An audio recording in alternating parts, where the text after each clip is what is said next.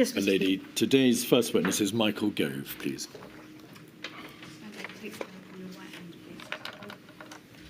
After me, I swear by Almighty God I swear by Almighty God that the evidence I shall give shall be the truth, be the the truth, whole truth, the whole truth, and nothing but the truth. and nothing but the truth. Mr. Gove, may I make the same apology to you that I've made to other witnesses? The fact the modular structure means we have to call you back again. I'm sorry about the demands we're making on your time. I quite understand, my lady. Could you commence your evidence, please, by giving us your full name? Michael Andrew Gove.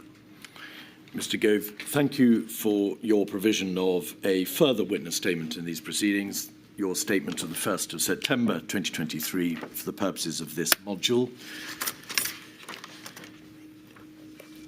I want to start, please, your evidence by asking you some questions about your past ministerial role.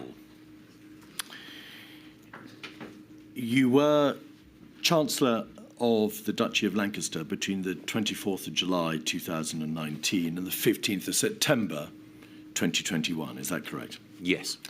But you also held the post of Minister for the Cabinet Office between the 13th of February 2020 and the 15th of September 2021. Why did you fill both posts? Why were you fulfilling both those positions? When I was first appointed as Chancellor of the Duchy of Lancaster, the Prime Minister made it clear that my role at that time was to lead on preparations for Brexit, and in particular for preparations for a potential no-deal scenario. It had been the case, I believed, and the Prime Minister certainly believed, that preparations for Brexit had not been made in the way that they should have been, and that was my sole focus during the time that I was Chancellor of the Duchy of Lancaster, CDL, alone. After the general election, the Prime Minister believed that government should be reconfigured, and he wanted to give me a slightly broader role, now, of course, that he enjoyed a majority and that a Brexit deal had been secured in outline, and that broader role was to encompass looking at how the Cabinet Office might improve coordination of government policy, particularly, but not exclusively, with the devolved administrations. Was your appointment as Minister for the Cabinet Office connected in any way with the dawning realisation of the crisis, the coronavirus crisis, which of course was beginning to make itself apparent? I don't believe so. You therefore held two ministerial posts broadly connected with the workings of the Cabinet Office. And did that mean that you were broadly responsible and you held the ministerial responsibility for dealing with matters such as civil contingencies, the resilience of government, with the response to civil emergencies? Was that all broadly within your brief? Yes, but I had observed before taking on this role and realised very quickly upon taking on this role that the way in which the Cabinet Office was configured was not, to my mind, appropriate for the type of pandemic that we faced and indeed the type of crisis that requires an effective whole-of-government response. I'm going to ask you some questions about the Cabinet Office in a moment. Before I do so, and just to conclude the issue of your ministerial positions, then on the 15th of September 2021, were you appointed Secretary of State for Levelling Up, Housing and Communities, and also Minister for Intergovernmental Relations. Why were you appointed to both those positions? The Prime Minister recognised that levelling up was a principal focus of domestic policy that had not, in his view, at that time, had the focus and drive devoted to it required. So he strengthened the department, which I took over previously, MHCLG, the Ministry for Housing, Communities and Local Government. We had an additional permanent secretary who was appointed on a temporary basis. I know it may seem odd to have a temporary permanent secretary, but Andy Haldane joined us in order to drive that activity. But intergovernmental relations, which had been exercised from the Cabinet Office, was added, and I think the Prime Minister believed that it was a complement to the work of levelling up across the whole United Kingdom to have a minister responsible for coordination with the devolved administrations. And what was the genesis of that ministerial position, Minister for Intergovernmental Relations. Had there been a review, in fact, before that time, into United Kingdom government union capability? Absolutely. Conducted by Lord Dunlop, Andrew Dunlop, originally commissioned when Theresa May was Prime Minister, and of course the experience during COVID reinforced the need for us to have a more coherent approach towards sharing information and coordinating policy across the whole United Kingdom. In broad terms, did your appointment as Secretary of State for Levelling Up and as Minister for Intergovernmental Relations mean that you were less involved in decision-making relating to COVID from that date of appointment, 15th September 2021? Yes. All right. Coming back to the Cabinet Office, the inquiry has heard evidence, and particularly in the context of Module 1, to the effect that the Cabinet Office performs a vital role at the heart of government in liaising between other government departments, synthesising the response of government, in broking, if you like, the affairs of government between its various multifaceted parts.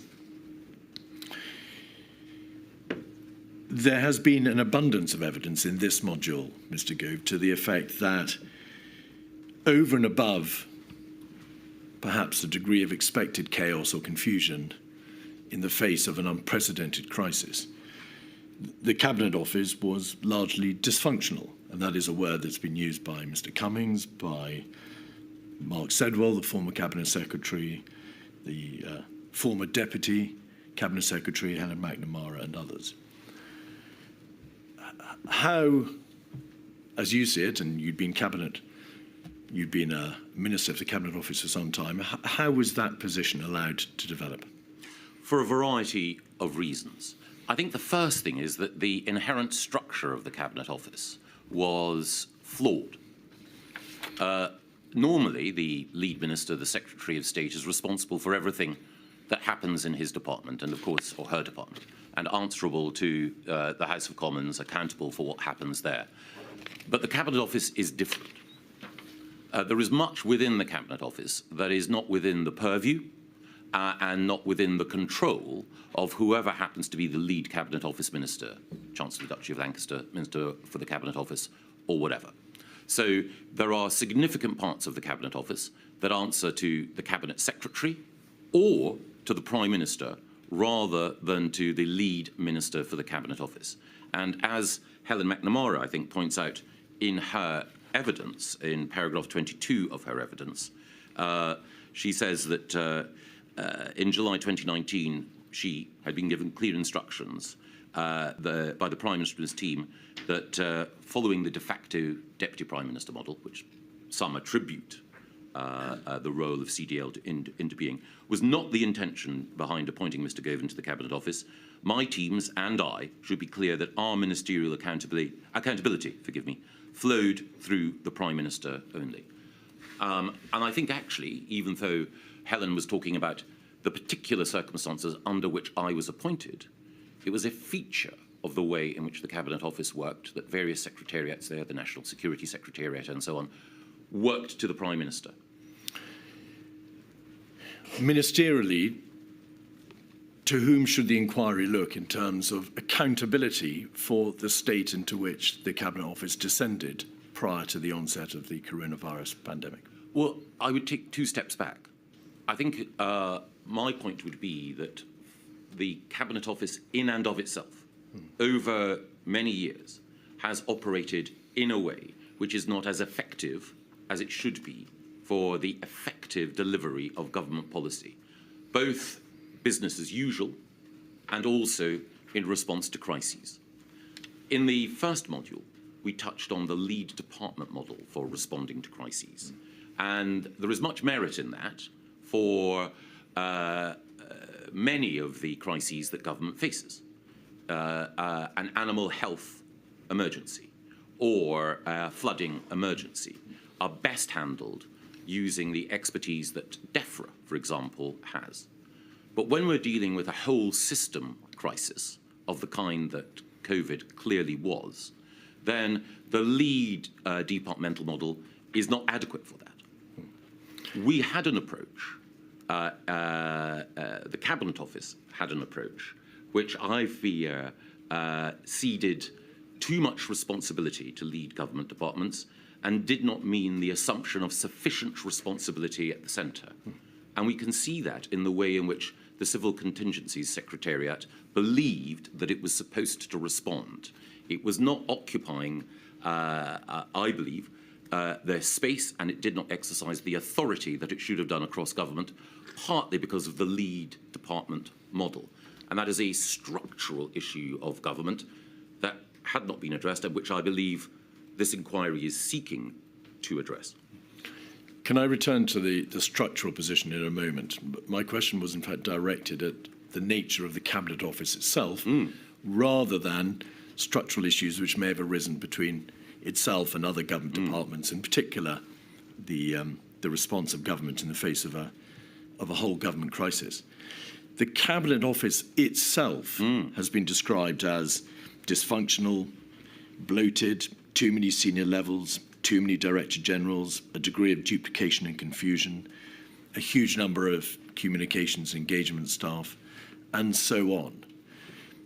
That is a facet of the Cabinet Office itself, not any other lead government department. Why do you think that the Cabinet Office came to be in such a state?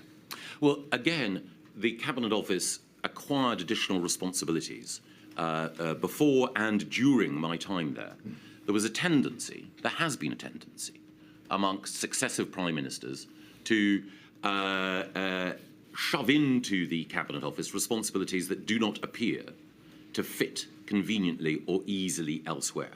At different times, different Prime Ministers have used the Cabinet Office, for example, to lead on drugs policy or on policy towards charities and the third sector. So it becomes a sort of Mary Poppins bag into which different Prime Ministers will shove things that they believe require to be dealt with by the government's nanny, as it were. And it's also the case that the Cabinet Office, under previous ministers, had acquired responsibility, which I believe is right, for ensuring that various cross-government functions, procurement, communications and buildings and so on, were administered more effectively. And on many of those occasions, as the Cabinet Office grew, as its responsibilities grew, what we did not have was the drains-up exercise to look and to focus on what exactly should be done through the Cabinet Office and what should be done through other government departments and what should be done in Number 10. And when I assumed responsibility for the whole of the Cabinet Office in the middle of February and in early March, I believed that we needed to change the way in which it operated. And I made my views clear to the Prime Minister, to the Cabinet Secretary, and to those working for the Prime Minister that we needed to reform the way in which the Cabinet Office operated. Again, Mr. Gove, you've referred to the areas for which the Cabinet Office became responsible and to the structural system around it. Was it not apparent to you, particularly when you became Minister for the Cabinet Office, that in terms of personnel, in terms of its working arrangements, in terms of its ability to function, there were very serious concerns revolving around the nature of the Cabinet Office? On the question of personnel, I would gently push back. I think that the Cabinet Office had some of the finest civil servants in Whitehall working within it, and overall, I was and continue to be impressed by many of those who work there. And it was certainly the case that one of the additional responsibilities that the Cabinet Office had, as we mentioned earlier, from July, was preparing for the UK's departure from the European Union. During that time, some of the civil servants, both who were there and who joined, were among some of the finest public servants that this country has. I would not blame them. I think the dysfunction in the Cabinet Office was a consequence of two things. Responsibilities being added in a piecemeal and cumulative way without strategic thought being given to how the Cabinet Office would discharge all of those. and a related failure to think strategically about how the centre of government should be reconfigured. Regardless of whether the cause was a systemic one, a structural one, a problem with the Cabinet Office, in blunt terms, being given too much to do, the reality in terms of the impact was very serious, was it not? Oh, yes. The government body responsible for synthesising the response of government in the face of this unprecedented crisis was largely, as it must have seemed to you, not fit for purpose in February, March, April, May of 2020. Yes, and I want to take this opportunity, if I may, my lady, to apologise to the victims who endured so much pain, the families who endured so much loss as a result of the mistakes that were made by government in response to the pandemic. And as a minister responsible for the Cabinet Office and who was also close to many of the decisions that were made, I must take my share of responsibility for that. Politicians are human beings, we're fallible, we make mistakes and we make errors, and I'm sure that the inquiry will have an opportunity to look in detail at many of the errors I and others made. But I also want to stress that I and those with whom I worked were also seeking at every point, in circumstances where every decision was difficult and every course was bad, to make those decisions that we felt we could in order to try to deal with an unprecedented virus and a remarkable assault on the institutions of the country. Could we have, please, the report from Helen McNamara on the screen, 136755. Mr. Gove, you'll be very familiar with this document. Yes. It's a document about which Helen McNamara herself, somebody who I'm sure you would also describe as being one of our finest public servants. Absolutely. Prepared in May 2020.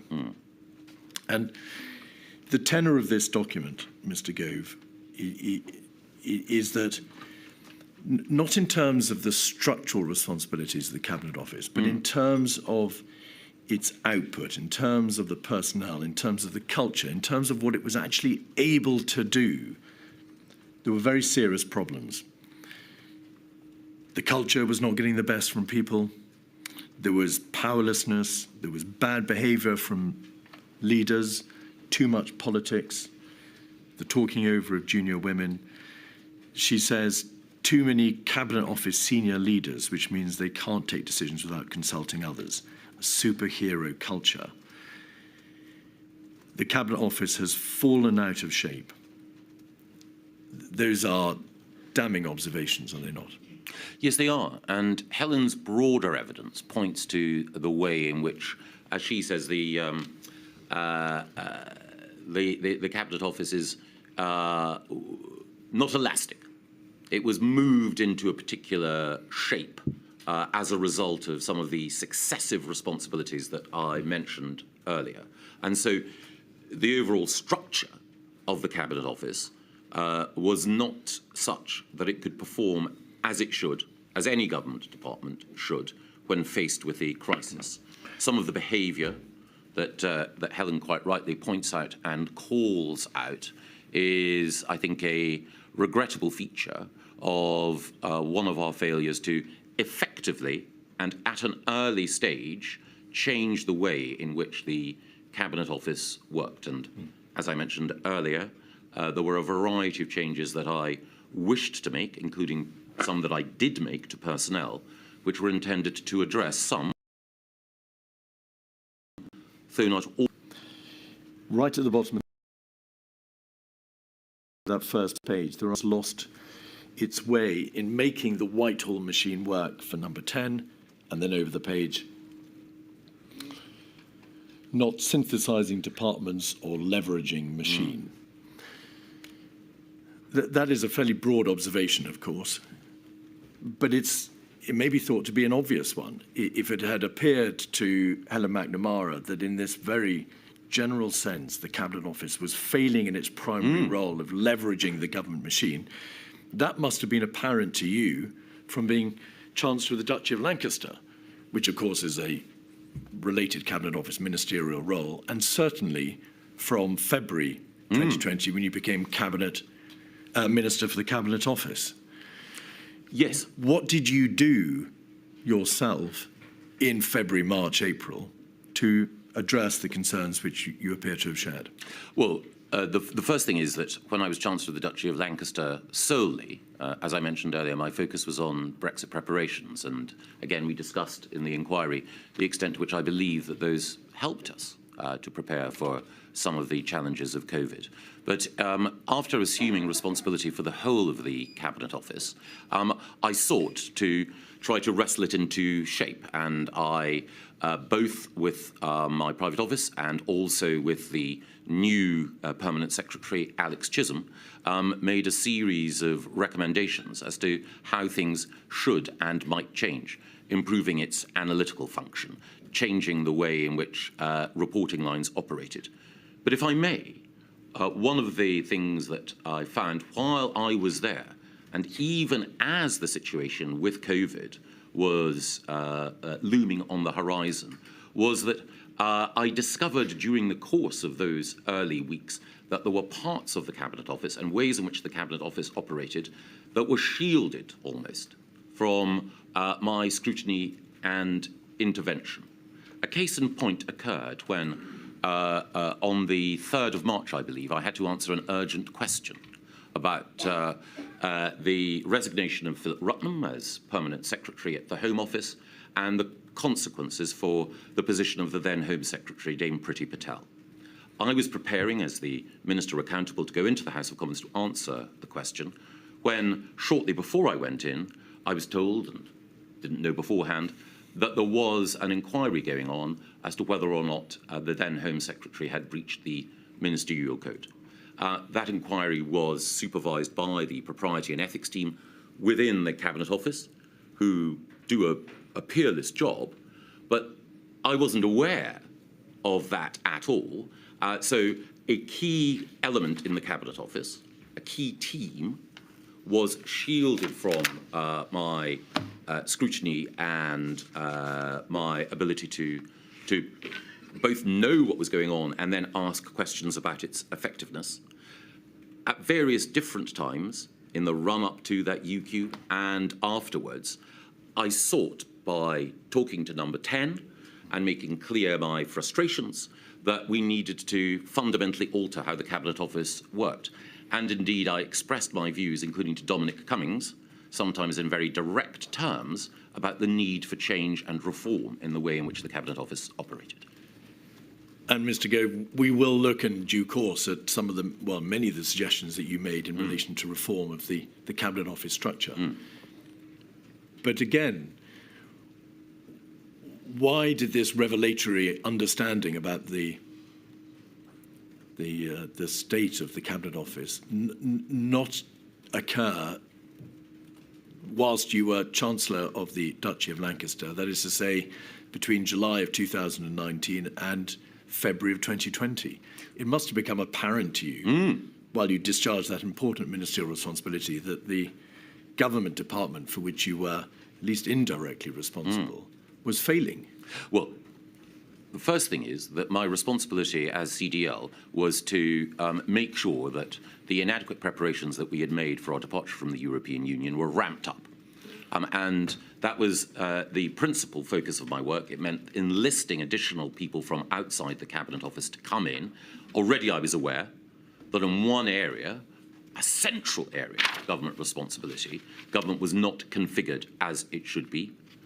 I was, during that time, increasingly aware of some of the inherent dysfunction within the Cabinet Office, but it was only when I assumed full responsibility as MCO that it became clear to me quite how dysfunctional the structure of the organisation was.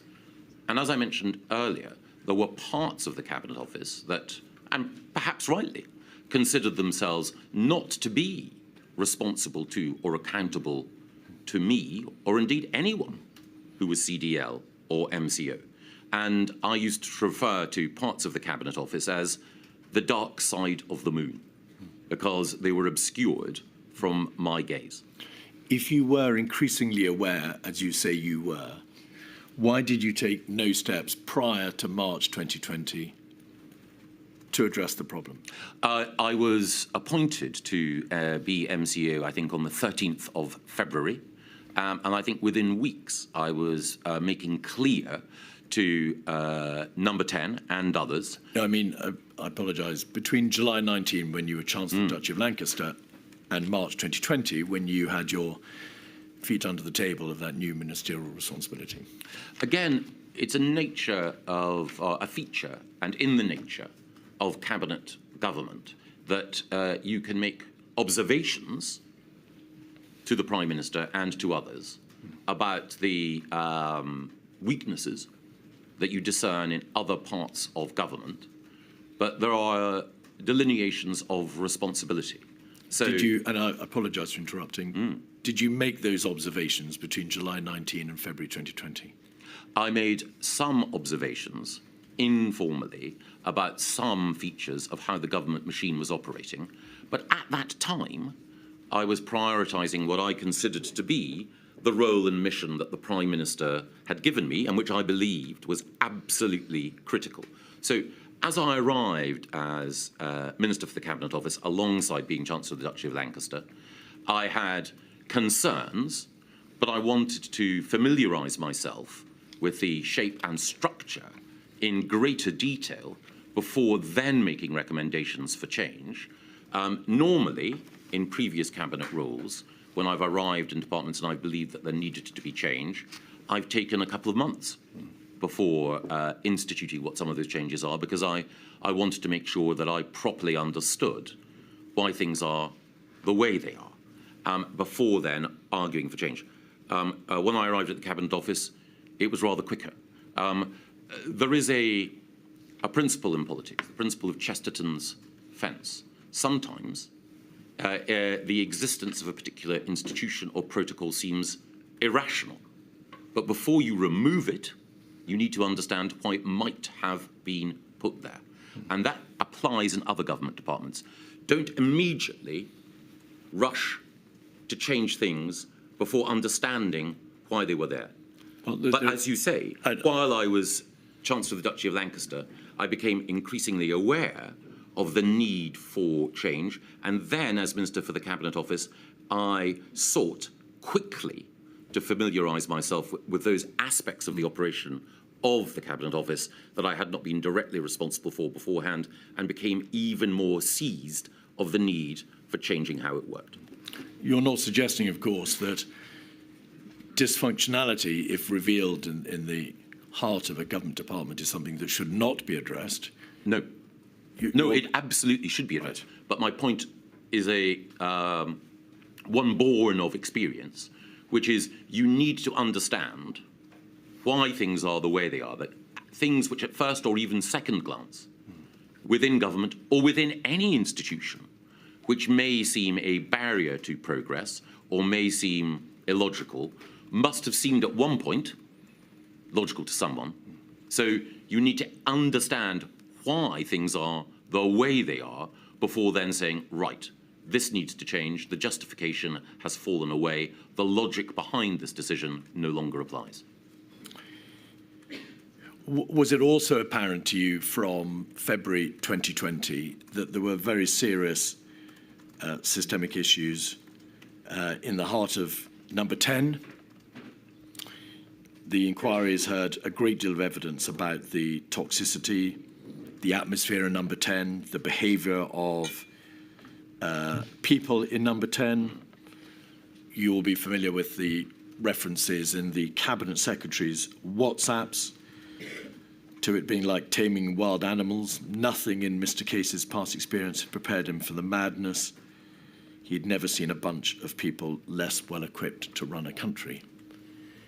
That could not have been hidden from you as Minister for the Cabinet Office, could it? I think Mr. Case's evidence... well, he hasn't given evidence yet. I think that WhatsApp refers to circumstances later in our response to COVID, but I entirely understand your point. I think it is the case that almost every number 10 operation has had by its nature strong personalities. Sometimes those personalities clash, sometimes under tension. Humans express themselves in ways which, with the benefit of hindsight, they regret. It is certainly the case that under Boris Johnson, there were strong personalities in number 10, but those strong personalities had been responsible for helping to secure not just an election victory, but an end to the logjam in Parliament over Brexit. And many of those strong personalities needed to be assertive in order to deal with some of the other challenges that we faced. But you accept, do you not, that this was an issue going beyond personality clash? The behaviour, the style, the personalities of the people in number 10 had a direct impact on its functionality, on its ability to perform in the face of this unprecedented crisis. You would accept that proposition? Well, I think that you're never going to get a perfect team of personalities, all of whom are beautifully aligned and amongst whom there is perfect harmony. You will always have, it's in the nature of politics, strong views, sometimes punctually expressed. The key thing, I think, is overall, does the system accommodate a diversity of opinion? And then, once a resolution is reached, does it implement that policy quickly and effectively? And I think that, you know, the nature of politics, the nature of decision-making in any organisation under pressure means that people do sometimes need to be, you know, a little bit direct. The evidence, Mr. Gove, suggests, well, the point is not that a council of perfection should have been expected on the part of number 10, but that it was dysfunctional, that it was chaotic, that in terms of its ability to produce policy, as you've described it, to implement government decision-making, it was, to use the words of Mr. Cummings himself, dysfunctional.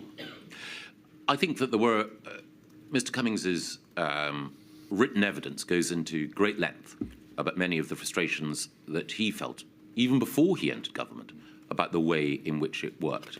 I share many, if not all, of his concerns and views about some of the weaknesses of the way in which government operates. But I think that it's in the nature of anyone who's a reformer that they will feel the need to test the effectiveness of delivery and then want to seek to improve it, sometimes by being exacting and tough, but one would hope always with an understanding of the human factor as well. And I think that the question of how effective government was and is best discerned from a detailed look at its response to different crises. And again, I would not want to preempt the committee's conclusions at all, but I think I would argue that the government of Boris Johnson, when it came to preparation for Brexit, executed that well. When it came to the vaccine rollout, executed that well. But there are other areas which I know the inquiry will look at where it would be quite wrong to award ourselves high marks. Well, I'm going to press you on that, Mr. Gove. In terms of the government's overall response in those early months to the crisis and deliberately not addressing the issue of vaccines, the government response was deficient. There was a chaotic and dysfunctional element inside number 10, inside the Cabinet Office, and the government, whether you put it in terms of, using your words, in terms of output or delivery, was significantly off the mark, was it not? I think it was the case that there were specific failings, and we can go on to list them. But I would add two things. The first is that governments across the developed world were dealing with a novel virus, and governments across the Western world scrambled to appreciate quite how devastating the impact of this virus would be on their healthcare systems, on their economies, and on vulnerable people within their societies. So, of course, mistakes and errors were made by the UK government, and some of them were unique and specific to the UK government. But I also think that we need to remember that governments everywhere made errors. This is not to excuse me from my responsibility for the mistakes that I made.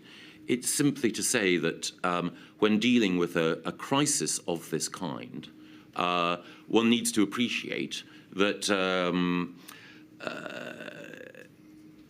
for democratic politicians everywhere, there were sudden and accumulating pressures, which some dealt with better than others, but also the very nature of the virus and the nature of the response required became more and more apparent over time as more and more evidence came to light, as we've seen from the evidence presented to the inquiry. Originally, there was scepticism about asymptomatic transmission. As we've seen from the evidence presented to the inquiry, there was a strong body of scientific evidence that suggested that, for example, to lock down earlier than we did would have tested the patience and the endurance of the British public in a way that was not sustainable. Can I interrupt you there to say, of course, we're going to look at some of the decision-making, and the important decision-making and the information available to the government. But before we move on from this topic, Mr. Gove, you would accept that, however eloquently advanced, that those observations in relation to the performance of other governments can only be proffered by way of mitigation. They are not an answer to the basic charge, I don't mean that in a legal sense, that there were failings in the heart of the government machine, its departments, its centre, its operations in Number 10, that directly impacted upon its ability to respond to the crisis. Yes, but I think that it's important that we are specific and that we look at specific incidents. So it's understandable that people will express themselves in WhatsApps in the heat of the moment, or even in evidence in placid recollection. They will express themselves with frustration, sometimes anger, about what they see and what went on. That is human. What is also human is making mistakes. The key thing is, were individuals case by case operating in a way that was cavalier, irrational, or foolish? And my contention would be that if we look in detail at each of the processes of decision-making, we can understand that many of the weaknesses were as a result of systemic factors. Other weaknesses were as a result of people's preferences, instincts, and judgments, leading them in a particular direction, which, with the benefit of hindsight, was wrong. Indeed. The DHSC, you must have been in a position to form a view, in a general sense, about its ability to respond to the crisis. Evidence has been given in this module from Mr. Cummings, from Lord Sedwell, also by Sir Patrick Vallance, with particular reference to his diaries, to the effect that between February and May 2020, the DHSC was overwhelmed by the scale of the crisis. I don't wish to engage with you on the merits of the lead government department model. We must focus on the practical response, the practical ability of that department to be able to respond to the crisis. Would you agree with that proposition, that it was indeed overwhelmed by the scale of the crisis? I think I would put it in a slightly different way. I think that, and I fear I am having to go back to the lead department model, not as a shield behind which DHSC should be protected from criticism, but just broadly to contextualize. The first thing that I would say is that I have a very high opinion of the then and current Permanent Secretary at the Department, Sir Chris Wormold, with whom I worked at the Department for Education. The other thing that I would say is that I also, and I know not everyone testifying towards this inquiry has, I also have a high opinion of Matt Hancock as a minister. However, I believe that too much was asked of DHSC at that point, and it goes to the heart of one of the challenges that I mentioned earlier. We should collectively have recognised that this was a whole system crisis at an earlier point and taken on to other parts of government the responsibility for delivery that was being asked of DHSC at that time. I think with the benefit of hindsight, those within DHSC felt we can do it. We can meet this hour. And I think that while that degree of commitment and leaning in is admirable in spirit, the truth is that at an earlier stage we should have broadened responsibility. We did, in due course, with the setting up of the ministerial implementation groups, the COVID-19 task force and so on, but I do believe that should have happened earlier. You've said that there may have been an element in the DHSC of we can do it. Yes. In Sir Patrick Valance's diaries, that there are references to Mr. Hancock appearing to want to keep too much to himself. That in the face of the operational mess, as he describes it, into which the DHSC descended, there was a failure on Mr. Hancock's part and the part of the Permanent Secretary to tell the rest of government how it was. They kept too much to itself, or to themselves. Would you agree with that proposition? Yes, but I think that, as I've just described, it was a desire to rise to the occasion and a wish to not evade responsibility, actually, on their part.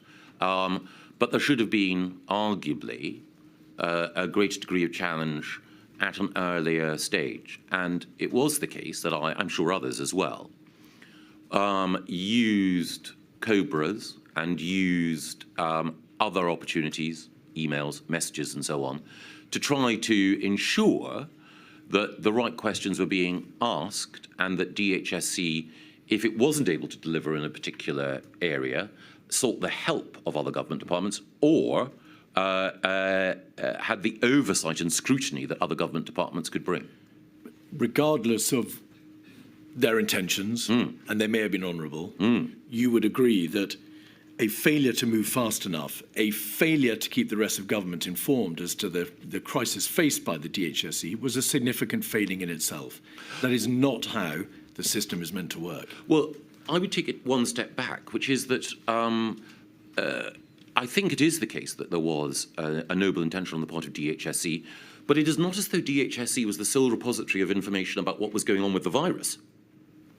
One of the things that we were all doing was both listening to the thoughtful advice from the government's chief scientific advisor and the chief medical officer, but also seeing what was happening on our television screens, reading material that was open source and widely shared.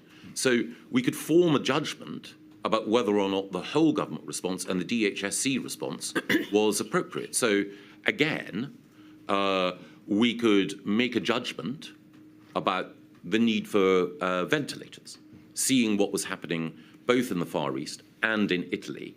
It should not have needed one single government department to prompt questioning from others within government about the approach that we were taking. And indeed, as I think my evidence points out, I benefited from reading outside government briefings in order to be able to bring to bear the sorts of questions which I believed it was necessary to ask. Let us look then at some of the documents to which you were privy and the meetings which you attended in the early days of February 2020.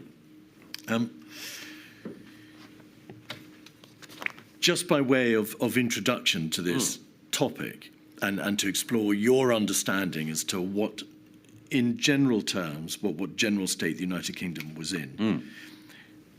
Professor Sir Chris Whitty has stated that he was under no illusions that the United Kingdom was well set up to meet the challenges of a major pandemic, because he knew that investment in healthcare had been suboptimal.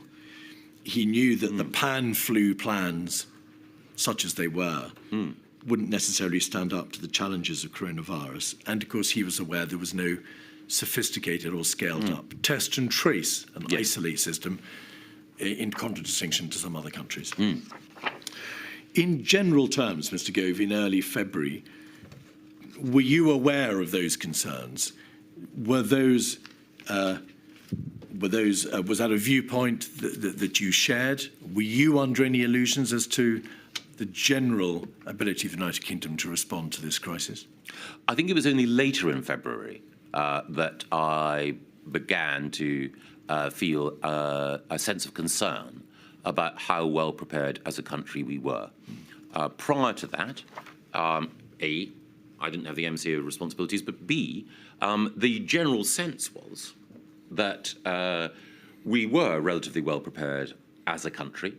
Those were the assurances that we were being given across government. And I broadly took those on trust. I think there were some ways in which the government, as a result of exercises and steps that we'd taken beforehand, was, in a position to deal with aspects of the crisis. Other areas where we were clearly weaker. But no, I didn't have the prescience to see in early February that we were not well prepared. I think it was only later in February and early in March that my concerns about our response mounted. Of course, there was no real change in relation to those deficiencies. No. The healthcare system was what it was. The pan-flu plans had been prepared in 2011 and had not been significantly altered. And there was no sophisticated, scaled-up TTI system. So to that extent, Mr. Gove, why were you not made aware of those salient features, those pre-existing aspects of the government's ability to respond? I think because, again, I trusted, and I think others within government would have trusted the Department of Health and those with whom it worked in that area. Even after I took on MCO responsibilities, which was, as we discussed, in the middle of February, I could not immediately, I think, have scrutinised every single contingency plan across government and tested it with the rigour that might have been deserved. Of course. And of course, we were in the middle of an evolving crisis, and as I mentioned earlier, and as is well known, while the plan for pandemic flu that had been developed was, had many strengths and virtues, it was in the nature of the virus that we faced that it presented a different set of challenges from those that pandemic flu. Indeed. But you would therefore accept that it turned out your trust in the system of government, your trust in, as you've described it, in the understanding that structurally the United Kingdom was well placed to meet the challenges of this new virus, were misplaced. It turned out we were not.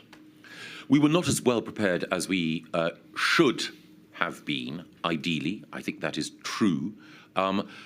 Again, it's in the nature of the fact that the virus was novel.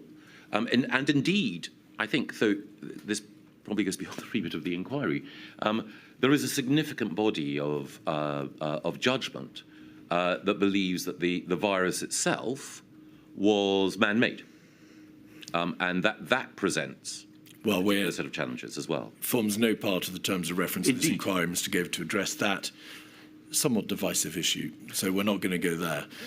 But I think it is important to recognise that the virus presented a series of new challenges that required both the science to adjust, and science by definition adjusts on the basis of accumulating evidence both about the operation of the virus and its effect on particular elements within the population.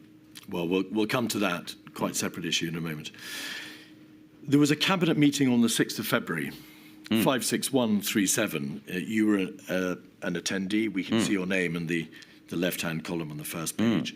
On page 6, there was a reference to a tabletop exercise.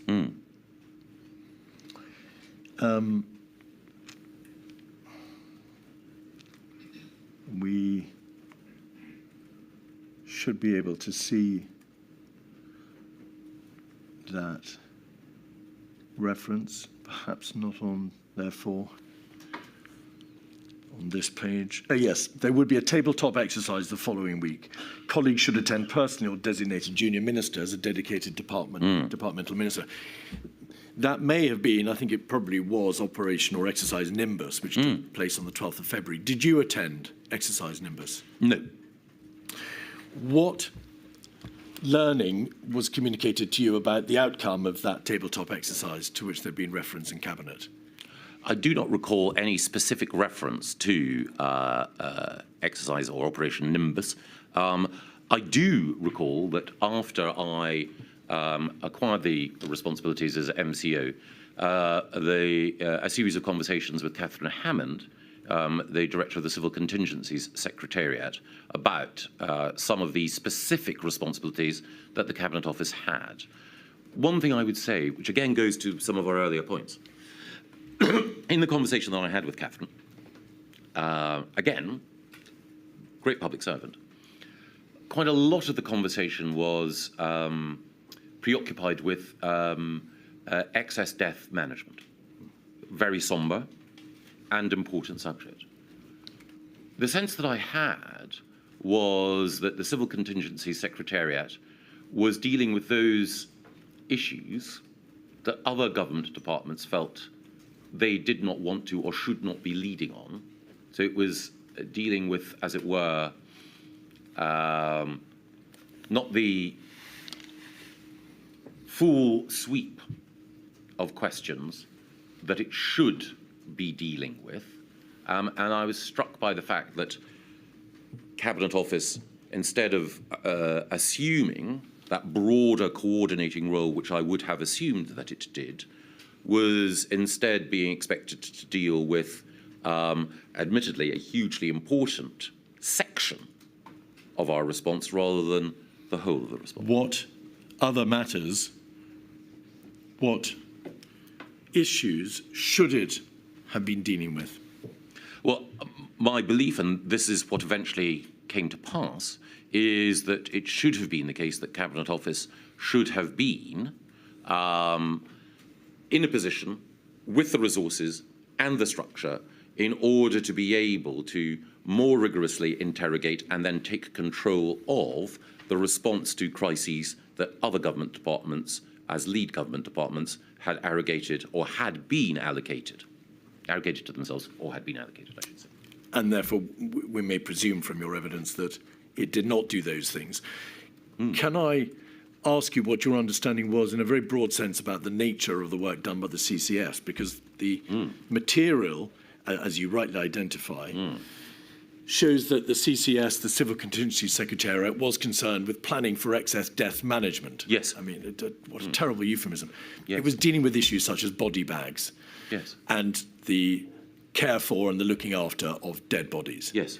It was concerned with the promulgation of a pandemic, in fact, a flu pandemic bill. It was concerned with the surge capacity within the NHS and with the financing of the care sector. Yes. But there was no consideration of possible countermeasures at that stage, or in a broad sense of infection control matters. Yes. Is that the area to which you're referring when you say there were areas it didn't address? A part of it, but it's even more a prior question, which is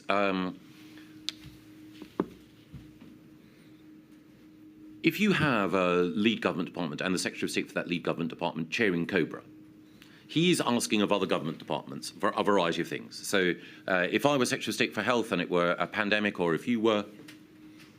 Could you just slow down a little bit, Mr. Gove? You're racing away now. Give me. If either of us, if my lady were Secretary of State for Health and chairing Cobra, any of us would ask of other government departments, what are you doing? So one would ask of the Education Minister, are we certain that policy X is being followed in schools? One would ask of the Defence Secretary, is it possible that we can deploy the military in this occasion? But the Health Secretary, him or herself, is not being questioned or held to account in that process. And I believe that that's the wrong model, that the Health Secretary or the Home Secretary, if it's a terrorist outrage, or the Environment Secretary, if it is a animal or plant disease outbreak, should not be the person chairing Cobra, but the person reporting to Cobra. And it should be a Cabinet Office Minister or the Prime Minister who acts as the chair, interrogating all government departments, seeking to ensure that ancillary departments support the lead department, but also questioning the lead department on its responsibilities and management. Was there a specific issue in this regard in relation to the Health Ministerial Implementation Group? Because Mr. Hancock chaired that MIG and therefore was to some extent, in the way you've described, marking his own homework. Yes, and I would say it is a structural weakness because, as I mentioned earlier, I have a high opinion of Mr. Hancock and believe that many of the decisions that he made were right and displayed foresight and wisdom. You've acknowledged that when you discuss these issues with the Civil Contingency Secretariat, Yes. and we must presume from the fact that you said you approached them and you spoke to them that you were engaged in this issue, it was something that you were looking at. Was it apparent to you that there was no real debate about infection control being carried out within the CCS, that it was focusing on, and I don't mean this disrespectfully, ancillary issues such as Yes. the management of dead bodies, legislative proposals for dealing with public order in the face of a flu Yes. or coronavirus pandemic, and admittedly surge capacity within the NHS. In central government terms, there was no real consideration of how do we stop this virus from spreading, of what infection control measures need to be thought about and then put into place. What was your reaction? Yes, I would not want to overstate either my knowledge or my prescience. All that I felt when I was talking to Catherine is, as you say, the whole issue of excess death management is sombre, chilling, scary. Also, why is this assuming so much of the Civil Contingencies Secretariat's time and time in this conversation when there are so many other aspects of dealing with this emerging pandemic that require to be addressed? What I could not say, because I did not know enough, is who's dealing with X, who's dealing with Y, who's dealing with Z, because appreciating the need for infection control, non-pharmaceutical interventions, therapeutics and so on, was something that I only became more acquainted with as the crisis developed. In this cabinet meeting, you will see 2 or 3 lines above the reference to tabletop exercise. The words, the central point to make was that the government had a plan to deal with this illness, and this was guided by science. Yes. I don't intend to ask you any questions about the doctrine of following the science, but what was the plan, as far as you understood it, that the government had in place to deal with the illness? What plan? You must have asked yourself. Yes, and the plan, and this was again emphasised in Cobra, was a plan to delay and contain the spread of the disease. The disease, however, overwhelmed that plan, Yes. to put it mildly. How delay, how contain, Mr. Gove? What was the plan for delaying, for practically stopping the spread of the virus into the United Kingdom and then containing it thereafter to the extent that containment, delaying it thereafter to the extent containment was lost? What were the nuts and bolts of that plan, as far as you understood it to be? That we should use testing and contact tracing in order to monitor the spread of the disease and that seek to isolate those who were infected. You understood, of course, that that system dealt only with index cases, a relatively small number of travellers who had come into the United Kingdom, and that there was, beyond the first few hundred, absolutely no system for testing, tracing and isolating. Quite. And not only was the system at that time proven to be inadequate and overwhelmed, there were subsequent problems with testing and contact tracing throughout the pandemic. I would only add, however, that the initial evidence that ministers were presented with was that there was a low likelihood of asymptomatic transmission, and obviously we subsequently discovered, we all discovered that was not the case. That is to do with the overarching understanding of the characteristics of the virus, but focusing on what the Cabinet was told by the CMO about the nature of the plan. This was plainly a matter of the gravest concern, and you were being assured, don't worry, we've got a plan. Yes. And I want to ask you, what was your understanding of the mechanics of that plan beyond, well, we're going to contain it and delay it? That principally, but also that we had, as Chief Medical Officer, one of Britain's foremost epidemiologists, that we had a robust system within the NHS of providing surge capacity at certain moments, and that we had stocks of some of the drugs that might prove efficacious and of PPE. Of course, it was in the nature of our preparation that our preparation was for a flu pandemic, and that the PPE and drugs that we had were aligned with that type of pandemic, not the coronavirus pandemic, as it turned out. Even at that stage, Mr. Gove, it was known to everybody there was no antiviral or no therapeutic for this coronavirus. So that could have been of little solace.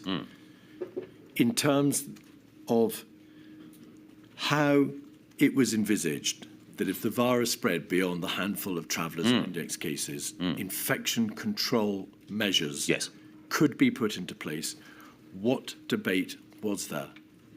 That debate only intensified or really took place later. I'm so sorry to interrupt. There was no debate about the nature, the existence of infection control measures at this stage in early February. Well, there was an observation or a series of observations about what was being done in East Asian countries, and particularly in China.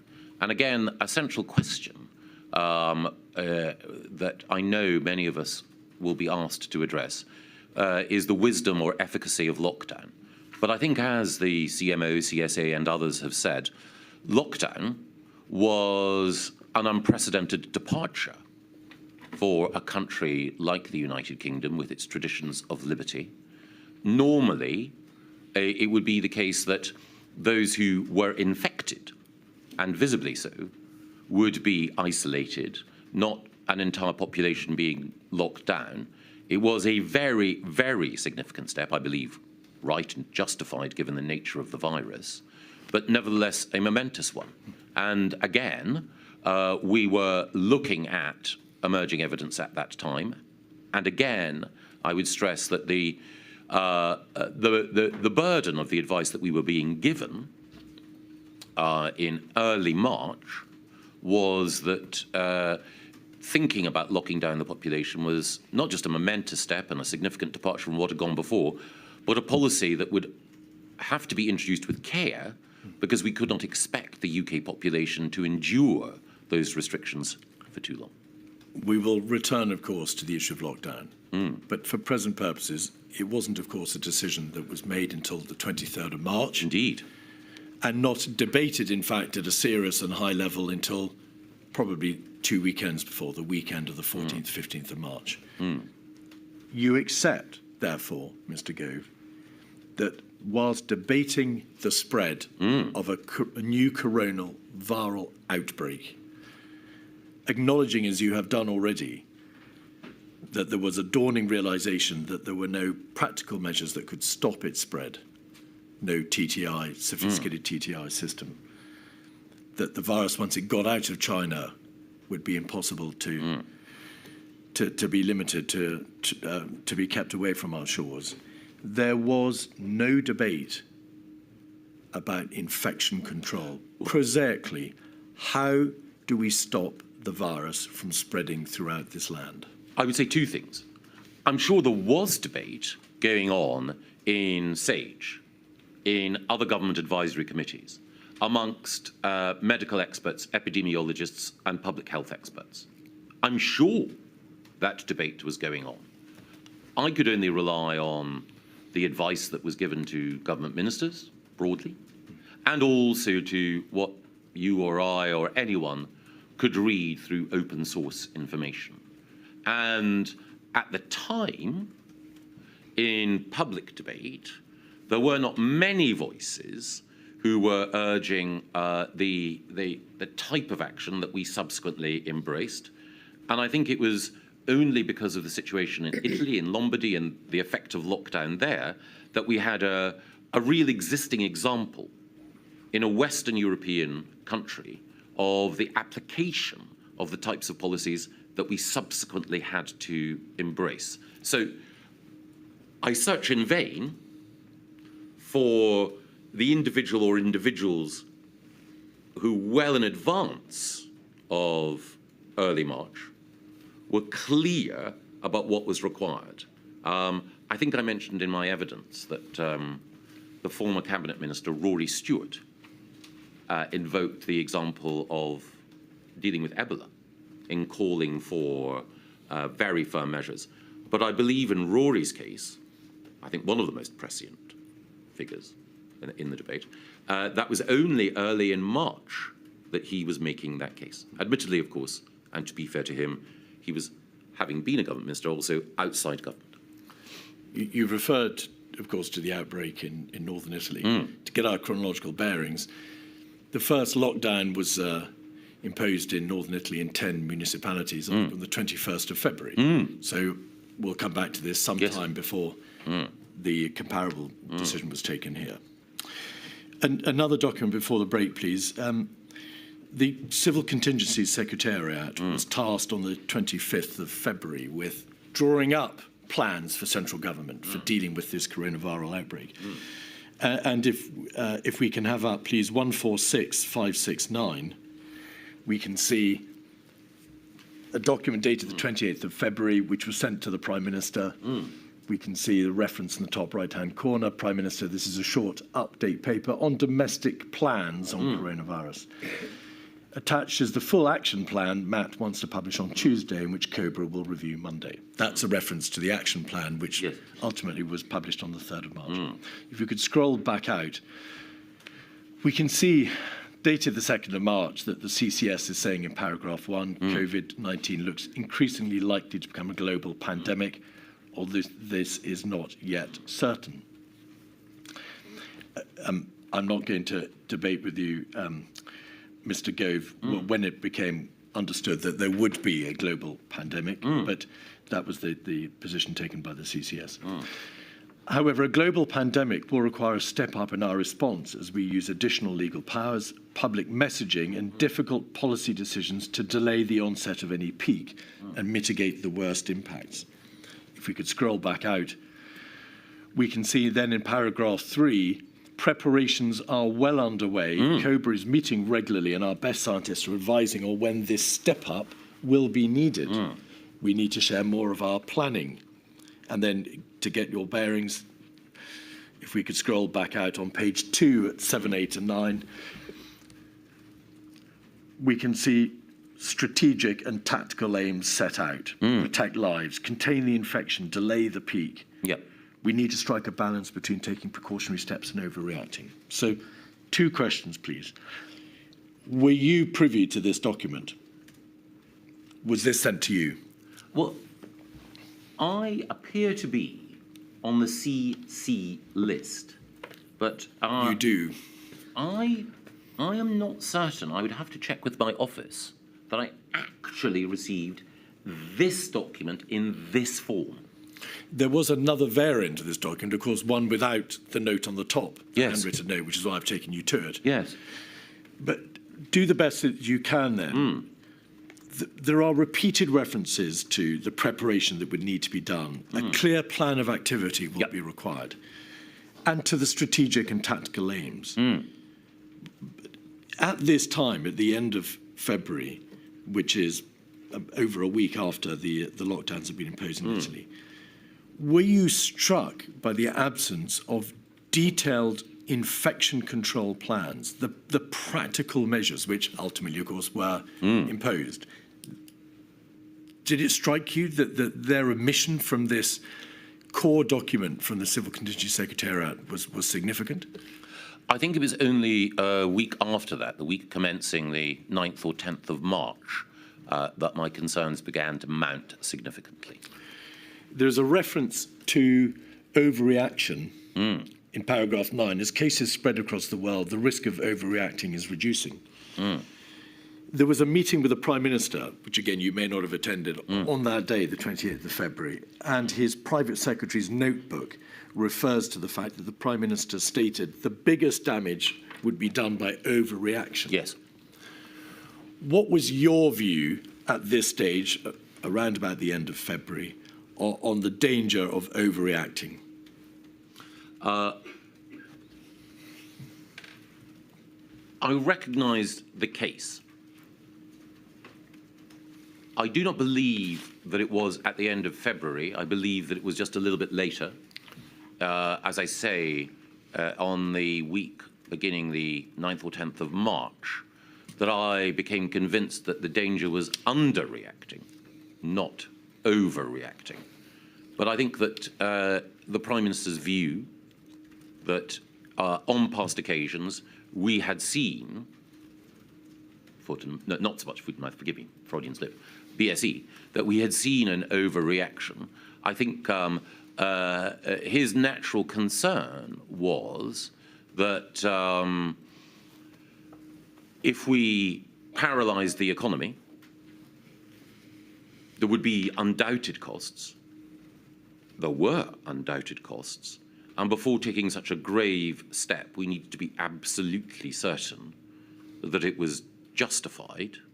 As I say, at the time, at this precise point, around the very end of February, I was inclined to give substantial weight to the Prime Minister's concerns. It was only in the succeeding days that I became more and more convinced, actually, that action was required. And that was partly because of what I had seen happening in Italy, partly also material that had been sent to me by friends outside government that led me to believe action was needed. Milady, is that a convenient moment? It is, certainly. Forgive me, 11:30, please.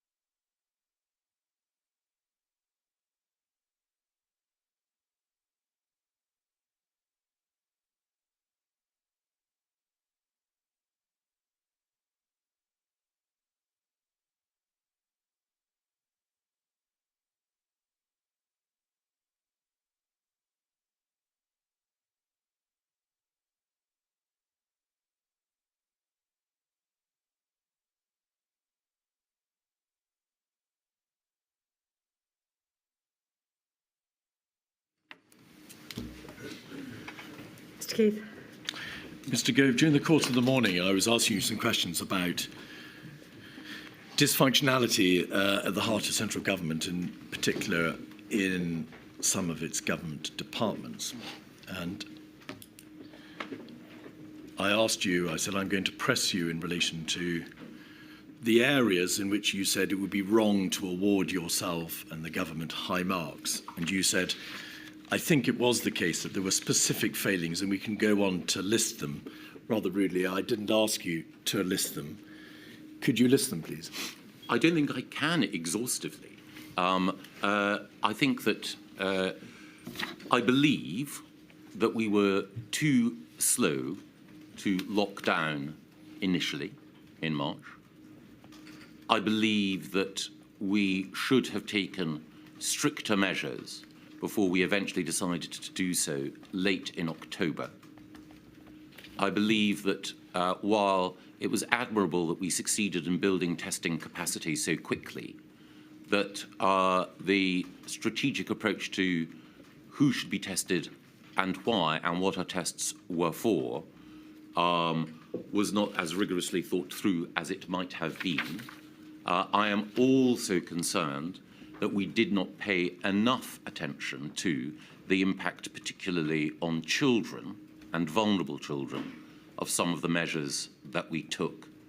I also believe that the approach that we took towards PPE procurement deserves, at the very least, a reflection. Thank you. On the 2nd of March, there was a Cobra. It was the first one chaired by the Prime Minister. Yes. 56217. Do you believe that the Prime Minister should have chaired earlier Cobras, not for the purposes of reaching a different outcome in terms of the work done by Cobra, Mr Gove, but in terms of giving a greater impression that the crisis was being taken seriously? Or are you agnostic on this issue? Not quite agnostic. In an ideal world, the Prime Minister or another minister who was not the Secretary of State for Health, this is not a personal comment about Hancock, simply about the role, as we discussed earlier, should have chaired it. But I do believe that the Prime Minister chairing it on Monday, the 2nd of March, was wise and right. Page 5, paragraph 2.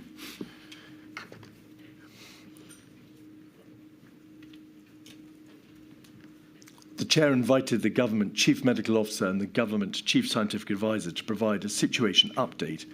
The CMO said that contact tracing for the source of infection for the last 2 cases in the United Kingdom had not been successful, and that in both France and Germany there was now sustained community transmission. So this is the 2nd of March. It's about a week or 10 days after a lockdown has been imposed for the first time in the 10 municipalities in Italy. There have been cases within the United Kingdom since the beginning of January, the 30th and the 31st of January, in fact. And the Cobra, the primary crisis response body for the United Kingdom, is being told contact tracing for the source of infection for the last 2 cases has not been successful, and there is sustained community transmission in France and Germany. Did you, experienced Cabinet Office Minister as you were, understand that in effect containment had been lost, that the virus was here and was spreading? Yes. There was an action plan published the following day. You've referred to it later. Referred to it earlier. INQ 57508, the Coronavirus Action Plan. This was, and we'll come to this in a different context later in the course of your evidence, a document, a publication to which all the devolved nations had contributed. At page 10 on paragraph 3.9,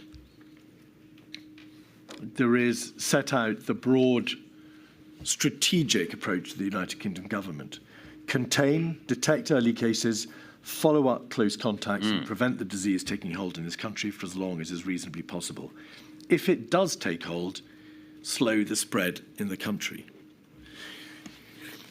Did Cobra, which was cited, of course, on the publication of this action plan, consider the degree to which containment had already been lost, that the virus was in the United Kingdom and it was spreading, there was sustained community transmission, and therefore that a strategy based in part upon containment was a failed strategy?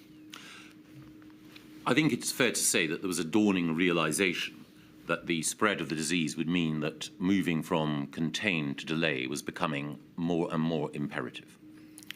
Certainly on my part, and I'm sure on others. Did anybody think to ask themselves, but what is the point of publishing our sole strategic document on a basis which may simply not turn out to be correct? I think it was the case at that time that there was a growing realization, but it was not universal.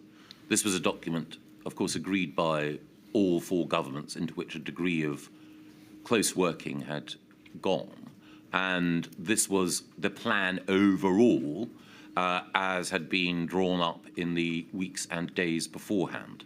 So I think it's fair to say that in laying out how the government sought and planned to approach the pandemic, that it was right to show our working, as it were. On page 4 of paragraph 1.1, there is a reference to the United Kingdom being well prepared to respond in a way that offers substantial protection to the public. That turned out not to be the case, did it? Certainly we were not well enough prepared, no.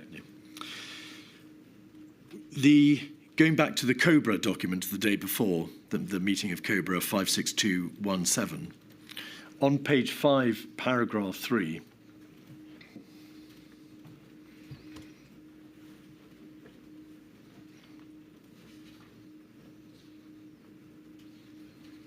continuing, the CMO said that interventions to delay the spread of the virus must not be implemented too early in order to ensure maximum effectiveness. SAGE was looking at social distancing measures and exploring measures that both Hong Kong and Singapore had utilised. Now, of course, as it happened, you're well aware that on the 12th of March, the first countermeasures were ordered to be imposed. It was an order that those displaying symptoms of coronavirus had to self-isolate for 7 days. What was Cobra's position in relation to the CMO's suggestion that infection control measures, perhaps of that type, isolation, self-isolation, possibly hand washing, possibly social distancing, should not be imposed too early to ensure maximum effectiveness? Was there a debate about the good sense or otherwise in that proposal? Not at that Cobra, no, that I recall.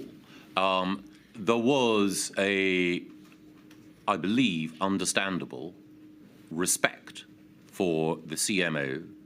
As I mentioned earlier, Sir Chris is a very distinguished epidemiologist and dedicated public servant. And the view, the broad scientific consensus at that time was that to impose measures which we now know of as lockdown would have tested the patience of the public, that they would not have endured for long, and therefore they needed to be applied at just the right time. This was not, with respect, a reference to lockdown, or at least not least lockdown, because it's measures for social distancing and exploring measures. I think the reference to both Hong Kong and Singapore was clearly a reference to East Asian jurisdictions that had very, very tight measures analogous to lockdown. Not just a lockdown, correct? Not just, no. Yes. So the CMO told Cobra that whatever these measures for social distancing were, they should not be imposed too early, and yes. Cobra accepted that proposition. At the time, yes. Page 6. there is a reference to next steps. Summing up, the Chair said the government's response must be guided by science and protecting the vulnerable. The Chair said that Cobra will continue to meet on a regular basis. Why was there no debate on the merit or efficacy of specific measures, perhaps of the type that the Chief Medical Officer had in mind? Well, no such measures were put to Cobra at that time. I think that the CMO, I can't obviously know what all his thinking was, but I think the CMO was preparing us for the need for such measures in the future, rather than listing the sorts of measures that needed to be implemented with rapidity later. Bluntly, why did no one on Cobra, the primary crisis response body for the United Kingdom government, say to the Chief Medical Officer, it's obvious containment is lost or is about to be lost. This fatal virus, to which there is no vaccine or antiviral, is here and it's spreading. What, in practice, needs to be done to prevent the spread of the virus throughout this population? I think it was the case that we accepted the broad view at the time that from the CMO and others that there was a limit to what could be done to contain the spread. And the reason there was a limit is that lockdown measures or analogous measures were unprecedented in their application in the UK, and the public, as I mentioned earlier, would not endure them for long. So the argument at the time was such measures may well be required, but we have to be careful not to introduce them too early, because that will only mean that they will have to be lifted, and that will lead to a second wave. Mr. Keith, I'm sorry to interrupt. I hope I haven't stopped your train of thought. Going back to the reference to the Chief Medical Officer's advice to Cobra, I can't remember, forgive me, and I haven't got my notebook with me, whether that passage was put to Sir Chris and whether he accepted it was a fair reflection, because it seemed to me that he appeared to be advising caution against any measures, including lockdown, and we can understand the reasons in relation to lockdown. And I just wondered... Yes, indeed, the general proposition was put to him, Yep. but not that sentence. So my lady's quite right. There is an issue as to whether or not measure meant measures or it meant the lockdown measure. Exactly, or whether it meant things short of lockdown, like Yes. social distancing. Yes. Yes. Obviously, I'm not in a position to give evidence, and of course I can't. You have received a fair amount of material already as to what the general state of play was about the understanding of what measures might in due course be imposed. So I think a sensible place to land in relation to this is that no part of government was saying these are the lists of these are the lists of measures which you need to be considering. There was a general sense of be careful. It's just that Mr. Gove just said that the public might get tired of them. Well, things like washing hands, we know that has no downside. And so I just wondered whether... Indeed. Can you remember, Mr. Gove, did the CMO cover up the broad spectrum of measures, or was your impression he was talking about measures as draconian as lockdown? I think that he was preparing us for the possibility that there might need to be draconian measures, hence the reference to Hong Kong and Singapore. But at that stage, the broad advice was, as my lady says, to wash one's hands. To jump ahead slightly, and it may not be helpful, I believe that Cabinet met the following Tuesday, on the 10th of March. And in the Cabinet minutes, a point is recorded as having been made. I believe this is a reference to a question or a point that I asked then. I, by that stage, was concerned that the measures we were taking were not sufficient, that the hand-washing advice, while obviously valuable in itself, was not enough. And I think the Cabinet minutes record my saying that we needed to look at what other countries were doing, and we needed to be clear that there was a potential divergence of scientific opinion that needed to be taken account of. I wanted to balance both respect for the CMO and CSA, their distinguished scientists, I'm not, but with a desire to say we do need to recognise that the course that we are on needs to be altered. And of course, advice is advice, as the scientists and the CMO himself and the GCSA have been at pains to tell the inquiry. The ultimate decision makers were Cobra and, of course, above Cobra, ministers, and above ministers, the Prime Minister. But one final question on this point, and it's a question prefaced in my lady's question to you. Yes. There was a general understanding, of course, that there were measures available. In past pandemics, there have been the closure of schools. There has been hand washing, as my lady says. There are quarantines which have been contemplated and imposed in the past. Self-isolation of not just individuals, but households. Indeed, the very measures which did come to be imposed at a later stage. There just doesn't appear to be any debate at all about the nature of those measures, whether it was lockdown or any of these other well-understood measures. Do you agree? Not that week, but the next. No. And of course, you did have a growing concern, as you said in your statement, about whether or not tougher measures were required. And that goes to the same point. On the 10th of March, you emailed Mr. Hancock and Mr. Cummings 263380. And you detailed a list of questions that you required answers to. Just following up from Cobra yesterday, I think the DHSC team are doing a great job, but I want to follow up on some of what was being discussed yesterday. And you raise a number, if I may observe, of very good questions. You ask about resilience in the food and hospitality sector, what to do about people who've got mild symptoms, ICU capacity, equipment, over the page. Education, 111 calls, hospital organisation, screening, temperature screening, ditto and public gathering. I'm all for schools staying open. But what is the published scientific reasoning of, say, Spain that suggests they may have the closure of schools in Madrid wrong? We must, of course, be guided by science, but that involves testing the propositions and weighing up different choices, cognizant of the fact that, of course, advice is advice and you are the decision makers.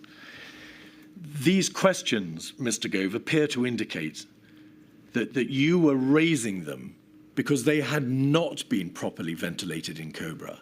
They were not being properly addressed by government, which is why you were reduced to writing to Mr. Hancock and Cummings directly and saying, what about these issues? Why had the system required you to have to take this step? I think in fairness, the email followed on from a Cobra discussion in which some of these issues... It did. I read out the first line, following the Cobra yesterday. Yes.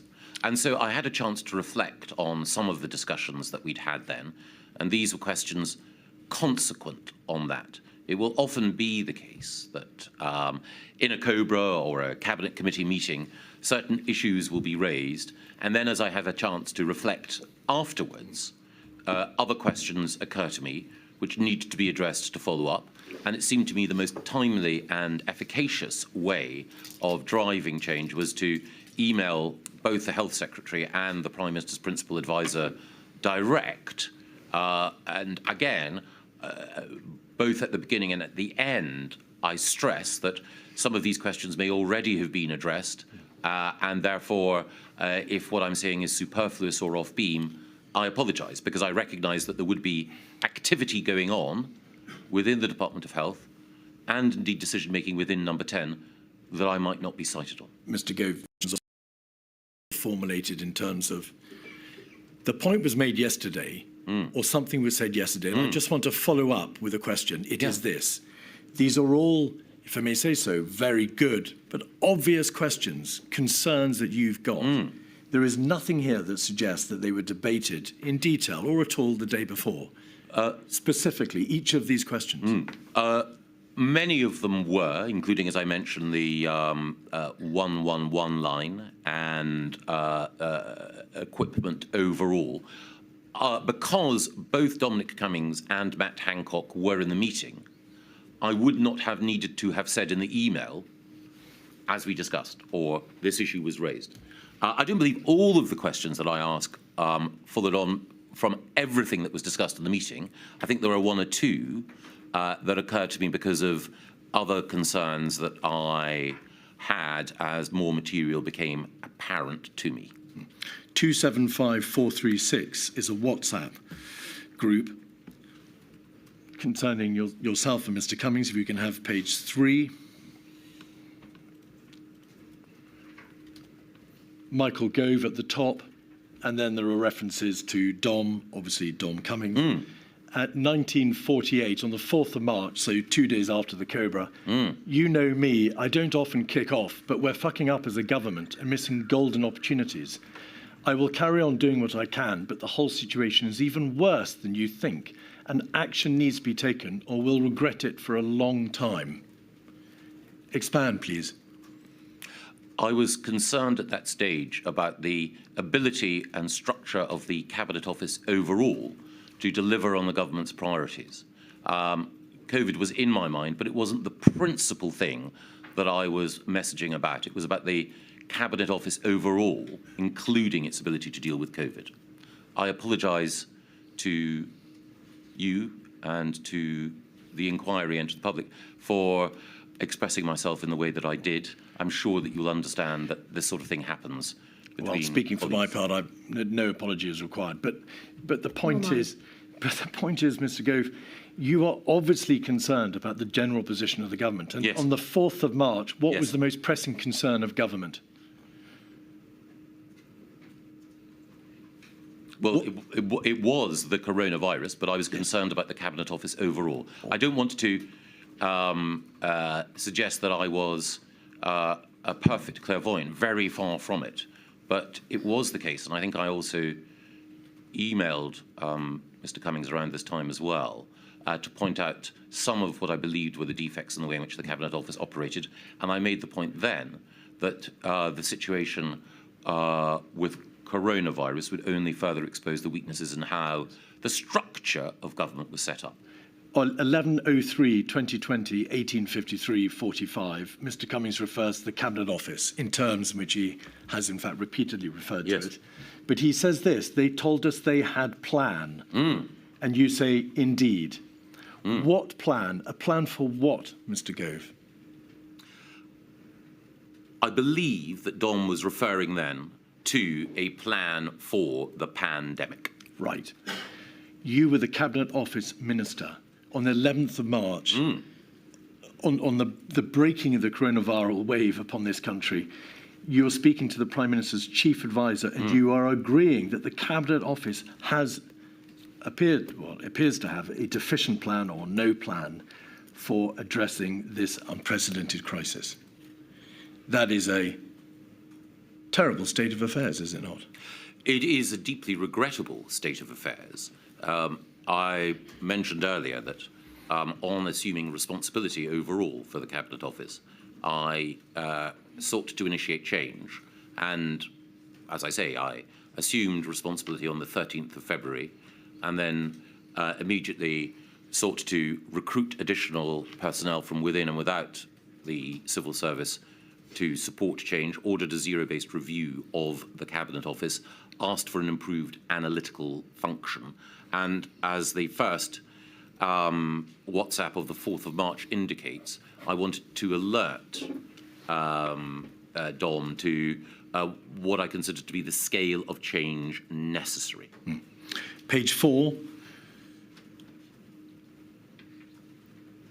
There is a reference to act today. Yes, at 12:03, 12th of March, 2300, 11 o'clock at night. I've now lost, yes, at the bottom of the page. If you could scroll back out, please. Well, there we are. Michael Gove, you send to Mr. Cummings a link for what appears to be an article or an op-ed or piece of information entitled "Act Today or People Will Die." Yes. You were under no illusions about the seriousness of the government's position, were you? No. You were concerned that were not more stringent steps to be taken and were the government not to act more speedily, people would die. Yes. All right. And in particular, The reference to that article by Thomas Pueyo the article had been sent to me by friends who worked outside government. You mentioned that earlier, that you had been provided with information from outside government. But was this material that friends had sent you in relation to a possible response to the coronavirus crisis, or related to steps that the government believe should be taking? Thomas Pueyo's article was intended to act as a wake-up call to governments across the West. And so it wasn't specific to the UK, but the arguments that he made about coronavirus weighed with me. I'd read other material beforehand that had provoked concern, but this seemed to me to be the best, clearest, and most urgent expression of the need to act of anything that I had read, and I wanted to make sure that it was shared across government so that people could see essentially the reasoning that had reinforced my conviction that we needed to act. This is not a hindsight debate, is it? Your friends and your colleagues outside government were sending you material, imploring the government, or imploring you to act. They were doing so on the basis of information material which was available to them, and no doubt in large part publicly available. Is that correct? Yes, and I deliberately sought information from friends outside government whose opinion I trusted, because I wanted to make sure that I had alternative sources of information to test the views that were being expressed by government colleagues and others. Yes. Evidence has been given to the inquiry to the effect that there was, over the weekend of Saturday the 14th and the 15th of March, a change in strategy. Yes. Regardless of whether it was a real change in strategy or whether it was a scaling up of an existing strategy, and whether or not there is a distinct conceptual difference between mitigating the impact of a virus and suppressing it. What, in your view, was the driver for that change in approach, that dawning realization over that weekend? Was it the information from SAGE in relation to the workings of and the work done by Imperial College and the London School of Hygiene and Tropical Medicine? Was it the CMO? Was it Mr. Cummings and Mark and Ben Warner and Helen McNamara and Imran Shafi, who had met to discuss the crisis and their understanding of the emergency? What was the push? Where was it coming from? Well, I think the fact that you cite so many examples shows that there was a convergence of thinking in different institutions from different individuals about the need to act. I was not aware of Neil Ferguson's work until after that weekend. In fact, I don't think it was shared publicly until after that weekend. A great deal of weight has been placed on Professor Ferguson's work as influencing government decision-making. I think it's fair to say that I and others had come to these conclusions before that. What weighed with me were the numbers. Why was the drive such that it was, or the dawning realization on the part of the various parts of government and the people within it, not coming from the DHSC, the Department of Health, the lead government department responsible for health? I do believe that weekend, as I recall, the Secretary of State for Health was also, like me, keen on the exercise of greater caution when it came to dealing with the virus, and was, like me, I believe, an advocate for very uncomfortable restrictions on civil liberty in order to deal with the health emergency. The Secretary of State himself engaged in what became, of course, the lockdown debate and the need for more stringent measures. But why wasn't institutionally the DHSC, its officials, its advisors, its civil servants, responsible at that stage, the lead government department for the response to the crisis, not driving the government machine forward to this conclusion? I believe it was the case that the Secretary of State and others within DHSE would have been pressing upon Number 10 and the Prime Minister the need to act at that time as well. Well, I'm afraid I need to press you. You say you believe. Have you seen emails or communications from the DHSE institutionally to the Prime Minister saying, we're behind the curve, we've missed a trick here, we are delayed, and there is an urgent need for more stringent measures, and we need a change in strategy? No, but my recollection of the conversations that I had around that time was that the Secretary of State was of that view. And I should say that I'm pretty certain that he would have communicated that in conversation with the Prime Minister. But again, I would not have been in all of those conversations. And one of the reasons why I texted and emailed as I did was to alert people to my concerns and to hope that if they were, as I believe both Dominic Cummings and Matt Hancock were, if they were of similar mind, to feel strengthened in their desire to push forward with these restrictions, because they would know that they had my support.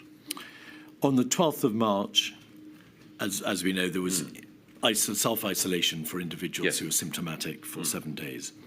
After the weekend, on the 16th of March, Cobra decided that there needed to be further more stringent measures. And you'll recall the household isolation for 14 days, reduced contact, advice.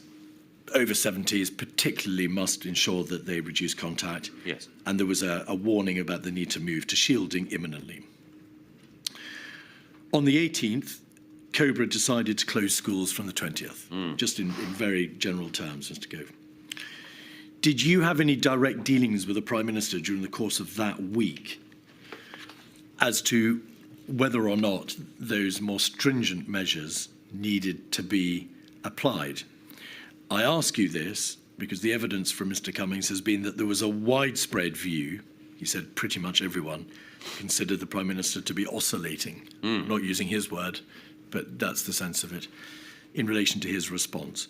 What was your assessment of the Prime Minister's intent, state of mind as to whether these measures should be countenanced?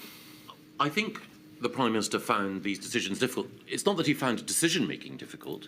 It is that a decision to restrict freedoms in an unprecedented way went against his instincts and the principles that governed his political outlook. The Prime Minister at the time, Mr. Johnson, was someone who was a liberal in so many senses, and certainly someone who found the idea of restricting free association deeply difficult, deeply opposed to his worldview, and therefore, as I think everyone knows, to contemplate such a big measure with the inevitable costs was a decision of huge weight. I believe that the evidence was clear that such a decision was unavoidable. Again, I'm sorry to interrupt. You say decision. You appear to be relating your answer, therefore, to the lockdown decision. I'm asking about the stringency of the measures during the course of that week. I think that almost every restriction of liberty, including the closure of schools, was one that the Prime Minister would instinctively have felt unhappy with. I don't think any of these decisions were taken lightly. In terms of the Prime Minister's decision-making style, the oscillation referred to, it's in the nature of the way that Boris Johnson worked that he wanted to see thesis, antithesis. That he preferred gladiatorial decision-making rather than inquisitorial. He wanted to see the two cases, or the three cases, rehearsed in front of him, or even rehearsed in his own mind. And I know that he would sometimes run argument A and articulate it himself, and then run argument B and articulate it himself in order to weigh in his mind which was the stronger argument. Now, for some people, that style of decision-making or that way of running meetings was difficult to take. But I'd known the Prime Minister for some time and appreciated this was the way he needed to process information in order to get to an outcome. And every political leader, every distinctive political leader, will have their own way of operating that needs a certain amount of space and respect, even if you disagree with their conclusions. This was a public health emergency at its core. By that week, the evidence, or rather the advice from SAGE, from the CMO, the GCSA, from the DHSC, from Cabinet Office, from Number 10, was, to use your word, unanimous. There was no real argument as to whether, for good and obvious public health reasons, these measures had to be contemplated. They were matters of life and death. So there wasn't really a thesis and antithesis position here, Mr. Gove. All the public health advice on a public health crisis was pointing in one direction. So on what basis could the Prime Minister push back and say, well, I've got material which does point the other way? There was no public health material pointing the other way. What's that? Well, the first thing is that just a few weeks beforehand.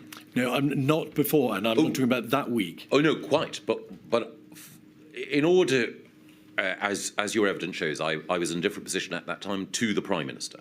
However, in fairness to him, just a few weeks beforehand, the point had been made that to impose these measures was too early. Yes, was problematic. And I think he is the ultimate decision maker, and therefore I think any Prime Minister, is entitled to test propositions and to think, is the restriction of liberty and the economic damage consequent upon lockdown worth inflicting on people in order to prevent the spread of this virus? I believe that the evidence was clear, but I think it only fair to the ultimate decision maker that they have a chance to reflect on the momentous nature of the decision and to consider arguments against it. I need to suggest to you, because of the material which has been received and the evidence which has been given, that it wasn't just a question of testing the opposing argument. The material was, as I've suggested to you, and of course it's a matter for you, all one way in public health terms. The suggestion has been made that he didn't just test the opposing arguments. He was incapable of making a decision, or at least not sticking to a decision that he had already made. Is that a fair suggestion, would you say, in light of your experience and your closeness to the government machine at that time? No. On this occasion, I believe that it was a reluctance to embrace a decision rather than an inability to stick to one. Because again, as we discussed, the Prime Minister had a view that overreaction was often a greater danger. He also had a principled attachment to maximising individual liberty. Therefore, it was difficult for him, both from the point of view of his outlook on how to handle crises and the set of principles by which he guided his political life, it was difficult for him to contemplate something like this, especially when we had been told, as I say, just weeks beforehand, that these were measures that should only be applied for a limited period and at the right time. So the Prime Minister eventually concluded this was the right thing to do. I believe that that ultimate decision was right, and I believe that he made the case for it in public well.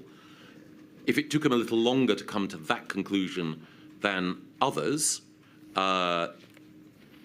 we can consider the impact of that, but I don't think it was the case that he was oscillating. I think it was the case that he was weighing things before coming reluctantly but firmly to a conclusion. And this, may we presume, doesn't derogate from your earlier evidence, the effect that the government machine as a whole may nevertheless have acted too slowly. Personally, as the Prime Minister, you believe, took the decision, the ultimate decisions in that week and the week after, yes. timelessly. Yes, and again, the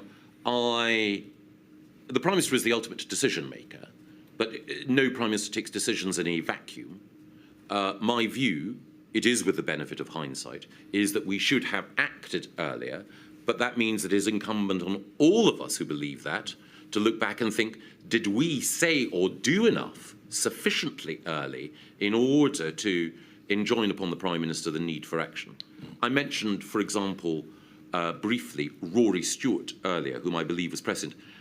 But Rory was only calling for the sorts of steps that we required in public on the 12th of March. Again, he was making it clear that we needed to act that day. That was the same day I shared the Thomas Pueyo article privately. So the consensus for action became firmer and clearer in that second week of March, with the benefit of hindsight, if only it had been firmer and clearer in all our minds earlier. Yes. But I don't think that one can single out the Prime Minister at the time for criticism. We all deserve our share, retrospectively, of criticism. You chaired the Cobra on Friday the 20th of March. Yes. Could we have 106-263, which is a paper on additional measures? These are the measures which were put in place on that 20th to try to achieve the overarching objective of a 75% reduction in non-essential social mixing. If we just look very briefly at page 1, paragraphs 2 to 4, we can see that there's a general position on compliance set out. And there's the history of the government steps are set out from Monday the 16th of March.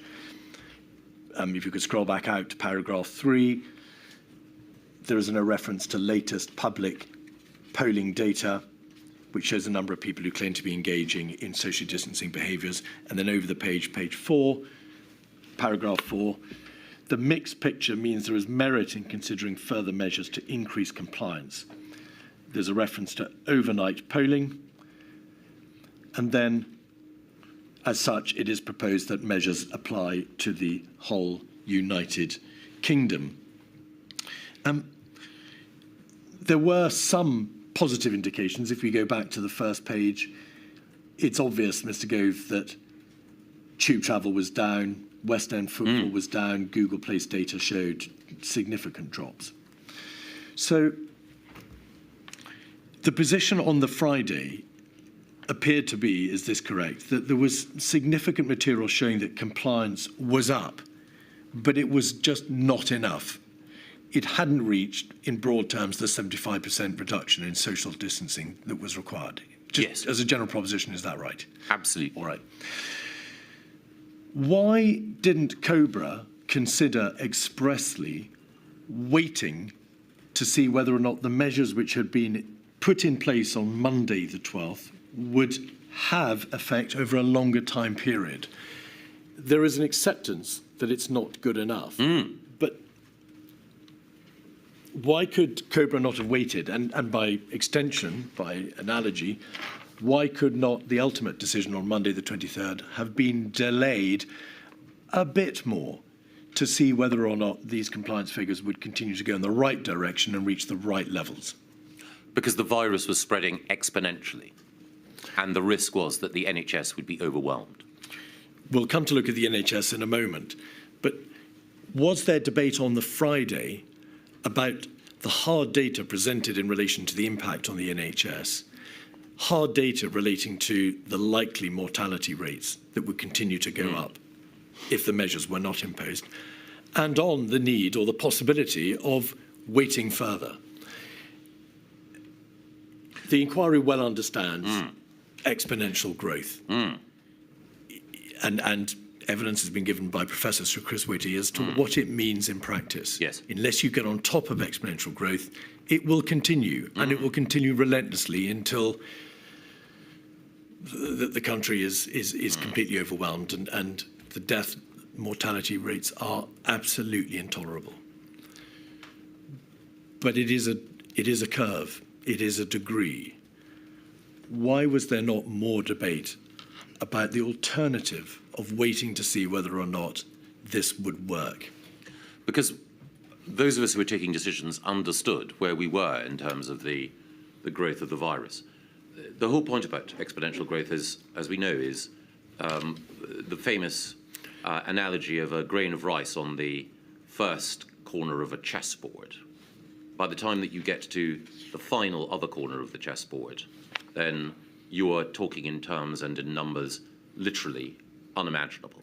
So therefore, as you move from 1 to 2 to 4 to 8 to 16 and so on, if you leave it for another day or another week, the numbers are so significant and so huge that you know that you have left it too late. And as Chris Whitty and Dame Angela McLean made clear, the measures that you take have a time lag before they begin to take effect. So you have the curve going up and up and up, and the measures not beginning to take effect for some time. So therefore, you do need to hit the curve at the earliest possible point when you know that growth is exponential. You all knew that there was exponential growth. That is the nature of this virus. Once control has been lost, it will spread inevitably exponentially. And you knew that on the 12th of March when the first measures were imposed, and on the 16th of March, and then on the 20th of March. Yes. But notwithstanding your understanding of the risks of exponential growth, you were still prepared as a government to try those measures. You didn't say on the 12th and the 16th, well, the central feature of exponential growth is it's going to be terrible and it will overwhelm us unless we have a lockdown. You were prepared to countenance measures short of a lockdown. Why didn't you give longer for those measures to work on the premise that on the 12th and the 16th of March, you knew you were dealing with an exponential crisis already? I think it was the case that both in the communications that I had with people on the 12th and also, as I think Imran Shafi's notes of the meetings that occurred that weekend show, I was pressing at the time for the most vigorous action as early as we possibly could. Can I interrupt you there? Are you saying, therefore, that you would have countenanced and you believed that it was appropriate to impose a lockdown perhaps on the 16th or the 20th of March? Oh, yes. Right.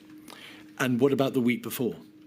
Well, I came to the conclusion during the week, as I mentioned, of the 9th, 10th March, that it was necessary. And as I say, the Thomas Pueyo article, I think, crystallized that imperative in my mind more than perhaps anything. Do you call in the Cobra meetings that you chaired and attended in the week of the 16th of March for a lockdown to be imposed that day? I don't believe that I did, but I do believe that my communications to other decision makers shows the position that I took, but I would not have wanted to,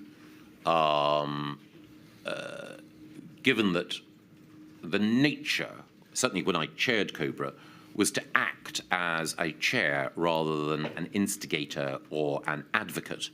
My instinct would have been, and at that point, to seek consensus and to give effect to collective government policy. Mr. Gove, sorry to interrupt.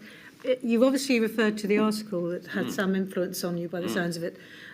Did you have access to other material from, for example, scientists who advised against a lockdown? Did you get that kind of material to consider? Later on, yes. I mean, I paid attention to the arguments put forward by people like Carl Hennigan and the authors of the Great Barrington Declaration and others. I think that obviously their point of view I respect, but the propositions that they put forward I think were just undeliverable. The idea that we could shield the elderly and allow young people free rein I think, given the nature of multi-generational households and so on, they would not have been effective in mitigating the virus. The second thing is that quite a lot of people have understandably said Sweden managed these things better. But again, the public, sorry, forgive me, many of those who advocate that we should have gone down the Swedish route misunderstand what Sweden did. Sweden was able to reduce social mixing by a greater degree of reliance on wide societal acceptance of those restrictions. We, as this Cobra paper points out, were seeking societal, compliance with those measures, but we knew that would not be enough and it was too late.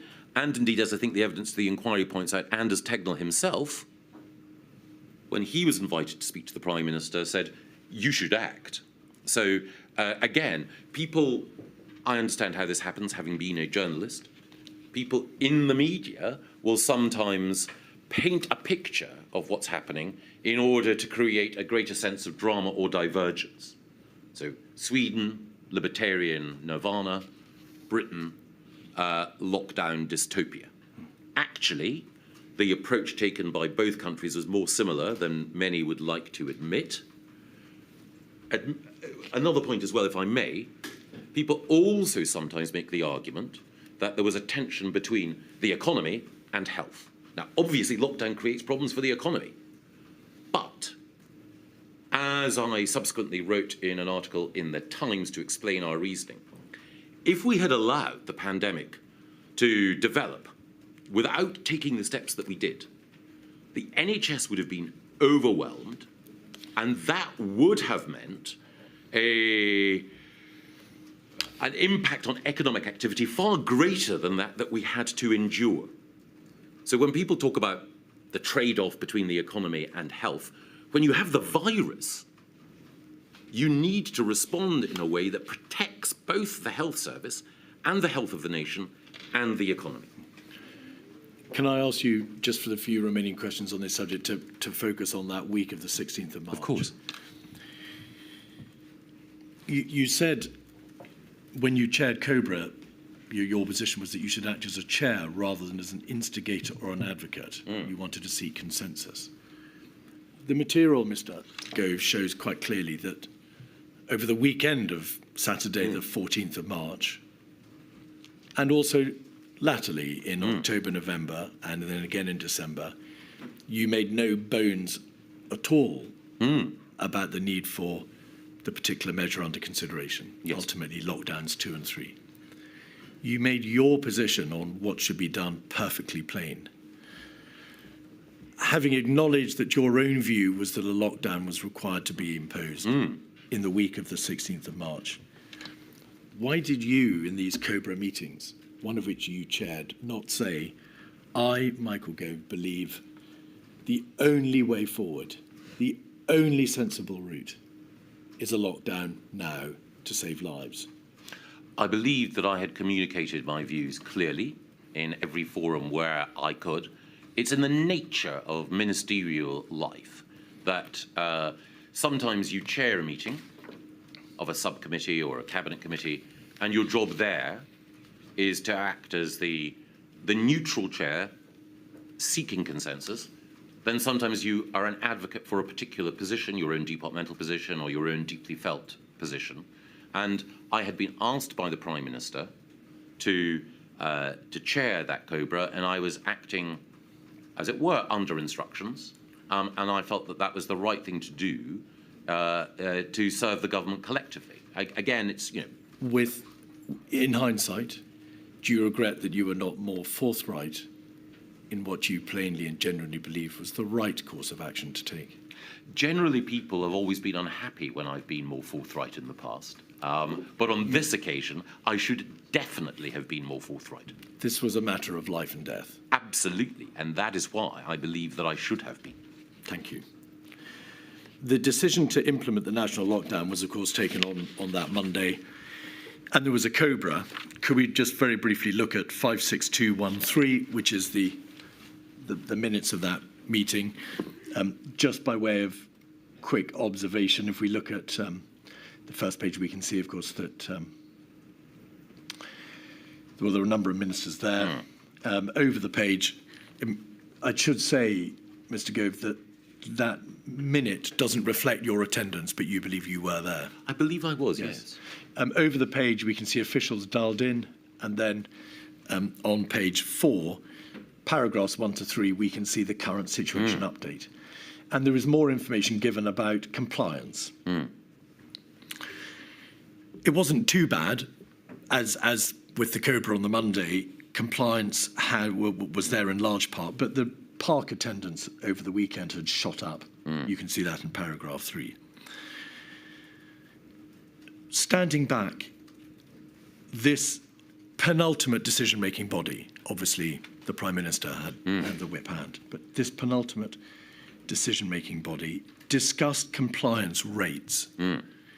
But there was very little by way of debate over the economic and societal harm that would be necessarily done if these measures were to be imposed, over the terrible balancing exercise inherent in that decision.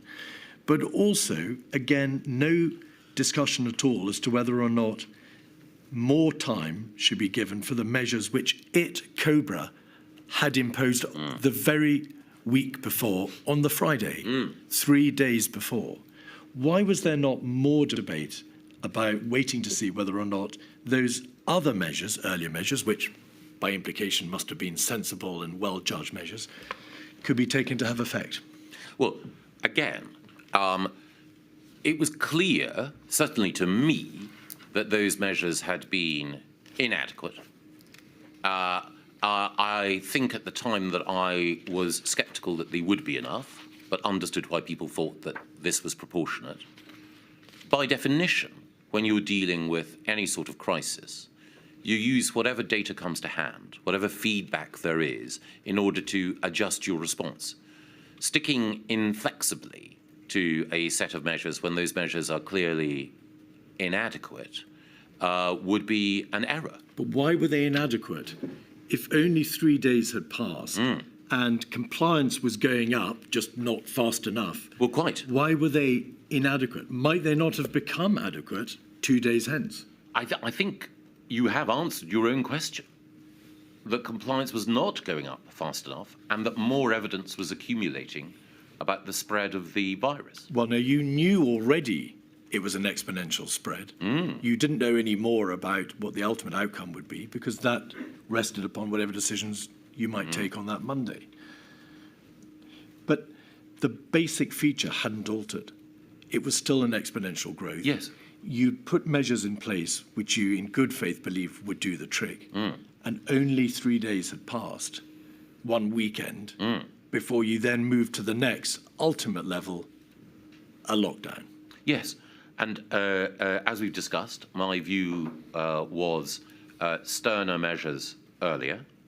And I think both the accumulating evidence but also the force of argument made it clear that more action was required. So if the conclusion that you're seeking is, did we adopt measures knowing that they were inadequate? I profoundly feared they would not be enough. But, of course, in any debate within government, you make your case and accept that you will not always prevail. Finally, on this topic, the NHS. There's very little debate in the Cobra of that day, the penultimate decision-making body, about the impact on the NHS. And in light of the time, I'm not going to take you through all the material. Well, perhaps we could just have up on the screen a summary of the material referring to the likely impact on the NHS. It's 274026. If we just very shortly look at this document, 274026, and scroll through to this time, which is around about the 21st, 22nd, 23rd of March, so pages 5 or 6. There are, perhaps one more page, there are multiple references to the likely impact on the NHS being either overwhelmed Yeah. or overtopped or collapse. Yes. And then if we go forward one page, on the 8th of page 8, we can see on the 21st of March at a COVID meeting, the Chief Medical Officer gives figures about how ITU in London might be overwhelmed. If you go forward one page further, the Chief Executive of the NHS responds, dealing with the worsening situation, but how the NHS is aiming for more ventilated beds, more surge capacity, how it's going to make more hospitals available, and so on and so forth. And then over one more page to the 22nd and the 23rd of March, references to a major drive to free up capacity. Occupancy now at the lowest than in more decades. Continuing at the bottom of the page, planning for ramping up ventilators, and then finally over one page to page 11. I'm sorry, it's rather a long question. References to doubling to the risks that the NHS would not cope. So, in light of all that, two questions, please. Firstly, to what extent did that Cobra body on the Monday look at the hard data relating to the actually anticipated impact upon the NHS, the figures, the ICU beds, the ventilators, and so on? Or did Cobra just assume that if it didn't act in the way that it advised, the NHS would just bluntly collapse? Several things. Firstly, one did not need to know the precise nature of capacity within the NHS to be influenced by the broad argument that continued exponential growth would overwhelm it. Right. By definition, there would be a level of growth that almost no health system could have coped with if the virus was left unchecked or if inadequate measures had been put in place. Both before and after, I and other ministers sought information and were informed about the precise nature of the capacity constraints within the NHS. And again, when we talk about beds,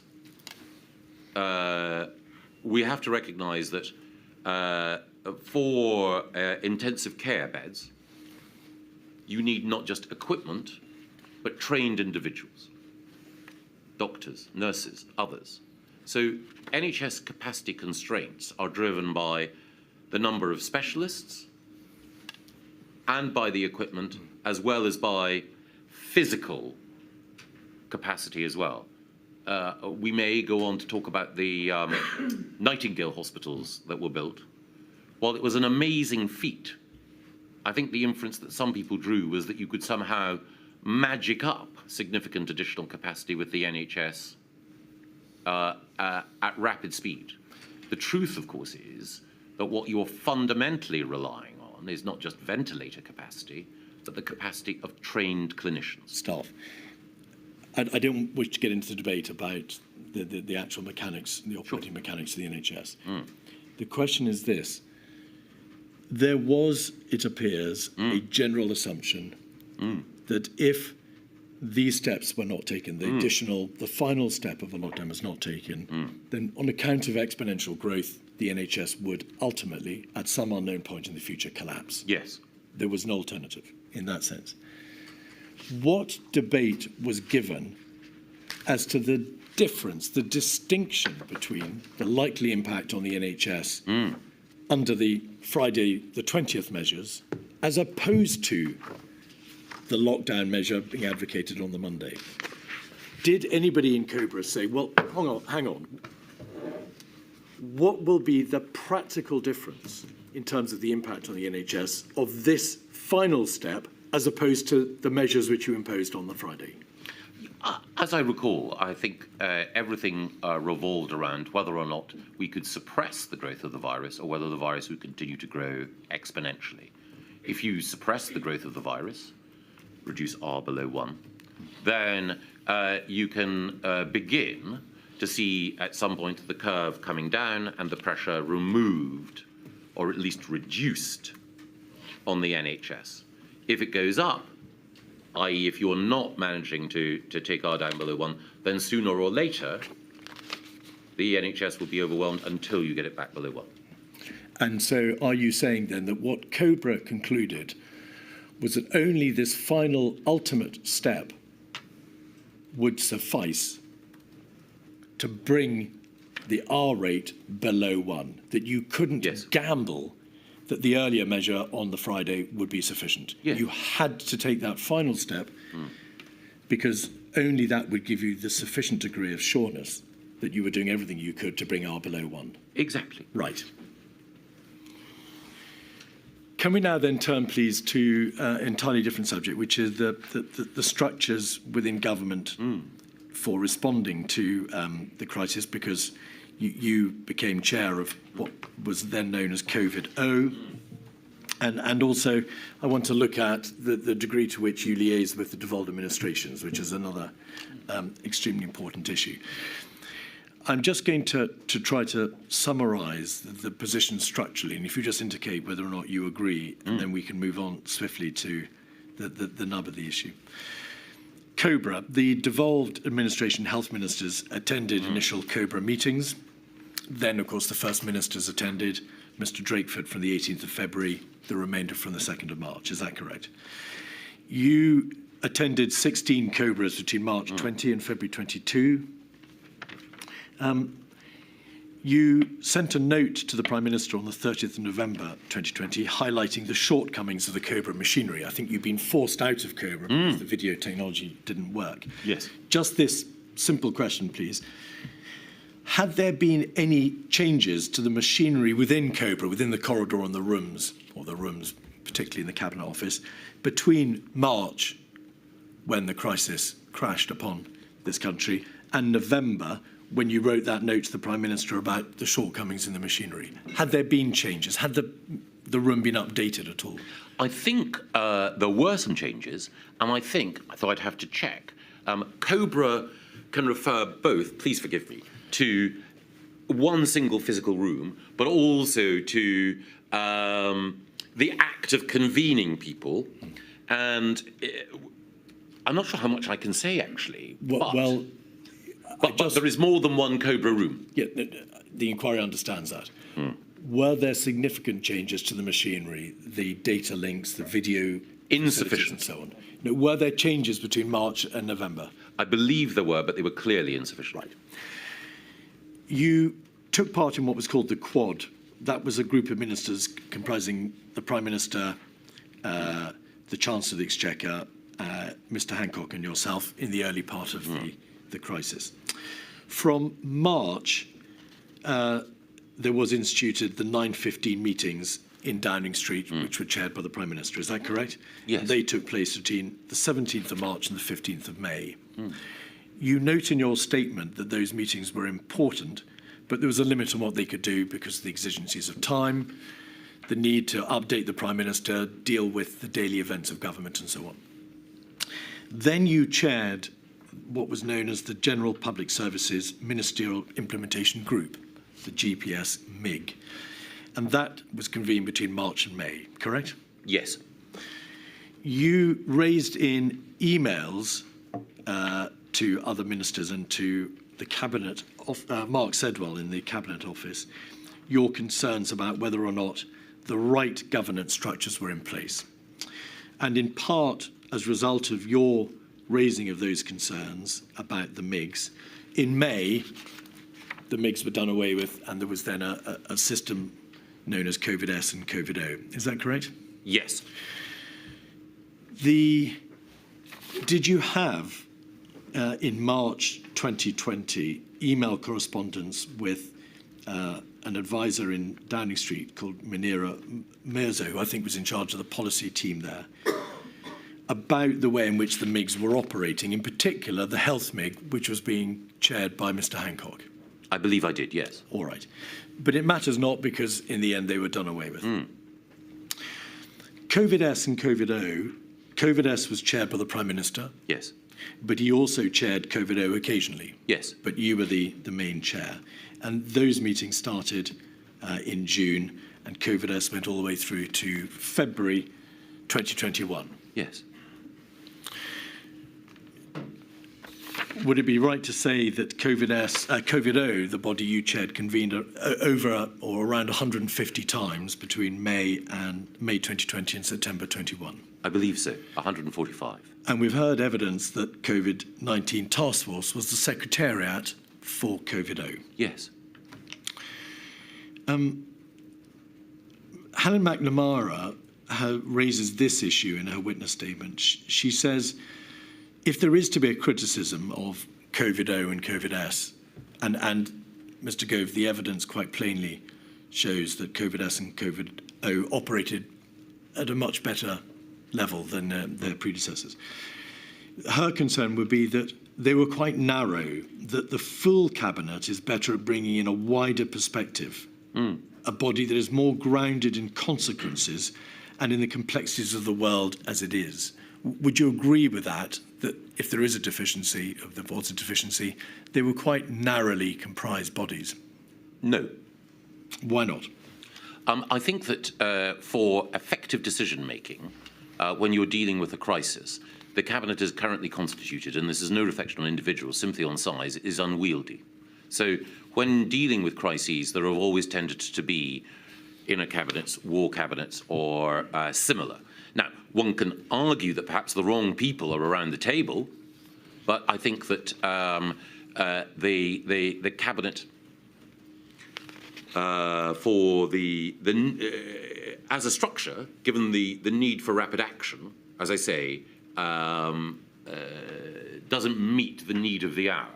And we saw that in, for example, the Falklands War, where decision-making needed to be taken in a nimble way by the Prime Minister, her then Foreign Secretary, Defence Secretary and Chancellor. Why do you say that in your witness statement that there was, in fact, a need to bring the wider cabinet into decision-making, and when it was done, it was occasionally too little, too late? Well, there are several points there. The first thing is that you do need to have, first of all, a strategy team, an inner cabinet of whatever composition.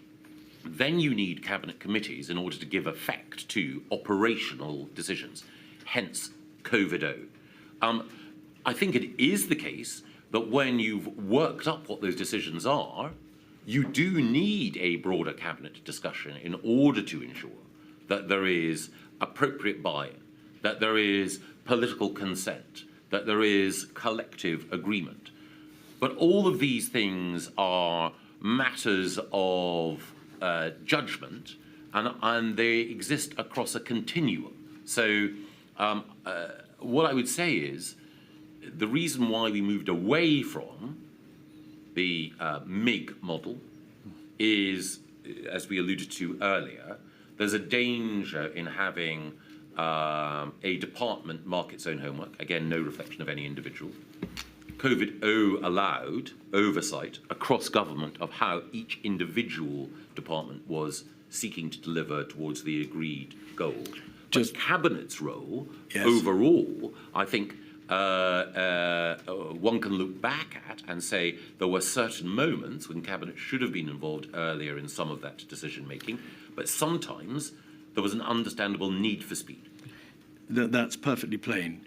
There was nevertheless, though, there were occasions when Cabinet should have been more involved than it was. You accept that. Was it the case, as we can see, that in relation to the 23rd of March decision to impose mandatory stay-at-home orders, that was, of course, announced to the country on the Monday. Cabinet didn't sit until the Tuesday, 24th. In relation to the second lockdown, the decision was effectively debated and resolved at a COVID Ministerial S meeting, yes, rather than by Cabinet.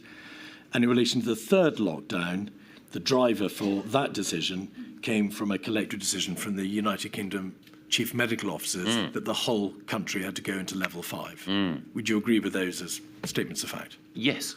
Right. You, in a glorious message chain in September 2020. So if you're moving on, Mr. Keith, I've been asked to break at 1:45, but it's entirely whether... My lady, that's a perfect moment. Is it?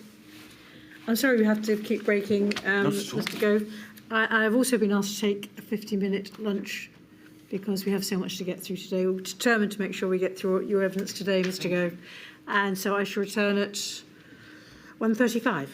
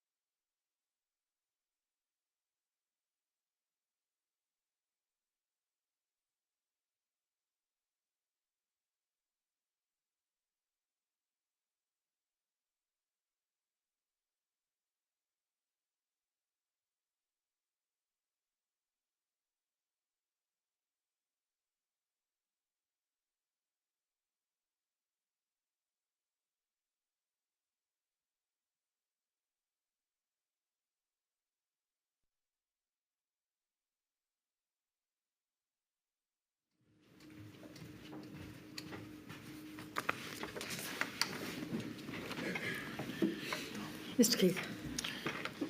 Could we have, please, 265763, which is a WhatsApp from yourself to Simon Case on the 7th of September at 15:21.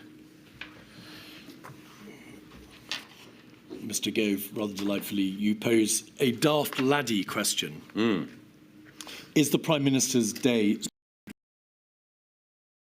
all the decisions that need to be taken are taken in a timely way, are the right people in the room in every meeting to drive progress, are the right cross-Whitehall arrangements in place to ensure rigorous implementation, etc. Bearing in mind that this is dated the 7th of September, so now some months after the institution of the COVID-O system, do you know, in response to your questioning, bearing in mind that the Cabinet Secretary, Simon Case, says the answer to all your questions is no. Did you follow up on this? Do you know what changes were made systemically to the Prime Minister's day structure and the routes of information that were provided to him? I don't in detail. The principle of the daft laddie question is one I think... I'm so sorry. Could you just confine yourself to answering the particular question, which is, do you know what happened to the concerns that you raise? I think the inquiry understands the benefit and the merits of a daft laddie question. What happened? I don't know. I was communicating with Simon shortly after he was appointed as Cabinet Secretary, and these were just some prompts culled from my observation of how things were operating. And of course, Cabinet Secretary is the principal policy advisor to the Prime Minister, and I thought that Simon might want to satisfy himself on some of these points. As far as you can tell now, were there any changes in terms of the COVID-O structure or the Prime Minister's day-to-day meeting arrangements, or to the personnel who habitually and by constitution would be providing the Prime Minister with information on a daily basis?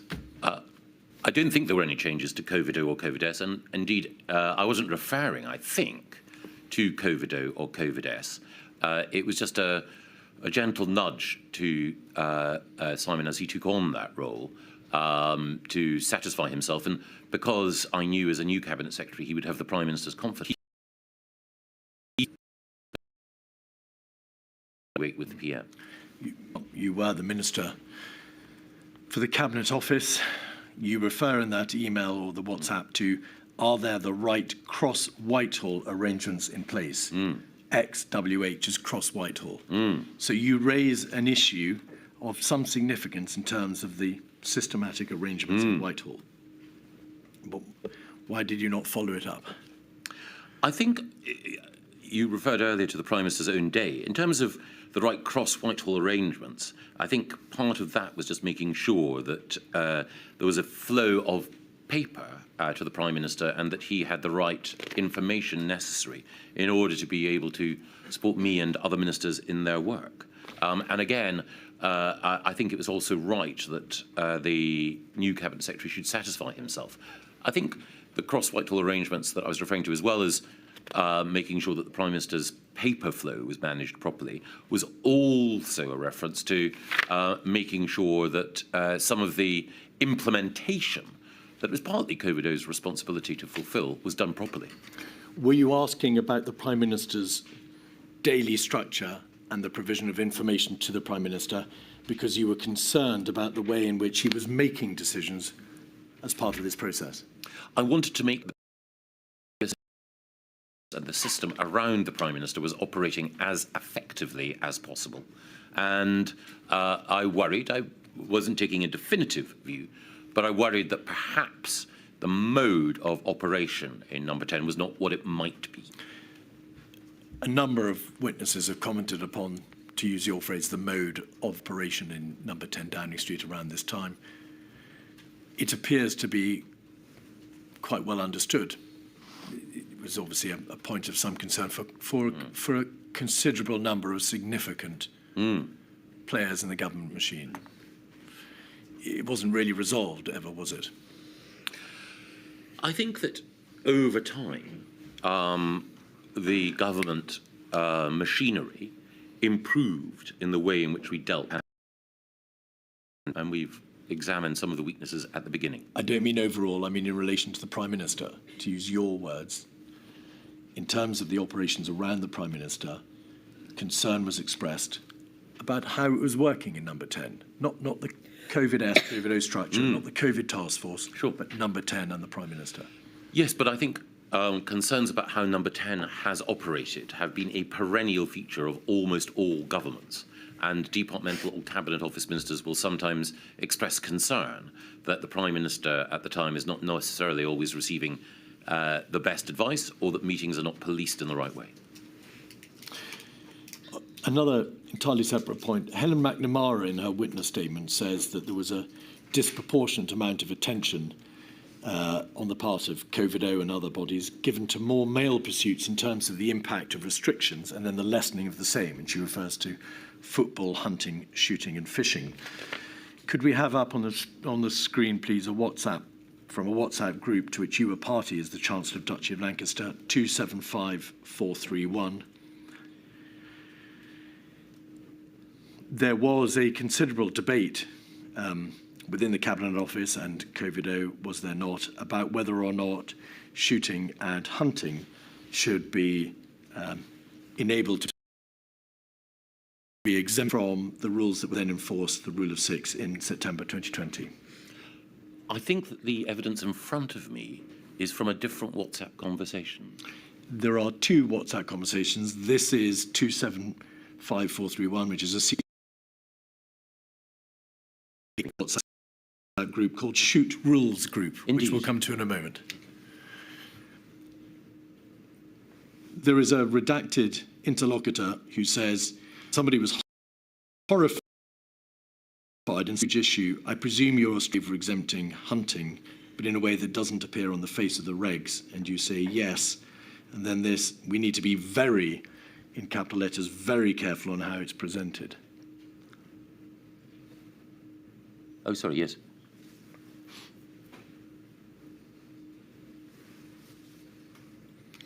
Before you answer, I'll show you the other WhatsApp group, 94541. This is called Shoot Rules Group. And the particular passage is on the 19th of September on page 1. Shooting is exempted from the regulations concerning Rule of Six.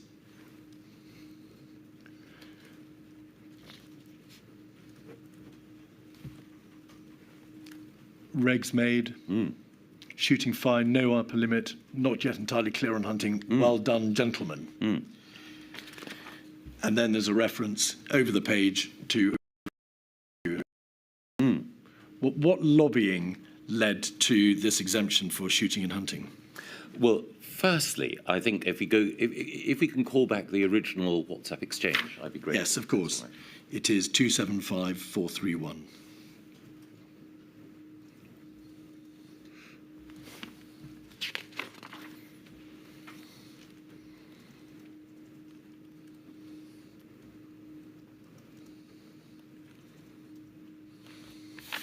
And I think it's on the second page. It is.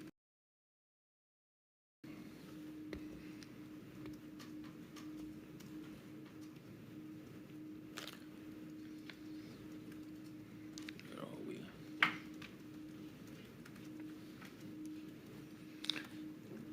I haven't got it on the page in front of me. 1956-41. Exactly, I've got it now. Hi, Chancellor Exactly. of the Duchy of Lancaster, which is you. Okay. Firstly, it was the case that there were an enormous number of areas of restriction or exemption that we had to police throughout. And hunting, shooting, fishing, or other rural pursuits were a peripheral part of the consideration that was given. So it was also the case that we had to think about everything from the way in which choirs operated to whether or not, as was notoriously a case, a Scotch egg was a substantial meal. In attempting to draw the line in a way that gave people appropriate guidance, all sorts of activities crossed my radar. Of course. I'm so sorry to interrupt, Mr. Gove. somebody in government said to you, the Chancellor of the Duchy of Lancaster, I presume you're strongly in favour of exempting hunting and shooting, but in a way that it doesn't appear on the face of the regulations. Is that a reference to the regulations which would have provided and did provide for exemption for hunting and shooting? Well, the clear thing there was to make sure that all outdoor sports were treated in a way that was fair and universal. So I didn't want to get into or stoke an argument over hunting. Quite you so. will note that I subsequently said, this is my own personal view, shooting is defensible economically and environmentally. Fox hunting, not so much.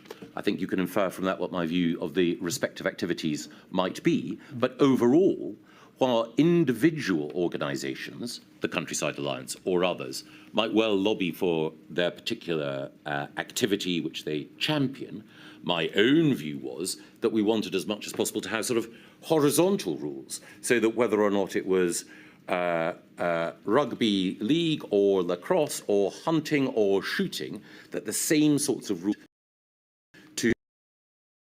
to outdoor, and that those rules full range and gamut of activities that might be taking place. Mr. Gove, somebody in your department suggests that an exemption be given in a way that doesn't appear on the face of the regulations, that a sleight of hand is applied. No. Instead of saying that's not appropriate, if there is going to be an exemption for shooting and hunting for perfectly proper reasons, the rural economy and so on and so forth, then it should be done openly. But you say yes. Well, the critical thing is that I was specifically clear that we should be thinking all types of out activity, and that we should not, both for clarity overall, but also for public debate, not running through different types of sport and different types of activity. You will see from the later discussion on shooting that I make the point about the rule of six. What I was anxious to do at every point was to ensure there was consistency and fair treatment for different types of activity. Later on, I think in here, there's a reference to freedom of religion or belief. Again, when we were discussing religious practices and what restrictions should be placed on public worship, I wanted to make sure that we weren't getting into a discussion about different types of religious worship on the basis of different types of church or religion. I wanted to make sure that we had a defensible general regime.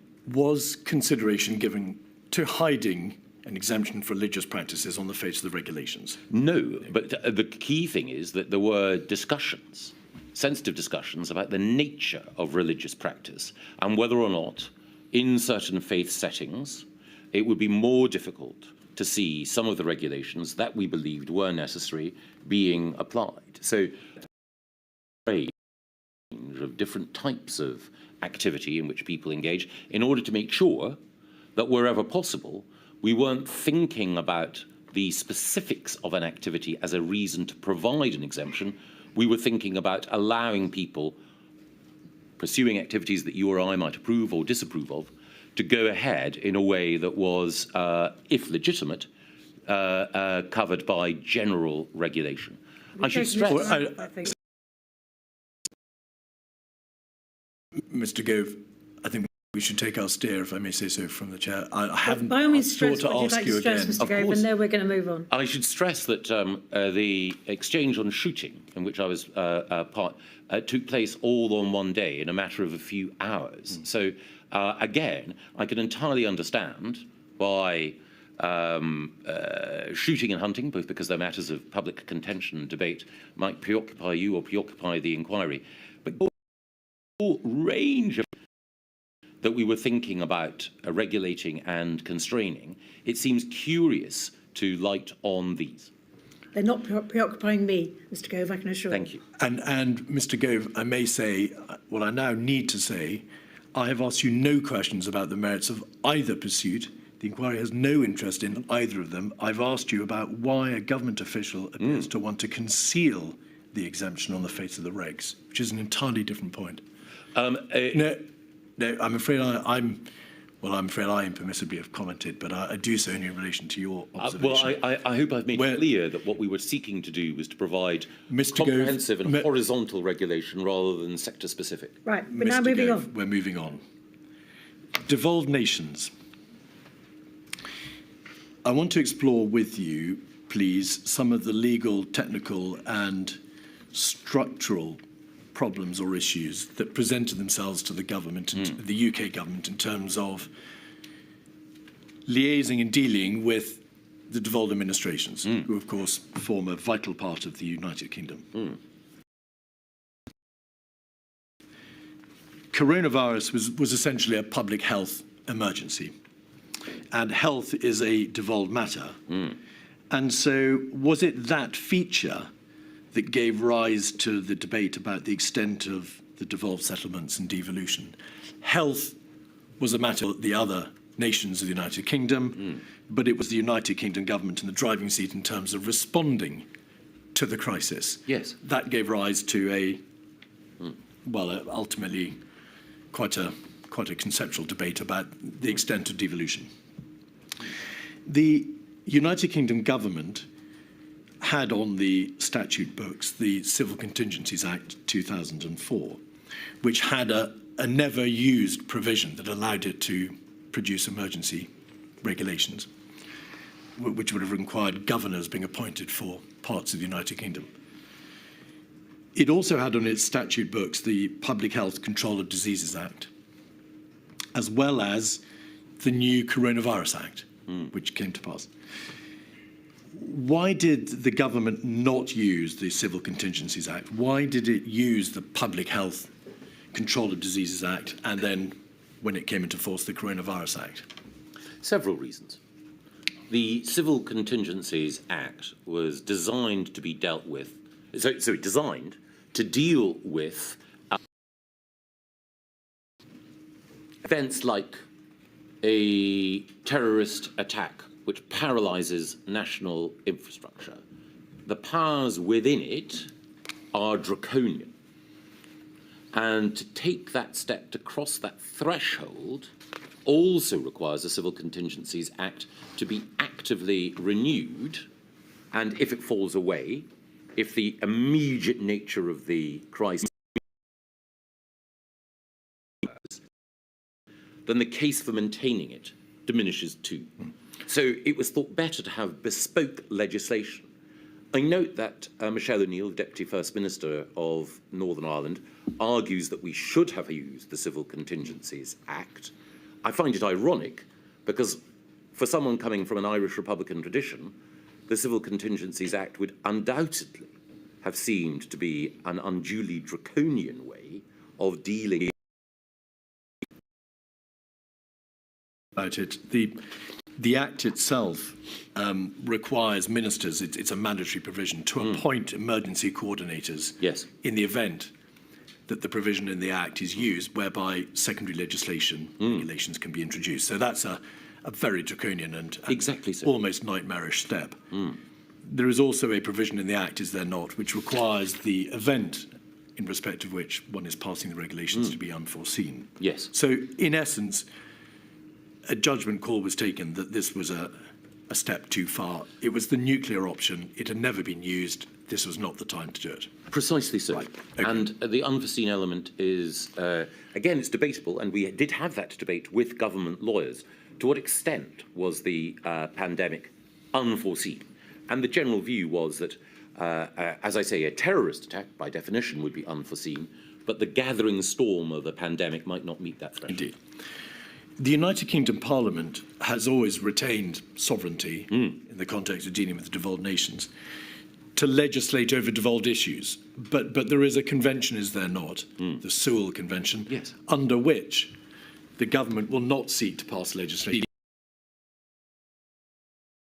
other than with the consent nations themselves. Was it thought that that, again, itself was an unpalatable alternative, that really wasn't a sensible route for the government to go down? With respect to the Civil Contingencies Act? No, with respect to legislating in the face of the crisis over were necessarily devolved matters. Yes. as a general rule, the Sewell Convention governs how government operates. We do not normally legislate on devolved matters without the consent of the devolved administration. Yes. And in terms of the decision-making structures which had into place to address the various aspects of the coronavirus crisis with devolved nations, was there a choice faced by the government? Either it brings the devolved nations fully within its own United Kingdom government decision-making structures, Cabinet, Cobra, COVID-S, COVID-O, and so on and so forth, even where other parts of the United Kingdom government may not be represented, or you then try, or instead you try to bring them in on an ad hoc basis as and when they are required to be there. Was that the fundamental choice faced by the government? You've crystallised it. It was ultimately, again, as with so many things in government, a continuum. There were a couple of occasions, I recall, when cabinet colleagues bristled at the fact that sometimes the devolved administrations were involved in discussions and influencing decision-making in fora which they were not represented in. So there was a sense amongst some cabinet colleagues that, well, you know, we're the principal body of the executive of the United Kingdom government, and yet you're discussing these things with Nicola Sturgeon, Michelle O'Neill, Mark Drakeford et al.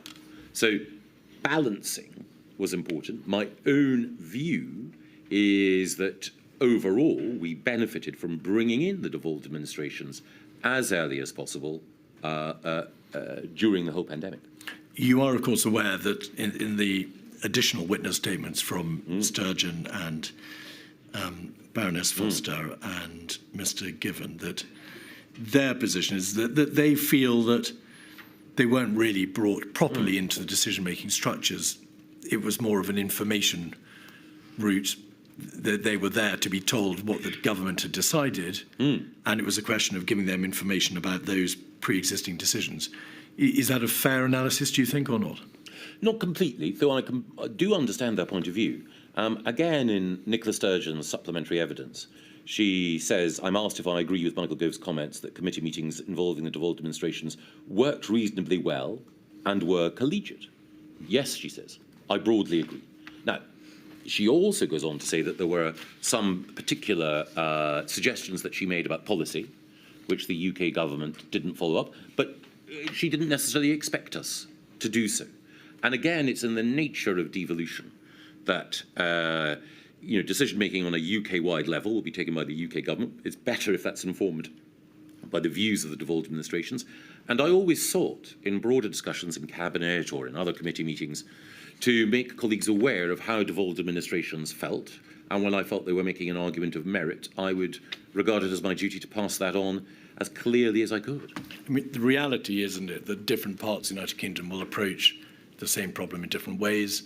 There may be differences in terms of the epidemiological position that they have reached, in terms of their healthcare facilities, in terms of what the position on the ground is in each of those nations. So there were bound to be difficulties in terms of an absolutely common approach that was unrealistic.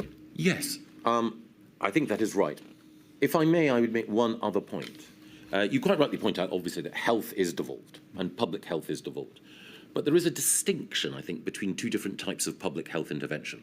On the one hand, there's the straightforward public health intervention about keeping ourselves healthier, how much fruit to eat and so on. That's quite properly a matter for the devolved administrations.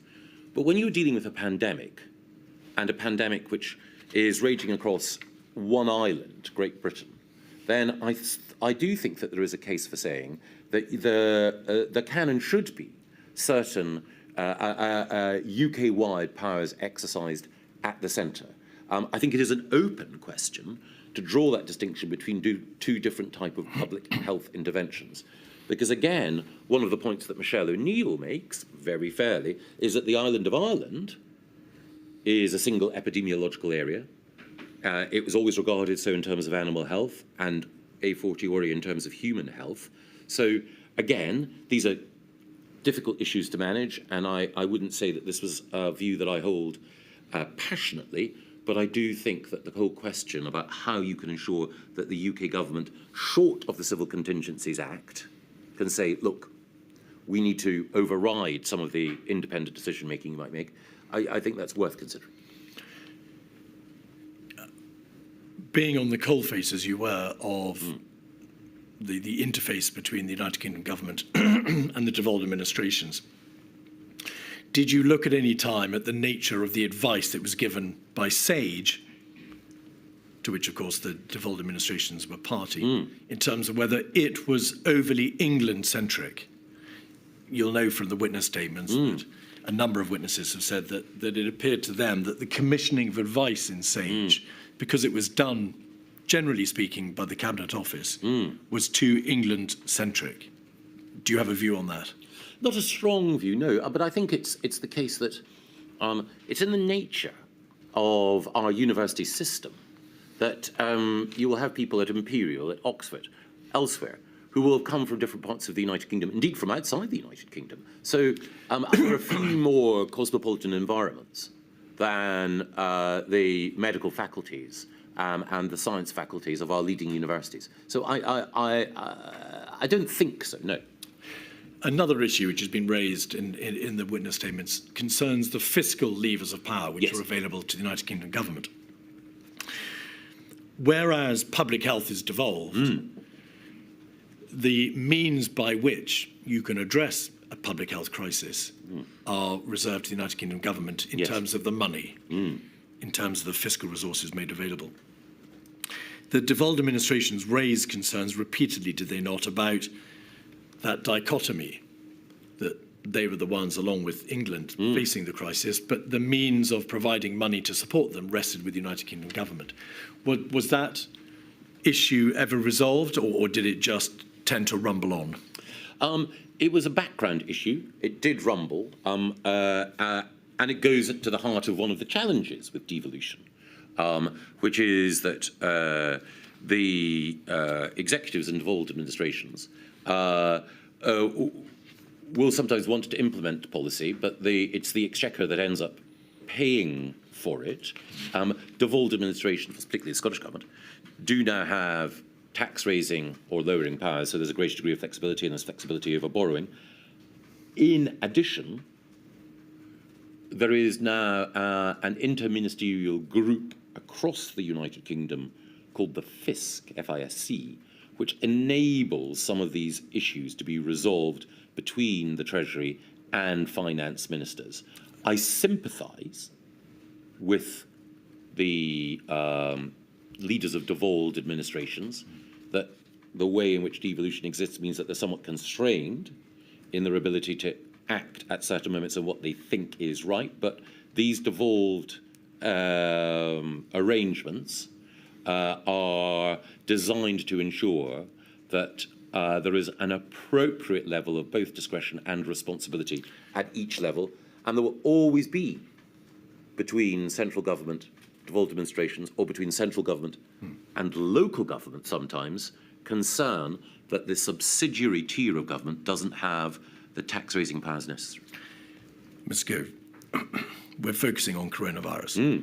The additional tax-raising powers of the Scottish Government in particular is a power open to it, but it wasn't a power that was first and foremost in the response to the coronavirus crisis.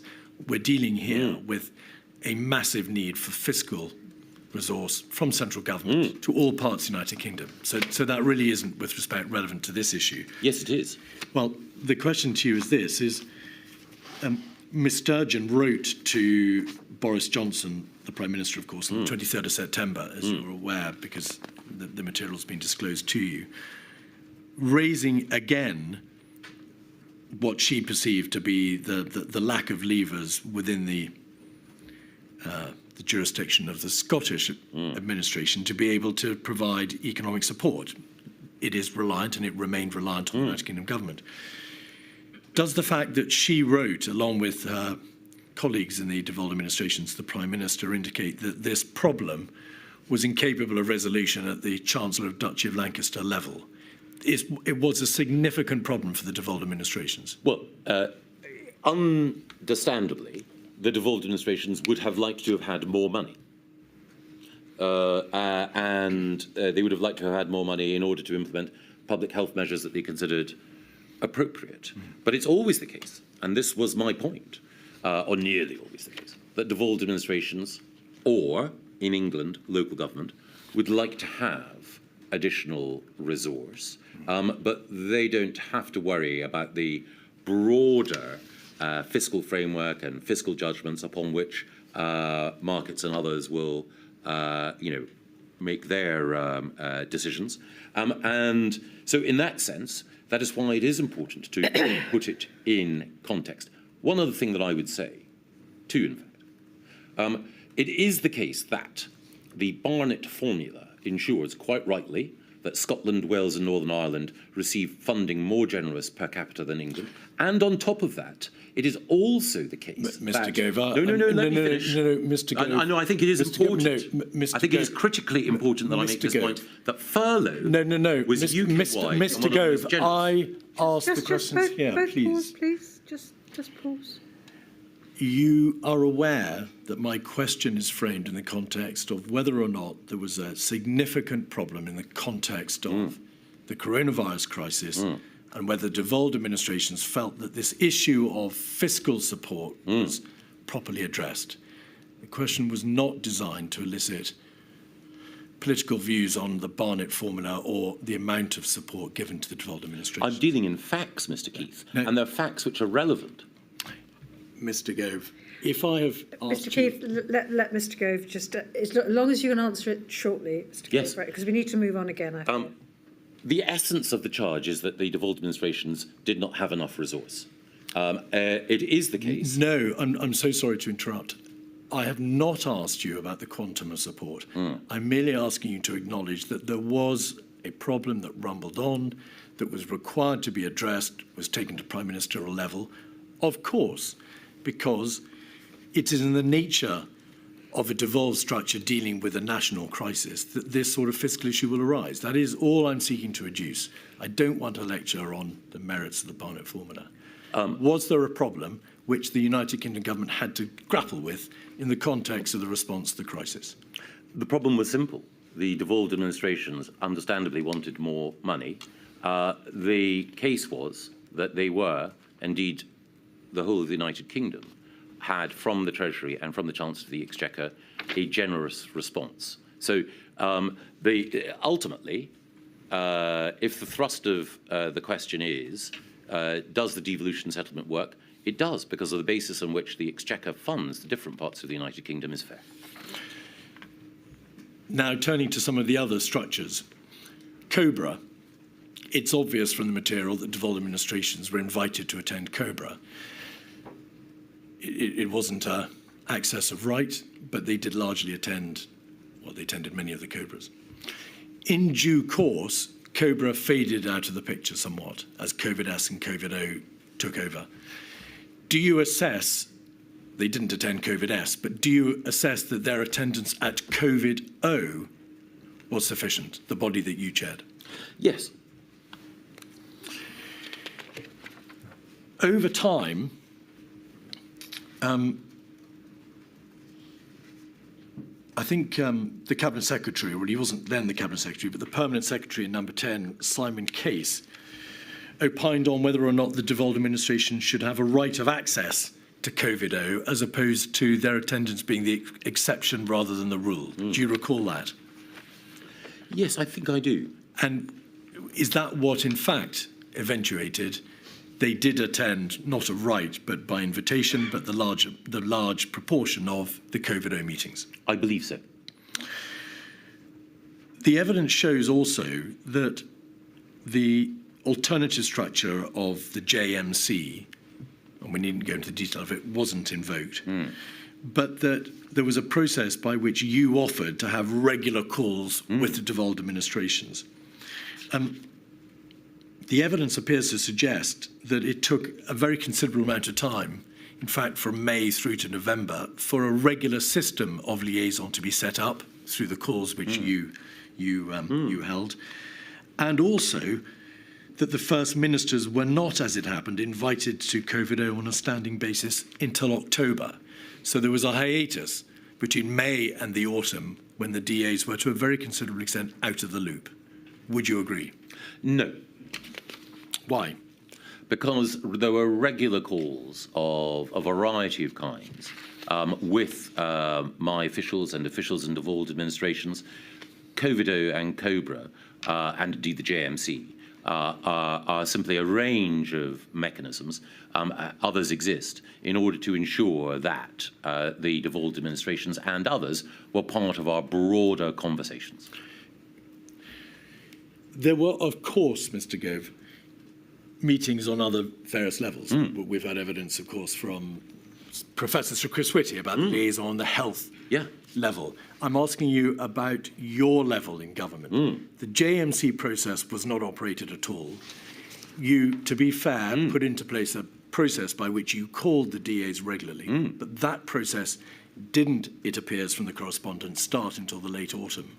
And meanwhile, at COVID-0 level, the First Ministers were not invited on a standing basis until October. That's from your very own witness statement. So was there, in fact, a hiatus between May and the late autumn in which the DAs at this political level did not get the same degree of access to the United Kingdom government that they had hitherto and thereafter? I think hiatus implies halt. I think there was a diminution, but not a halt. All right, well, we can live with diminution. You would say, no doubt, that you put into place the process of calls because you recognised that there was a need for it. Oh, absolutely. Yeah. Why, in general terms, and we have all the letters and the correspondence, but there are letters to you from the devolved administration, First Ministers, 22nd of April, 29th of April, 21st of May, 11th of June, September, all saying, to use Mr. Drakeford's words, I have repeatedly called for a predictable rhythm of engagement. Why did it take so long to set up that process? Well, I think we did have a good level of engagement. I think it was not at the level of predictability that Mark initially wanted, but I had the opportunity to talk to Mark in the margins of the British Irish Council last Friday, explained that I was going to appear, and reflected then on the nature of our engagement. And he felt that while it was not perfect, it was good.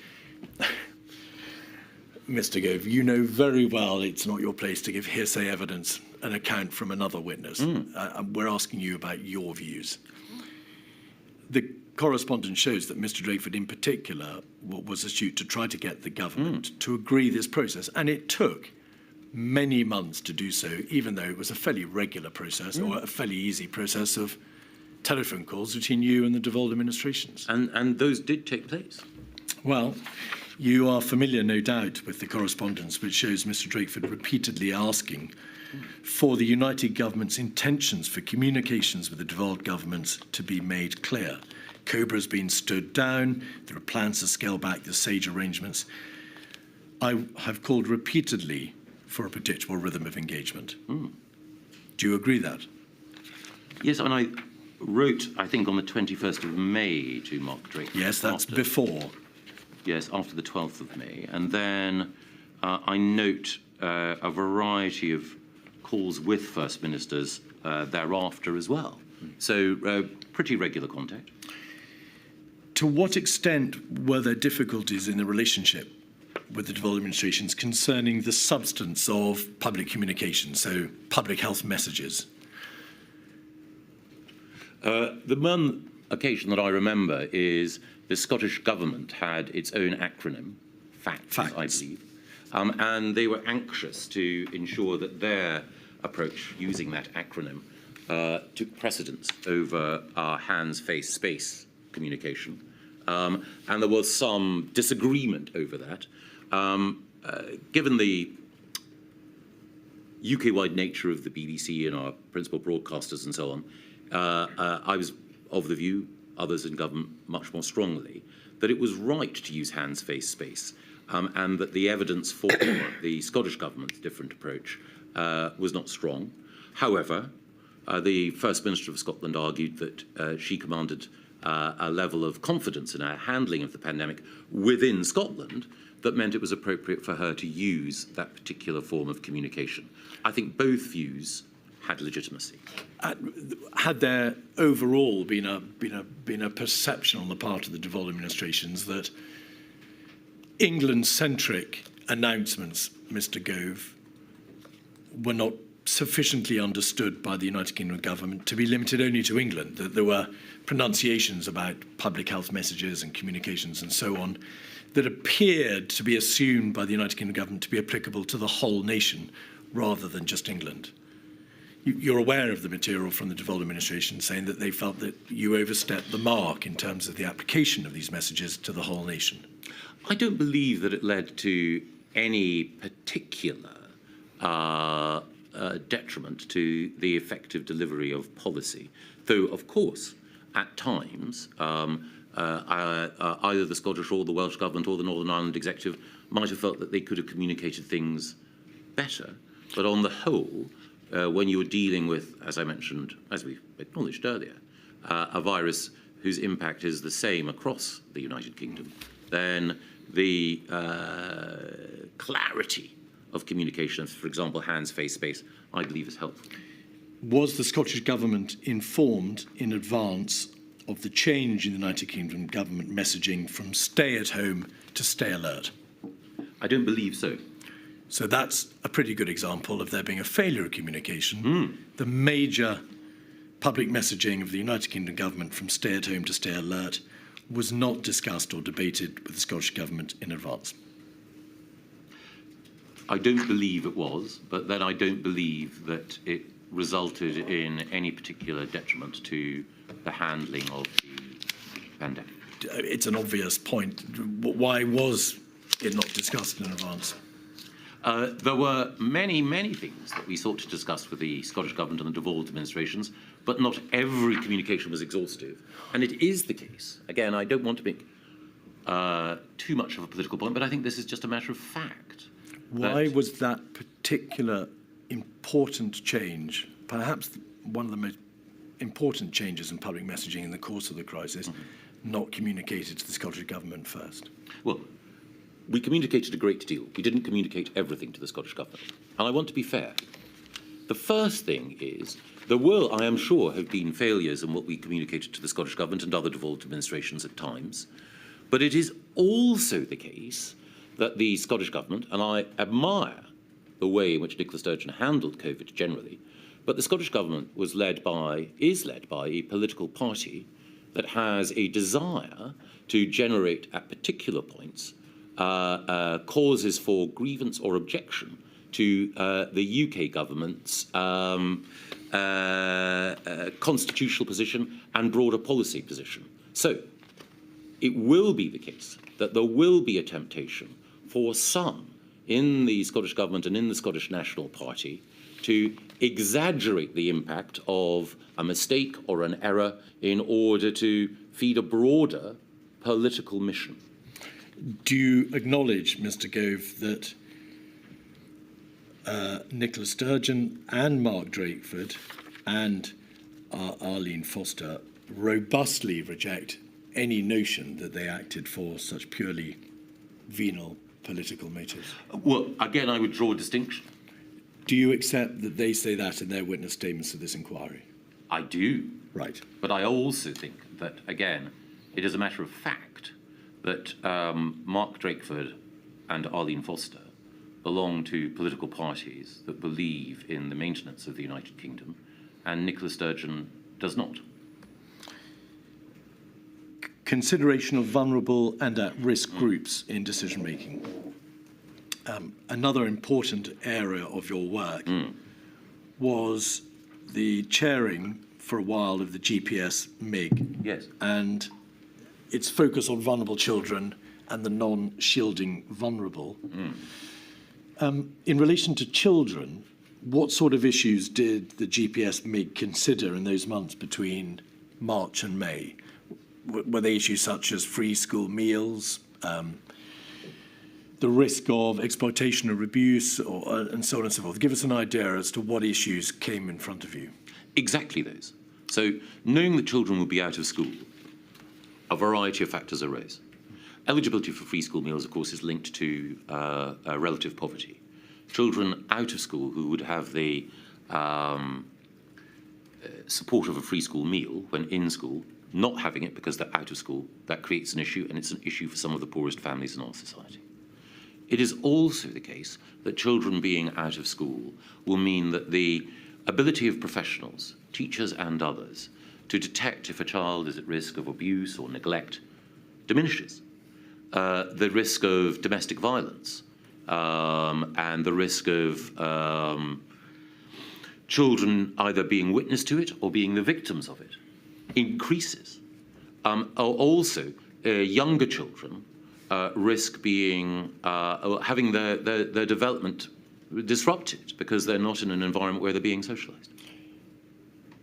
The committee dealt with such issues as I've suggested, children, non-shielding vulnerable people and disabled people. Yes. When that committee was effectively disbanded in May 2020, where did that consideration go to? To which body were those functions transferred? Principally COVID-0. And did those issues remain with COVID-0 thereafter, Mr. Gove? Yes, but it was also the case that the MIG was created early on in the fight against the virus. At that point, we had to rapidly adjust in order to make sure that public services were aware of the new and in some cases unprecedented strains they were under. By the time that COVID-0 and indeed the COVID task force had been established, the nature of what was required and some of the big policy questions had been identified. And to a greater extent, we were looking at the effectiveness of delivery. And for example, I think it was the case that we'd already agreed that free school meals would be made available to children during holiday and other periods, vouchers and support, in order to take account of some of those earlier identified questions. Could we have 83956, please, which is a briefing dated the 19th of October? Excuse me. On pages 8 and 9, I believe there's a reference to a fairly serious observation made by you about the failure of some departments to respond to your proposed debate concerning packages of interventions to tackle disproportionate immediate health impacts. You say in the second paragraph, it's not now going to be possible to announce an ambitious package of interventions in the Minister for Equality's oral statement. Could you give us, please, some flavour of the extent of your disappointment or the failure in terms of the responses from the other departments? You refer to a number of failed responses and to a number of departments. How did this come about? I think, in a way, the letter speaks for itself.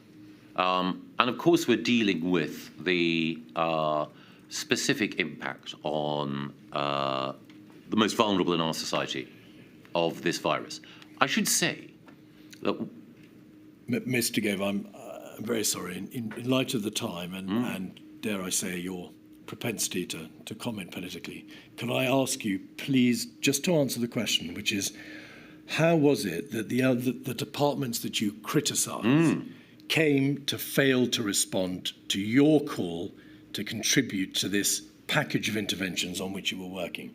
Well, that is a question that requires extensive political commentary. Well, my lady will stop. You're not the first politician to make political comment during the course of this inquiry. If you keep your answer as short as possible, it's time, apart from anything else, Mr. Gove, as you'll understand. Structurally, just in terms of government administration, why had these departments fallen short?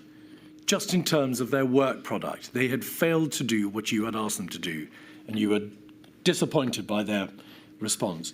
Why, administratively, had they dropped the ball? Well, when I talk about political commentary, I don't mean partisan. I mean explicit.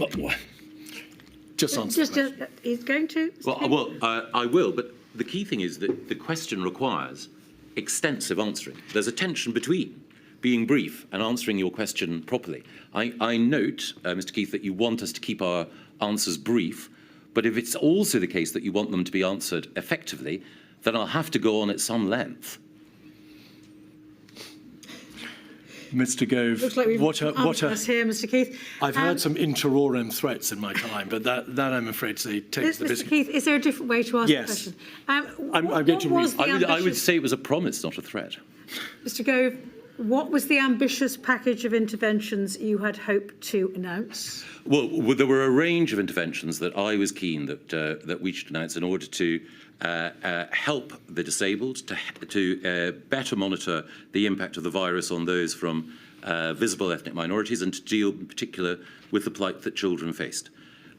It is often the case that whoever happens to be the Cabinet Office Minister, or indeed the chair of any Cabinet Committee, will write letters chiding government departments for their failure to deliver in a variety of areas. I have done so on everything from levelling up to reforming the planning system to a variety of other areas. Of course, this is a particularly important issue because of the nature of the pandemic and the vulnerability of the groups concerned. But it is not a unique example of me or someone doing my job attempting to challenge other government departments to raise their game. Were you able to bring them up to the mark? Did they deliver in due course or not? Yes. Right. How long did it take? I think that it was a few more weeks, but again, at every stage, I was progress chasing in my role as CDL and MCO, as anyone doing that job would have and has. Moving to an entirely separate issue, the local lockdown structure and COVID-0 in the summer. The body COVID-0, which you chaired, played a significant role in the imposition of these ad hoc local lockdowns in the summer of 2020. The evidence shows that the DHSC Local Action Committee might recommend that a particular area goes into lockdown. It would go to you and COVID-0, and you would decide whether or not a lockdown should be imposed. It is obvious and common ground that Leicester was one of the places, in fact, the first place that was made subject to a first local lockdown, and later Manchester. Evidence has been given to the inquiry by the Mayor, Mr. Rotherham. You may have heard the evidence yesterday that he believes that Manchester was treated. In fact, it wasn't Mr. Rotherham, it may be Mr. Burnham.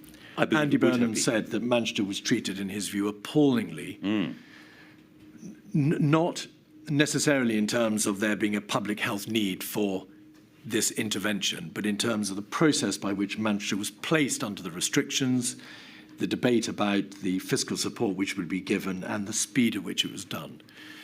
In brief, do you accept that criticism of the COVID-0 local restriction process insofar as Manchester was concerned, or not?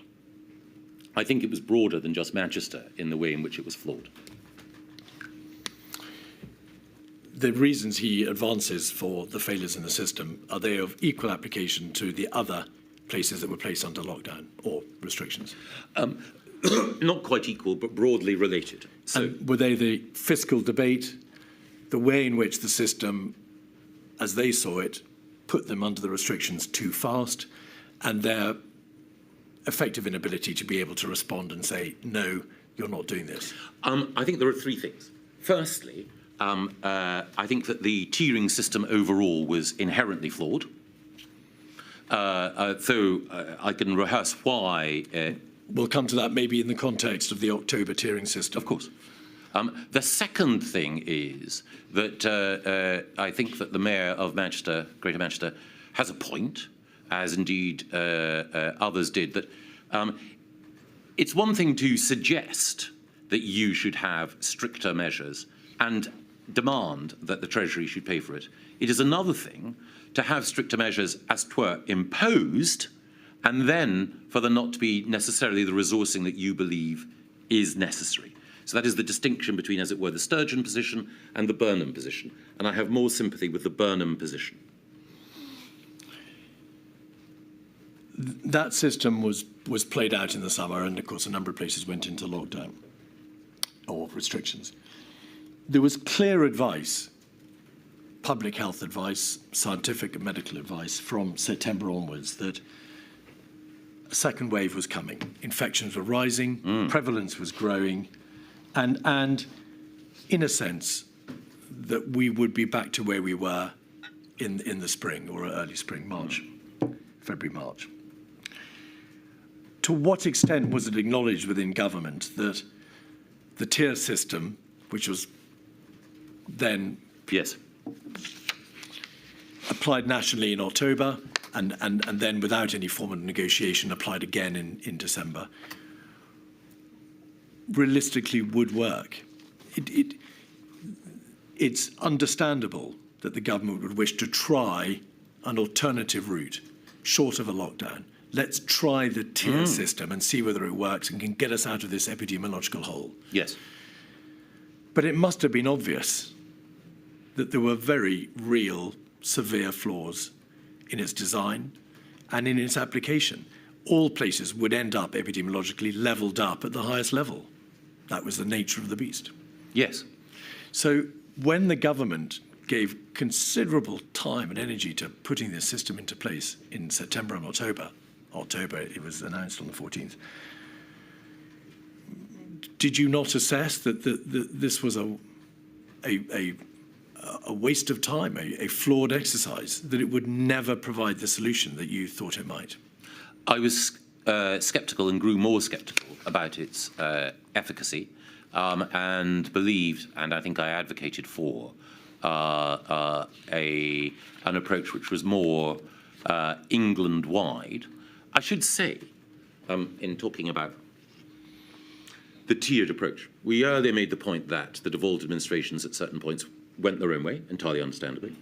But again, the history of the pandemic shows that what starts in Essex, as it were, doesn't stay in Essex. And across the whole island of Great Britain, you will find that sooner or later, to use your phrase about levelling up, the virus will level up overall.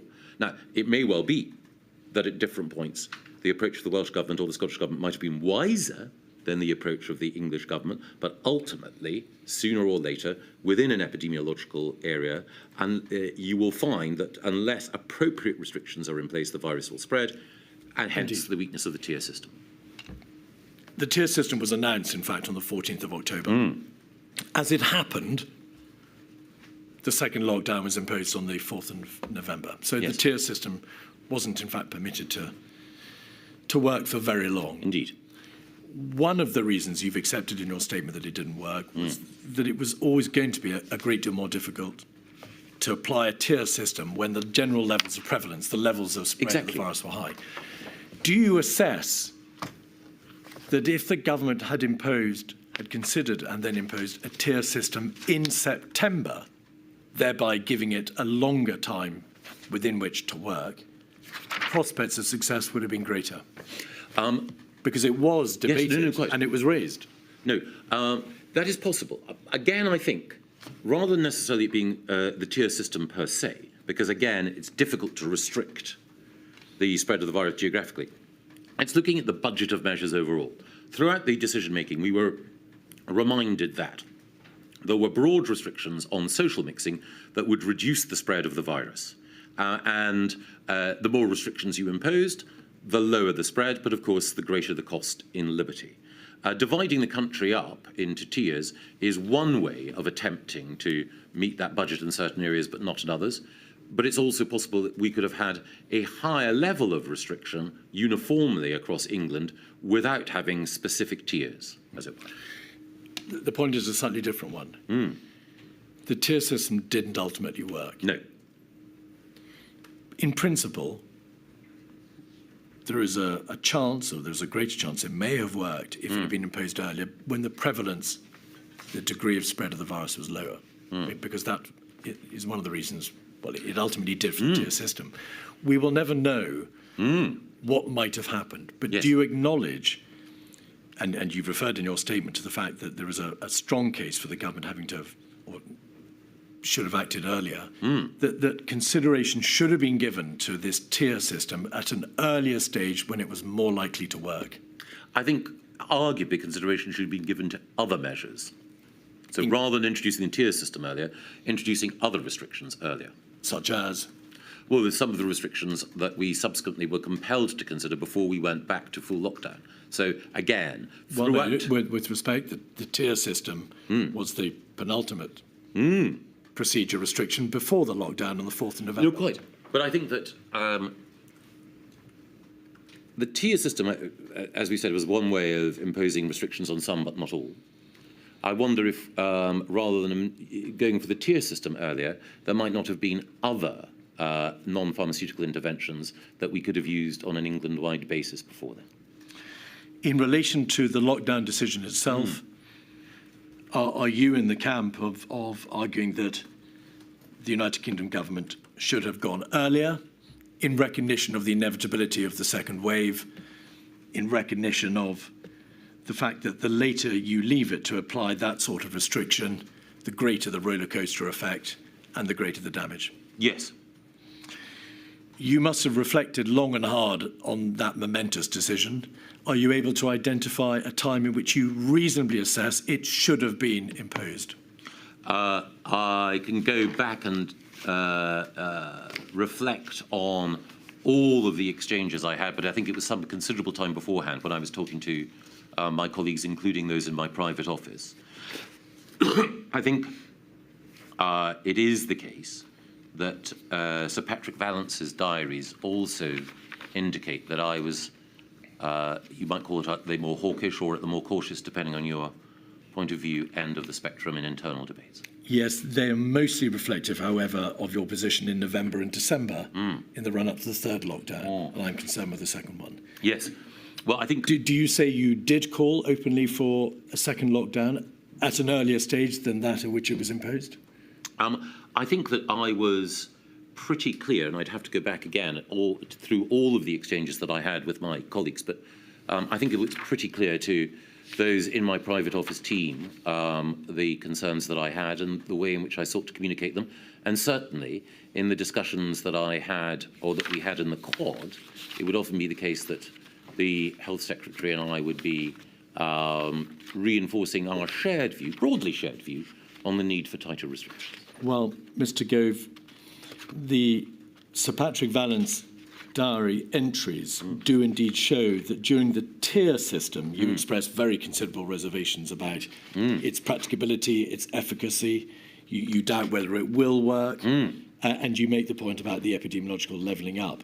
But you don't appear in that fortnight or 3 weeks before the 5th of November to be openly calling for a lockdown, the ultimate measure. Would you accept that? Well, I think that anyone could infer in the room from what I was saying that if I didn't believe the measures that we had were enough, then it was clear that we should go further. Well, that remains to be seen. 136684 is the paper which set out the data that formed the foundation for the final lockdown measure of November. The situation is deteriorating. Paragraphs 1 and 6, if we can scroll back out.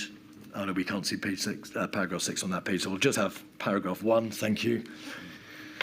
Paragraph 1 deals with the NHS being under increasing pressure. SPI-M have assessed that the NHS will, on the 30th of November, surpass fixed and surge bed capacity even after electives are cancelled. If we can just go over to the next page, paragraph 6, we'll see a further reference to the demand for NHS acute beds. Even if we act now, it will take 3 to 4 weeks to play through into hospitalisations and so on. May I suggest to you that when it came to this lockdown decision, there was in the material, in the paperwork relating to the ultimate decision, a greater attention to the figures and facts relating to the likely impact on the NHS. There was specific consideration given to what would happen to the NHS if these measures were not imposed. Would you agree? Yes. The document also, paragraph 8, expressly addresses the economic consequences of the move. There is an argument that costly action now may avert more costly action later. Casting your mind back to to the analogous thought process and decision-making on the 23rd of March, it's notable that that issue, costly action now may avert more costly action later, was not debated or in fact averted to at all. Is that because by November there was a far greater understanding of the reality that the earlier that you impose this sort of measure, the earlier you'll be out of it, and overall less economic damage may be done? I believe so, though it was still the case that I had to prosecute that case with some vigour. And afterwards, the diary entries from Sir Patrick do make it very plain that you are continually calling for caution in terms of the process which is applied in December following the second lockdown and on the approach to the third lockdown. Would it be fair to say that the government found that decision-making process as difficult and as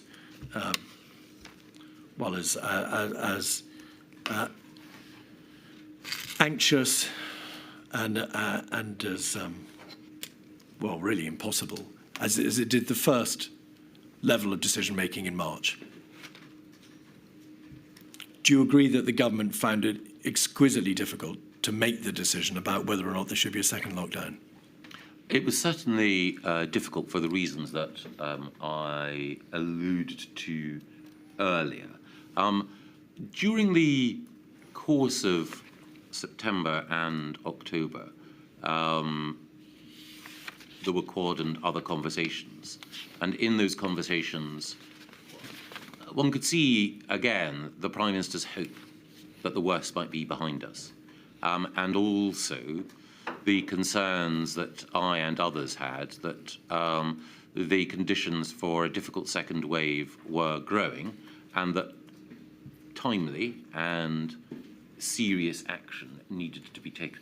And I was just looking back at the exchanges with people in my private office at that time and some of the points that I was making at that time to them about the arguments that I would be making in the Quad and elsewhere, in the CDL PPS JGAH chat group. On the 14th of December, Sir Patrick Vallance records in his notebook these words: Prime Minister now worrying about Christmas, too late. Agreed that reframing advice about Christmas needs to take place. Gove says measures from last year show we have been, and then he quotes the words too lenient and too late. And again, in inverted commas, we cannot make the same mistakes yet again. If you use those words, what mistakes, yet again, were you fearful that the government would make? Allowing too much social mixing. And by implication, not taking the decision to impose a lockdown early enough, which is what your position is in relation to the second lockdown. I think it is both coming quickly to that decision and making sure that that decision is strong enough. So with reference both to tiers and more broadly, the phrase go early, go hard has been used. And my view is that too often we didn't go early enough and didn't go hard enough. On the 2nd of January, you sent a private note to the Prime Minister setting out your view, but there was no alternative but to adopt a strategy of maximum suppression. Why, in the context of this extraordinarily complex government process with committees and reporting lines and Cobra and COVID-S and CTF and COVID-O, was it necessary for you to send a private note to the Prime Minister expressing your views on the ultimate decision, which was to impose a third lockdown? I wanted to make sure that it got to the Prime Minister direct and without any interference. Pause that. Interference by whom? Well, I wanted to make sure that he saw my own unvarnished opinion, that it was laid out in black and white. It's sometimes the case in conversations and exchanges like this that you can't always say everything that needs to be said, so sometimes a document is the crispest and clearest way of doing so. It was the case that the document had been assembled with the help of my team in Cabinet Office. It was also the case that a copy of the document was passed to the Prime Minister's private office as well. But you were the chair of COVID-0. You were a senior minister. You've been a member of the Quad. You had a variety of means at your disposal to send messages through to the Prime Minister, through your private secretary, through your principal private secretary, through whomsoever. Why did you have to resort to your Gmail account to send the Prime Minister your views as a fellow government minister on the most important issue facing the nation that day? In many different arenas and many different fora, as you say, I had the chance to express my view, and I would always use as many as I could in order to get my view across when I considered it necessary. You asked me, quite rightly, I think, to reflect earlier, if I hadn't been vigorous enough in stating my view at some points in the pandemic. I suspect I wasn't. On other occasions, I felt that it was necessary to adopt a not just belt and braces approach, but by any means necessary approach in order to make clear what I felt. You assessed that it was necessary to make your views particularly plain to the Prime Minister. Yes. Because you were concerned that, for obvious reasons, he may find the alternative approach preferable to yours. You wanted to make sure that you got your way in terms of his decision. Is that the nub of it? I wanted to make sure he was clear about what I thought. I think it's fair to say that it wasn't about getting my way, it was about doing what I believed to be right. But of course, these are perhaps different ways of describing the same intent. Yes. You wanted the last word, and you wanted to make sure that he would do what you believed was in the best interests of the country. Yes, I think it's the responsibility or duty of any minister, if they're dealing with a situation like this, to try to make sure that the government does the right thing. Of course, I'm not the ultimate decision maker. I'm not saying that in order to evade responsibility. No. But just to be clear that, quite properly, at certain points, once a decision has been taken, even if you didn't agree with it, you've got to get on with implementing it to the best of your ability. Why had you not, and you specifically told this inquiry, why had you not, on the 20th of March, when the analogous decision was being made in the spring, not expressed your views then as plainly as you did on the 4th of January, but instead took the consensus approach that you've described in terms of chairing?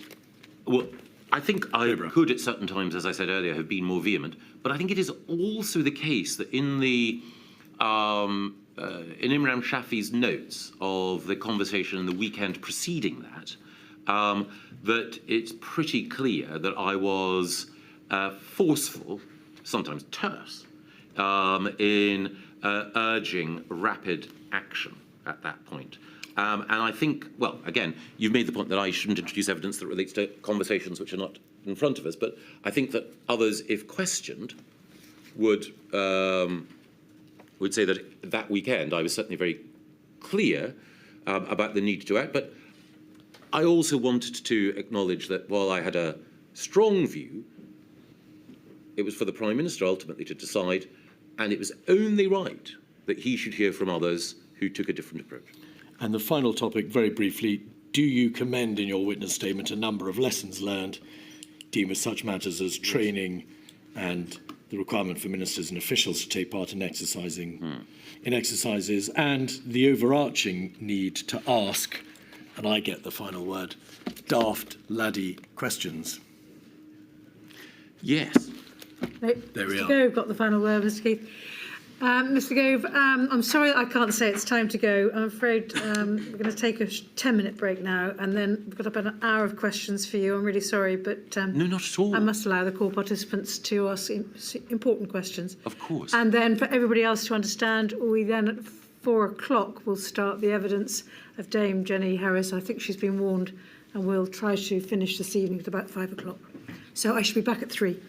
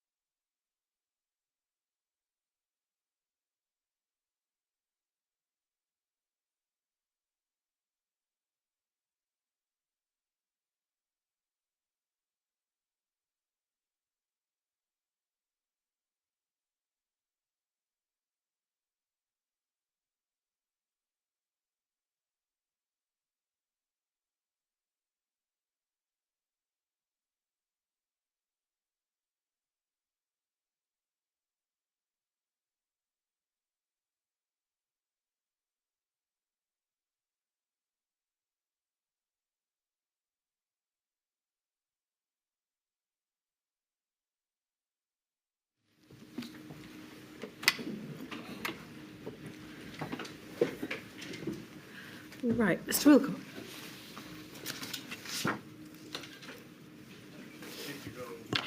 I represent the Northern Ireland COVID Bereaved Families for Justice campaign, and I'm sure you will appreciate that they would welcome concise answers to the questions you're about to ask, so that you don't unintentionally, I am sure, give the impression that the clock has been run down given the limited time we have. My questions are all on what you describe in your witness statement as your role in managing the devolved nations. And my starting point is expert evidence that we have already heard from Professor Ailsa Henderson, that I'm sure you're familiar with, that in her opinion, the UK government took positions on intergovernmental relations and how the devolved administration should be integrated within a UK-wide response to the pandemic, that were driven not necessarily by what would be best able to respond to an epidemiological event, and that there was a desire to structure intergovernmental relations for ad hominem reasons.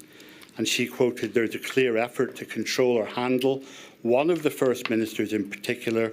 There's a fear of federalism, there's a fear of leaks, there is a perceived kind of venality or self-serving nature to the motives of the devolved administrations, and never a reflection that this might also be true for all actors." Is there any truth in her analysis? Some. Which bits? You've asked me to be concise. I'll try to be. Again, I have no desire to run down the clock, and if it would help the inquiry, I'm more than happy to come back at any point. But I think the key thing is, with the devolved administrations, we have different personalities and different parties represented. But I do believe that overall, and certainly it seems to be the case that the evidence from all the First Ministers attests to this, that generally the meetings were cordial, generally we made progress, generally there was an understanding of the importance of proceeding on a UK-wide basis. And I think that the frequency of conversations that I had with leaders of the devolved administrations, well over 100, attests to the fact that government as a whole took seriously the importance of coordination and consultation. Well, Professor Henderson quoted specifically a fear of federalism, a fear of leaks, a perceived kind of venality or self-serving nature to the devolved administrations. And you said that there was some truth to what she said. Which one of those four is there some truth to? Well, I think with respect to fear of federalism, the Prime Minister in his own evidence, former Prime Minister Mr Johnson, says that it was important to recognise that there was a difference, and there is a difference between the UK government's role and the role of the devolved administrations. But I think that while the Prime Minister was clear about that, the effective operation day-to-day and coordination of activity was good. Can we please have INQ 00091348 on screen, please? And while that's going up, Mr Gove, it's a readout of a call that you had on the 22nd of April with, amongst other people, the Secretaries of State for Scotland, Wales, Northern Ireland, and then they're described in the document as TOs. Yes. I think TOs, are they not, the Civil Service Departments, territorial offices for Scotland, Wales and Northern Ireland? Yes. So before we go to the readout itself, can you look at the email on the first page from someone in the Northern Ireland office, where on the second paragraph it was said that, quote, going into the meeting, there was a concern that the Cabinet Office, whose role you've told us about was to coordinate government policy, were seeking to take ownership of DA handling and union strategy more widely. We'll clearly need to keep a close eye on this.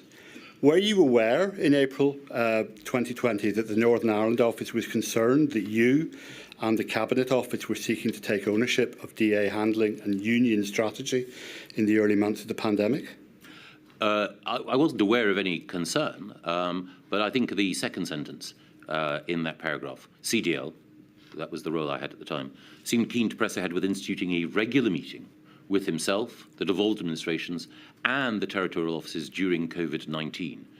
Again, under questioning from counsel to the inquiry, the point was made that Some felt there wasn't enough conversation. Yeah. I think that what this shows is that even though, of course, there was a spectrum of opinions, I personally was keen that we should involve the devolved administrations as closely as possible. So I think the short answer was yes, you were aware in general terms. Well, again, was aware that, of course, territorial officers wanted to make sure that they were fully involved in those conversations as well. But my intention was to ensure that both the territorial secretaries of state and the respective First and Deputy First Ministers were involved as well. So, again, my aim throughout was to have the maximum possible sharing of information and discussion. Well, let's have a look at the readout itself, if we may, Mr. Gove. We could see that you started the call by explaining that the reason for the call was effectively a stock take, and that whilst to date, that is April 20, the four nations had, quote, marched more or less together in response of COVID, you felt that there was a temptation for the DAs, and I quote, to jockey for position, e.g. on their sensitivity to health issues. You've touched on this earlier, but given your evidence that it was reasonable for the devolved governments to take decisions locally, why did you use the particular expression, jockey for position?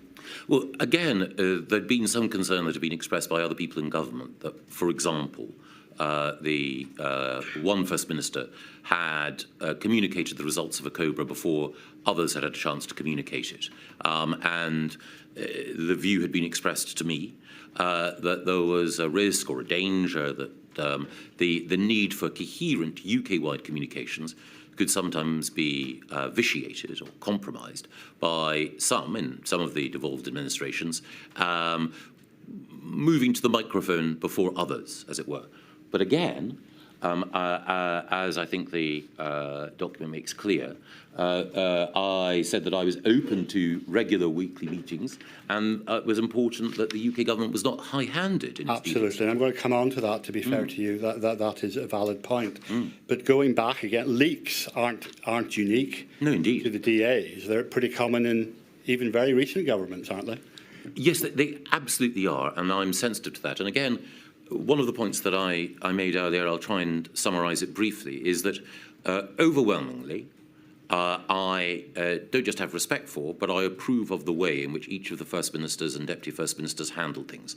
I don't want to criticise them, but there were occasions and moments when the political position, particularly of the Scottish Government, gave rise to concern and or suspicion that they may, while still obviously seeking to do the right thing, if there was an opportunity additionally to make a political point, that temptation was there. So, as I say, it was an issue that was real, but at the margins. Overall, I think the Scottish Government worked very well with the rest of us and did well in its own terms. So as you pointed out already, you then went on to say that you had a responsibility to make sure that the right policies to combat COVID are in place using the strengths and resources, and you were fairly open to the suggestion from Mark Drakeford for weekly meetings between the FMDAs because you didn't want the UK to seem high-handed. If you look down the page, would you, to see the contributions of the Secretaries of State for Scotland, Northern Ireland and Wales, do you agree that they were rather less concerned with any appearance of being high-handed and at best more cautious about such meetings? I think they completely understood my position. I think that they were accurately reflecting one or two of the concerns, not just that they, that other colleagues had had. So, again, the Secretary of State for Northern Ireland fairly made the point, which I briefly alluded to earlier, that First Ministers were sometimes privy to decision-making and involved in decision-making before other cabinet ministers. And again, there was a balance to be struck, but they were reflecting that concern. But I think that it was in the context of a thoughtful and reflective conversation on the pros and cons of particular types of engagement. Now, Professor Henderson's point was, I think, that structures were made because of concern about the individuals. You've spoken about concerns you had about the First Minister for Scotland. Can we go to the next page, please? And about 14 lines down, we can see that the Secretary of State alleges that the default position of the Sinn Féin DFM, Michelle O'Neill, will be to agree with the approach in the Republic of Ireland. Now, Mr Gove, you will know the group I represent consists of a broad church of people from within all traditions in Northern Ireland. But did it occur to you when Mr Lewis said this, that not only did he only name one side of the political divide within Northern Ireland, but that, as you said, there was much to be said. You've already said this in evidence for the response in the north of Ireland to take account of the approach in the south, given the common travel area and the open land border. Yes, and I don't think that either of those two things are mutually exclusive. So I think absolutely, whatever the political tradition or party of any member of the executive in Northern Ireland, all of them were aware of the nature of the common travel area, the nature of the island as a single epidemiological area, and the particular challenges that that raised. But I think it was fair and legitimate of the Northern Ireland Secretary to point out that it's in the nature of Sinn Féin as a distinct political party to approach issues with a set of particular assumptions. It's, again, I'm seeking not to criticise because, again, I appreciated the hard work that Michelle O'Neill and other Sinn Féin ministers put into dealing with the pandemic. I don't want to criticise them at all, but I do think that being aware of the political traditions from which people spring is helpful in recognising why some arguments may be made. So you agreed that at least some of Professor Henderson's point about structures being made for ad hominem reasons rather than best combat. Is this an example of such an ad hominem approach or not? Well, I would draw a distinction. I don't think it's ad hominem per se. I think it's recognising a structural, political or ideological factor. And again, without wanting to draw too broad an analogy, when other countries, Germany, for example, which is, of course, a fully federal system, had negotiations between the federal chancellery and the respective lender, one of the factors there was an acknowledgement that certain parties would come at these questions from a particular position. So an SPD-led minister-president would take a different view from a CSU minister-president. In Germany? In Germany. And it may not be ad hominem per se, but it's ad hominem in effect, isn't it? No, I don't believe so, because, again, I think that it's not a reflection on any individual or their qualities. As I say, I think that, in my experience, everyone whom I encountered with executive responsibility from the DAs behaved with the public interest first and foremost, but it's difficult for politicians, elected politicians, to set aside completely the perspectives, sometimes unconscious biases that they bring to the table. Mr Wilcock, I'm afraid you're getting very close.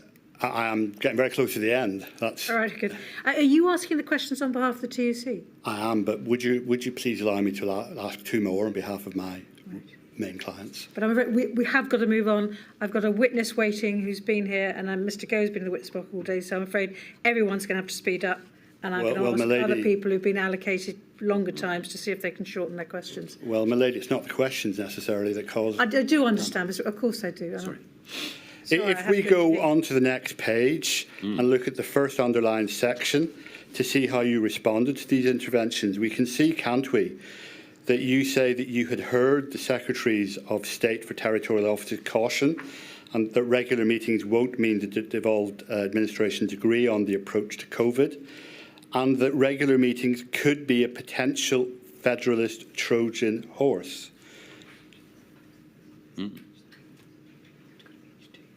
Yes, and I think that that was reflecting the concerns that have been expressed by others. Absolutely. So my question really is this. Given your initial openness to regular meetings as a way of making sure the right policies to respond to COVID were put in place, wasn't this fear of federalism another example of Professor Henderson's description of a desire to structure government for ad hominem reasons? No, I don't believe so. It was the case that, as I say, other colleagues expressed their concerns, and I was reflecting in the readout, the the nature of the concerns, but they didn't impede the regular conversations we had, and also the evidence, I think, from all of the First Ministers and Deputy First Ministers, while occasionally expressing frustrations, does converge on the point, and they all, of course, come from different parties, that broadly there was a good level of cooperation and collaboration. And indeed, I think Professor Henderson makes the point that there are positive lessons in the UK experience in her conclusions. Finally, if we look at the second underlined section, can you see that you conclude this meeting with an observation about there being a fair point about handling the DAs and a suggestion that officials could be involved in any meetings to diffuse tensions and that you would not commit to the weekly meetings that you'd initially been fairly open to? Did that non-committal coincide with what you told us this afternoon with a diminution of access between the devolved administrations and the political level of the UK government? I think there were two things. I think you probably answer this yes or no. One of the reasons why there was a diminution in contact was because as we moved out of the first lockdown over the summer, there was less of a need to have the intensity of meetings that we'd had beforehand. So it wasn't a policy decision driven by a desire to speak to the DAs less. It was partly because throughout the summer, as we were coming out of lockdown, the need for the tempo of meetings across all governments diminished. But whatever the desire, it coincided with that diminution. Yes or no? It did, but coincidence and correlation is not causation in every case. Indeed, understood. They're all the questions I wish to ask you on behalf of the Northern Ireland families. Thank you. I've also been asked to ask you some questions on behalf of the TUC. And all of these questions relate to the financial support for self-isolation, test and trace support payment scheme. Now, on the 17th of September 2020, you sent a WhatsApp message to Rishi Sunak stating the following. Dear Rishi, so sorry to trouble. On the isolation support payment question, I support the overall idea strongly. I think the proposal to route money through LAs is a mistake, and I cannot accept any scheme that is not UK-wide. Can we talk? All very best, MG. And then Mr. Sunak responded, sure, please call. Why did you support the idea strongly? Because I believe that critical to contact tracing and critical to the effective management of the disease was making sure that there were appropriate isolation payments for all those who needed to self-isolate, particularly, obviously, those who were at the lower end of the income spectrum. Is that your answer? Yes. Why did you think that the plan to route the money through local authorities was a mistake? Because I believe that it was a UK government responsibility.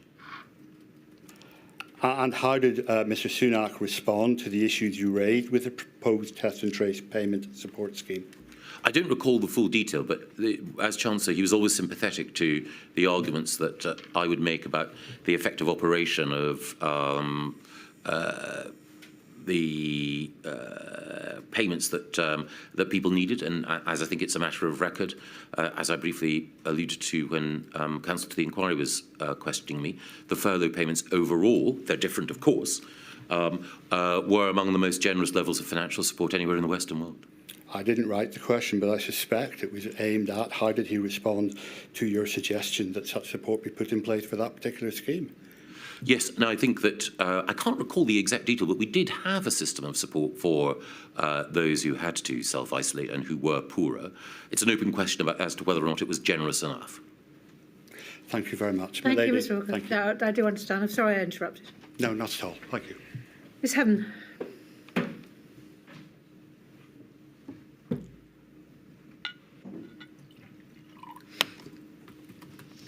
Good afternoon, Mr Gove. I represent the COVID-19 Bereaved Families for Justice Cymru, and I think you've heard the warnings about time, so I'll try and take it as quickly as I can.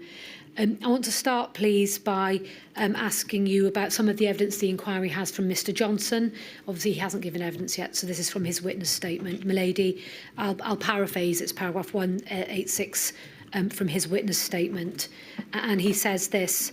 It was clear from my earliest experiences the DAs needed to be handled with care, given the powers they had to diverge. I wanted to reduce the risk of political point scoring. He then says, in his view, it was optically wrong in the first place for the UK Prime Minister to hold regular meetings with other DA First Ministers. So I'm just paraphrasing there. My question is this.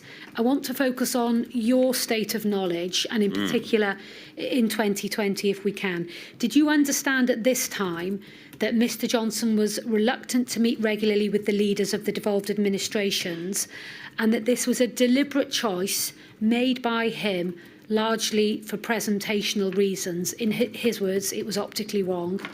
So were you aware at the time that that was his position? I think, in fairness to Mr Johnson, he goes on to explain in his witness statement that it was more than just optical or presentational. Practical as well, I think Yes. he says, yeah. But just focusing on the optical and the presentational, because that is a reason that he gives, were you aware at the time that that was one of the reasons why he didn't want to meet regularly with the First Ministers of the devolved administrations? It seemed to me that what the Prime Minister wanted to do was to divide responsibility in Labour appropriately. And as one of his ministers charged with a coordination function, it seemed natural and logical for me to take on this role. Let's move on then, because we have a limited time. I want to ask you just briefly then about Mr Drakeford's comments, because he's also given some comments in his supplemental witness statement, paragraph 16. I consider that Mr Johnson's comments at paragraph 186 of his statement that the DAs needed to be handled with care betrays a cast of mind.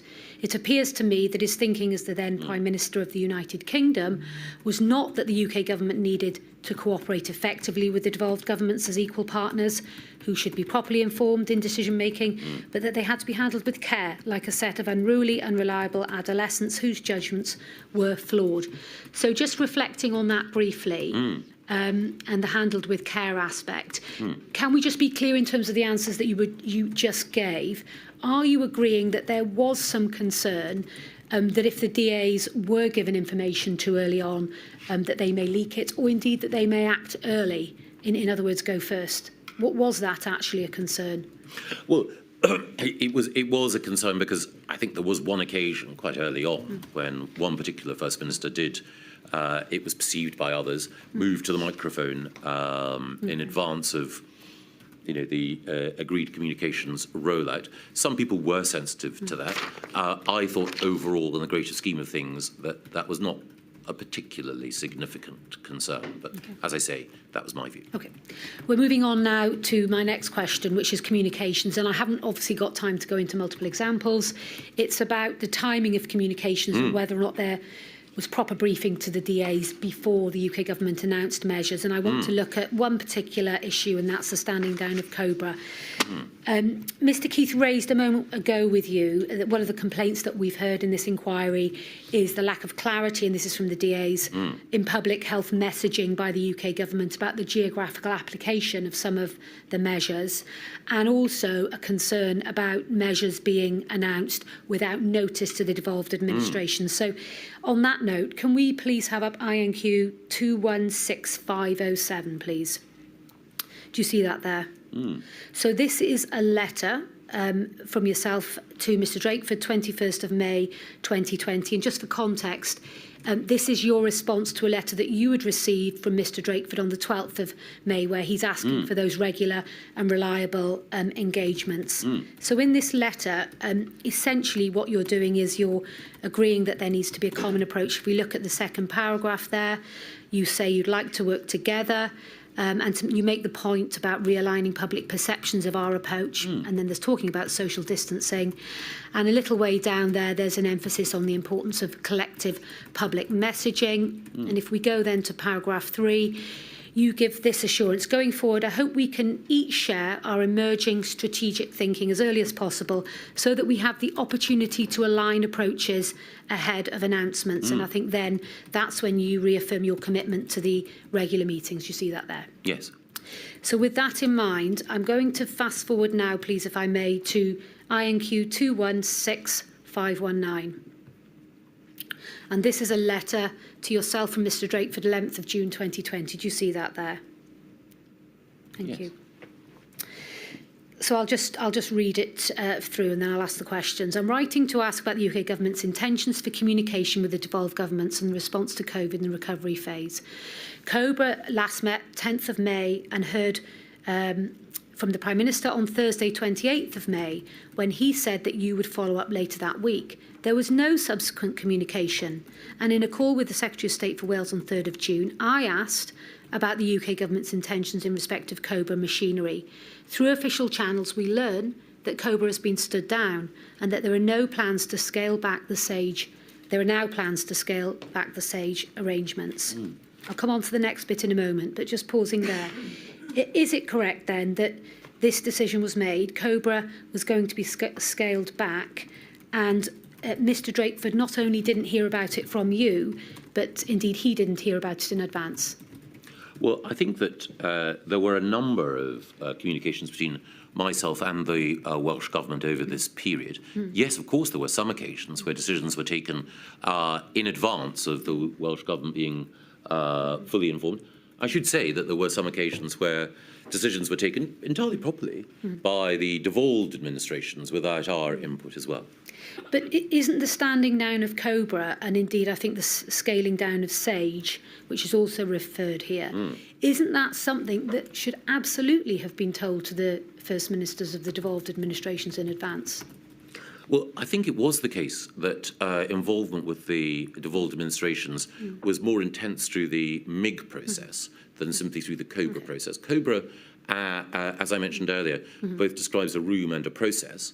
The key thing is whether it's Cobra, and indeed I think Mark himself says, to be clear, I'm not arguing the Cobra machinery should continue.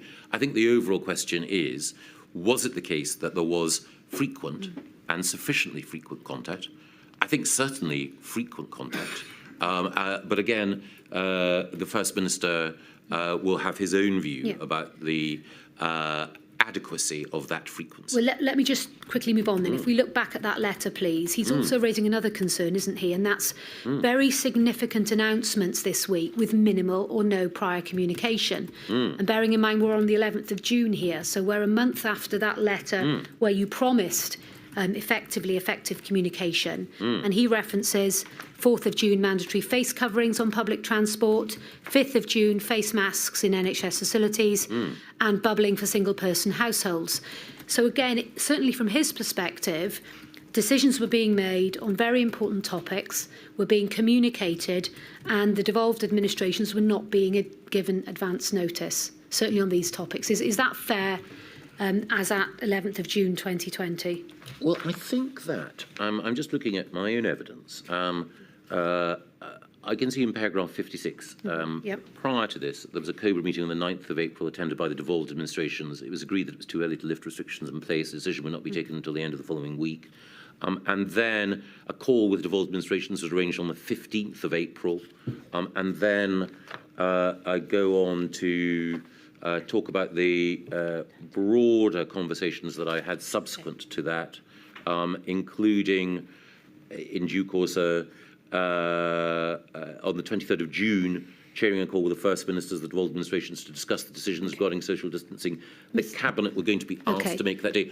All of these are examples of involvement, and in some cases, the devolved administrations knowing and being involved in decisions before others within. I appreciate there may be other examples, but the lady has the letter, so I think we'll very quickly move on, because I've got one final question. Yes, but my point is that while I do not deny that there were moments in the rhythm of our approach when the frequency of meetings with the devolved administration was not what it might be, overall, I think that there was a good frequency of meetings. Okay.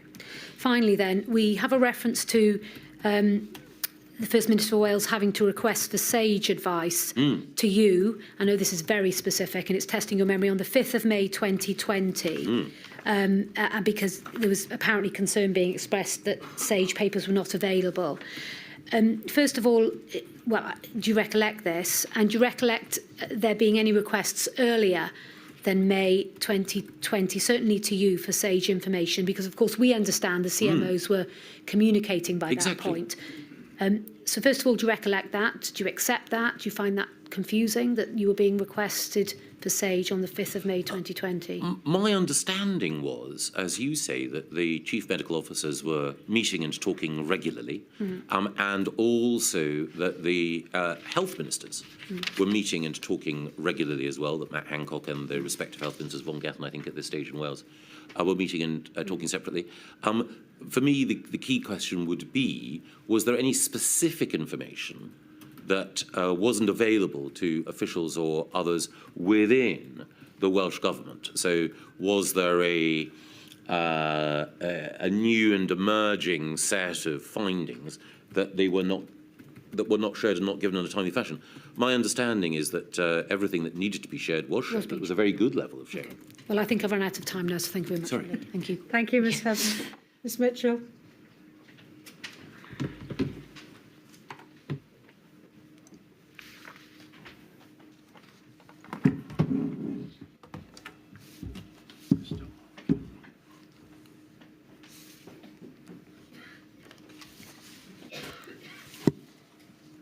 Mr Gove, I appear as instructed by Amar Anwar and Company on behalf of the Scottish COVID bereaved. I would like to take you back to a cabinet meeting on the 20th, in July 2020. Now, by this time, the first wave was over, the second wave was still to come. And this inquiry has heard evidence that there was no pandemic plan, about the dysfunctionality in those critical months before July, infighting, misogyny, failure to understand science, maths, graphs, dithering, trolleying, all resulting in a deadly delay before implementing lockdown. It's against the background of these 4 months into the pandemic that you present a paper at a meeting of the Cabinet on the 21st July 2020 called State of the Union. If I can have inquiry number 89054 up on screen, particularly paragraph 2. Do you recognise this document?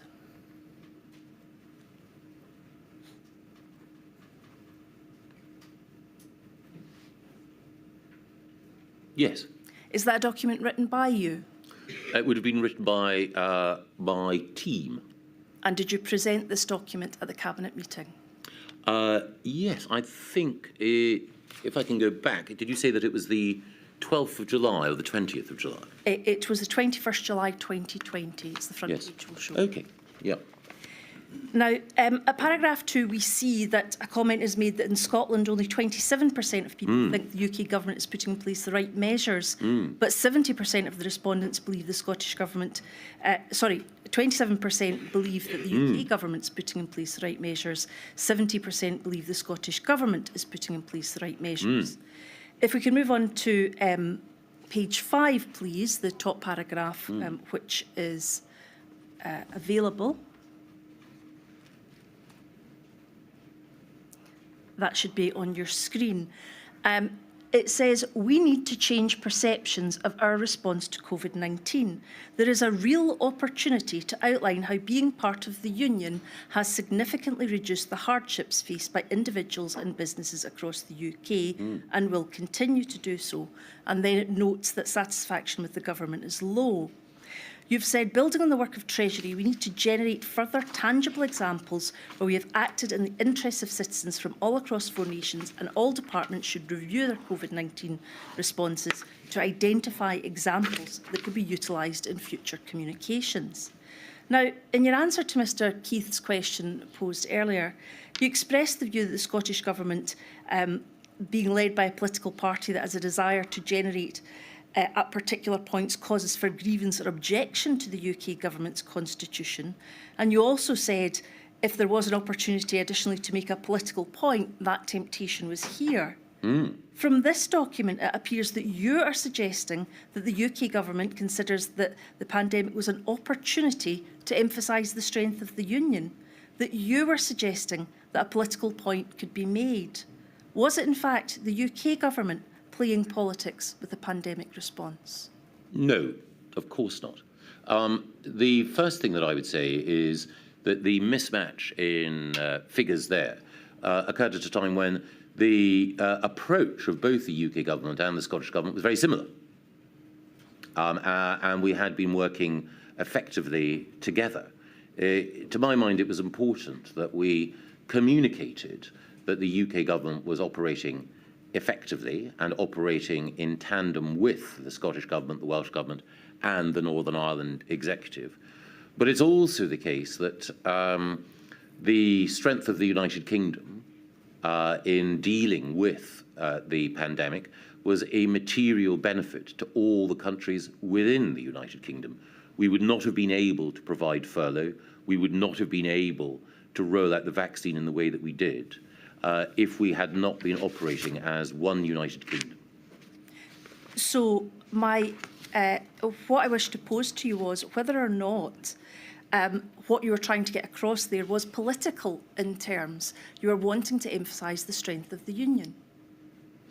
Well, I wanted to make sure that facts were clear. It is a fact that the furlough scheme was generous. It is a fact that the Barnett formula provides additional resources for other parts of the United Kingdom. It is a fact that we would not have been able to roll out the vaccine at the speed that we did without being part of the United Kingdom. And I think it is important at a time of strain that people have possession of the facts in order to be able to understand the situation in which we find ourselves. I see, and the document that's there before us, that's your way of doing that. Can I move on to question 2, please? The First Minister of Scotland was asked to express her opinion on your view that devolution arrangements didn't lend themselves to an obvious mechanism to bring the devolved administrations into the decision-making process. Now, we don't need her response up for speed of time, but what she says is she agrees there wasn't a pre-existing mechanism. However, she says the problem in her view was not the lack of the mechanism, but the difficulty the UK government had in treating the devolved administrations as equal partners. As long as they see, to quote the former Prime Minister, as optically wrong, they will not be prepared to deploy the flexibility necessary to make any mechanism work effectively. Now, this inquiry has heard evidence from those at the heart of government that Cobra meetings attended by the First Minister were Potemkin in nature, a charade carried out to give the impression that the Scottish Government were involved in the decision-making process, whilst decisions were taken elsewhere in secretive meetings. What I want to ask you is, firstly, do you agree that the UK Government had difficulty in treating Scotland as equal partners in the crisis? No. Did you show that by making decisions which were taken elsewhere and not within Cobra? No. Was the UK Government prepared to deploy the flexibility necessary to make the mechanisms work effectively? Yes.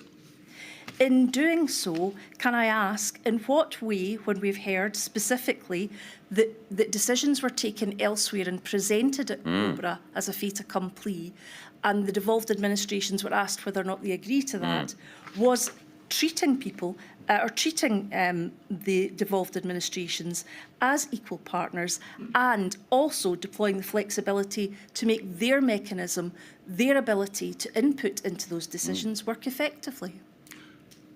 I'm sorry, could you repeat the question? Yes, certainly.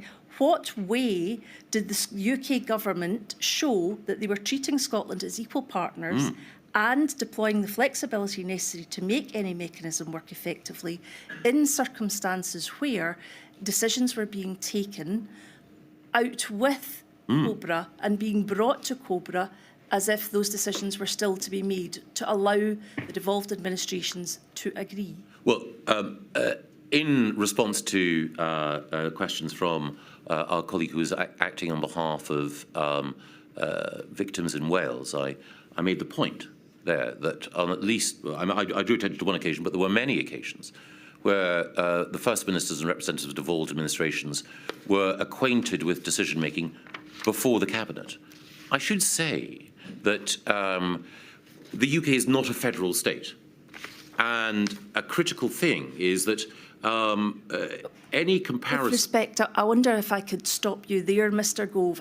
It's not the analysis that I'm looking for, just the response to the questions. I wish to move to my third... But with respect, your questions are prosecuting an argument you are making a series of points from an ideological point of view.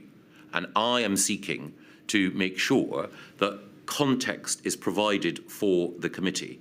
It is the case that, for example, quite properly, the Scottish Government and the Welsh Government would take decisions themselves within their cabinets. UK government ministers were not invited to be observers or participants in those discussions. Neither should we have been. But that is understood by the inquiry, Mr. Gove. It is important to appreciate the unique circumstances of the UK Constitution. Mr. And Gove. in those circumstances, as we've rehearsed earlier, flexibility is required and flexibility was shown. Mr. Gove, I'm moving on to my third question. You have highlighted, in your view, the importance of clarity in respect of the public health message.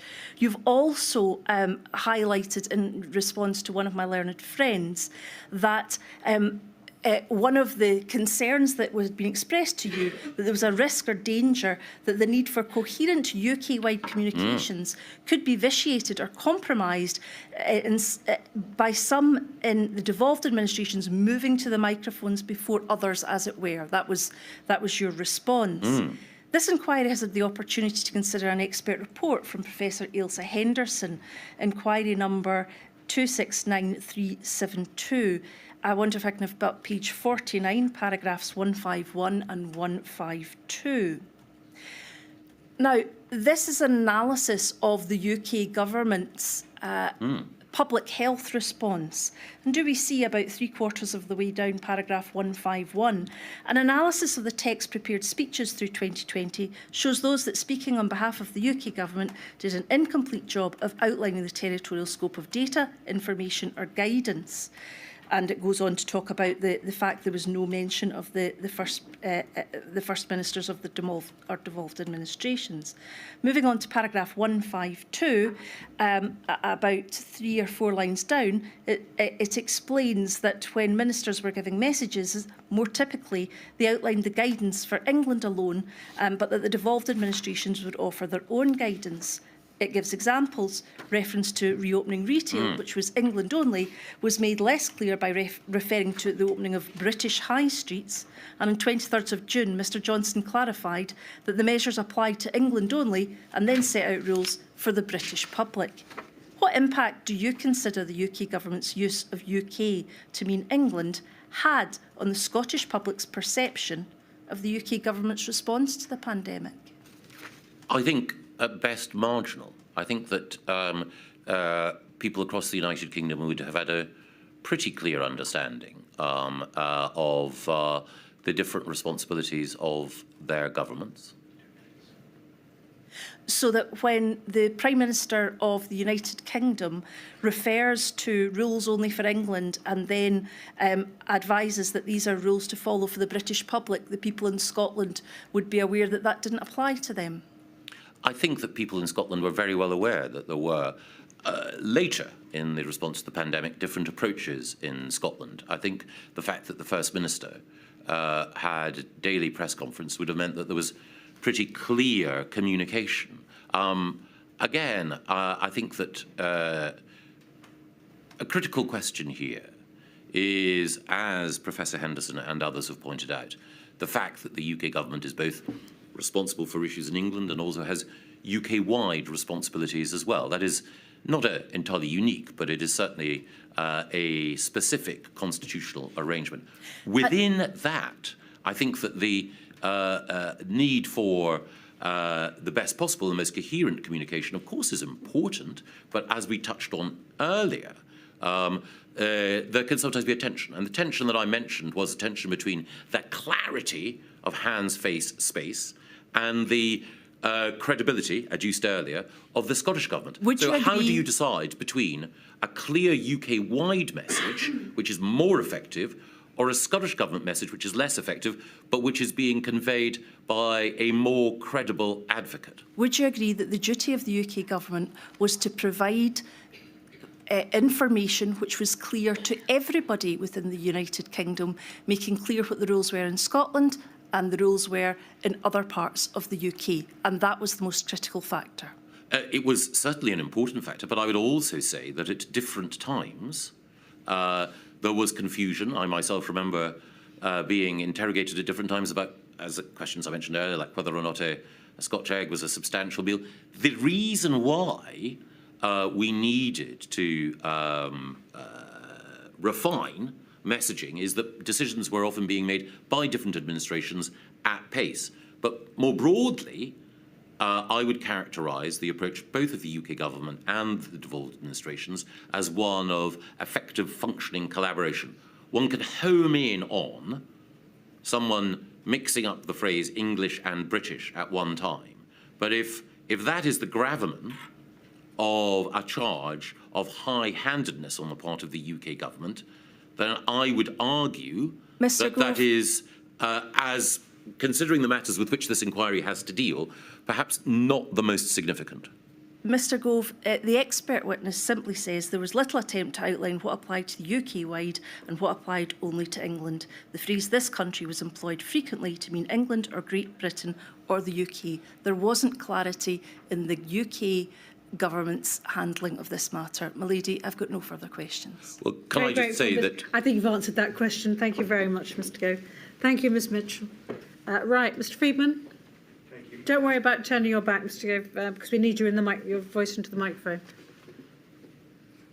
Thank you, my lady. Secretary of State, I act for 4 national disabled people's organisations. Can I ask you to look at inquiry document 83917, please? And it is an email from the COVID-19 task force to, amongst others, Emran Mian and Helen Dickinson, but it's copied to, and I'm going to summarise, departments like the Minister for Disabled People, people from the Equality Hub and Disability Unit, and backwater way down, Michael Gove, mailbox, private secretary. You see your address. I do. Yes. It's the 5th of November 2020, and just on the second page, under the heading Context, it reads, at the 29th of October meeting of COVID-0, the committee agreed to an ambitious package of measures to prevent transmission to and within groups that have been disproportionately impacted by COVID-19, focusing in particular on ethnic minority communities. The Prime Minister and the CDL also asked departments in slower time for a more ambitious package that can prevent disproportionate impacts from COVID-19 for people with disabilities. The question is, why did the COVID task force indicate to the key decision makers as of the 5th of November that the PM and CDL had acknowledged that the ambitious package for disabled people could be developed in a slower time, so that which had been developed and already agreed for other disproportionately affected people? I think counsel to the inquiry earlier drew attention to the fact that I'd written a letter chastising, if that's the right word, other government departments for not having risen to the challenge of doing everything possible for those groups. I think it would have been the case that we could have implemented or were implementing some of the measures that would mitigate the impact on ethnic minority communities because they were simply more ready to deliver.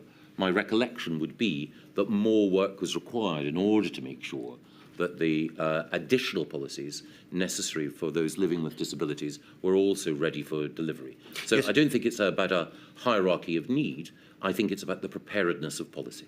Yes, so just on that letter, I don't need to bring it up, but it's the October 2020 letter, the terrible missed opportunity chastisement, where you told the chair this afternoon you wanted everybody to raise their game. Without going to it, we'll have it made public in due course. But in that letter, you also say you're deeply disappointed in departmental responses to date. Yes. And amongst other relevant facts, you draw their attention to the 59.2% of those who've died of COVID-19 have been disabled. And you also say time is running out to mitigate risks for the second wave. Yes. Given all those matters, why was it right as of the 5th of November to be then, albeit through the words of the COVID task force, tolerating a slower time for the more ambitious package for disabled people?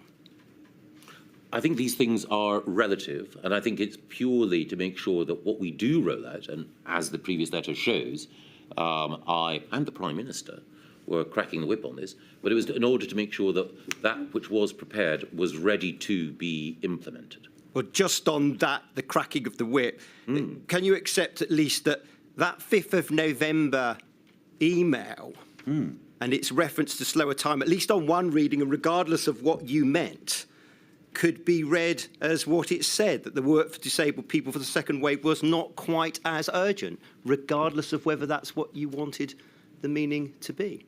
I think that could only have been inferred by people who were not involved in the decision-making or policy formulation process at that time. I think everyone would have recognised the stress that I and the Prime Minister were placing on making sure that disproportionately impacted groups received additional support and that policy was refined in order to help and support them. Thank you. Thank you, Mr. Friedman. Mr. Mannell. Good afternoon, Mr. Gove. I ask questions on behalf of a number of children's rights organisations. This morning, in answer to questions from Mr. Keith, you acknowledged that the government did not pay enough attention during the pandemic to the impact of some of its measures on children, particularly vulnerable children. Briefly, to which specific measures were you referring? I think it was the case that we did pay attention to them, but there was a trade-off. The specific concern that I had is, in order to reduce R below 1, we were advised that schools needed to close. And as we touched on earlier, the closing of schools would have a disproportionate impact on poorer children. And I was concerned, as indeed were ministers across government, about how we could mitigate those impacts.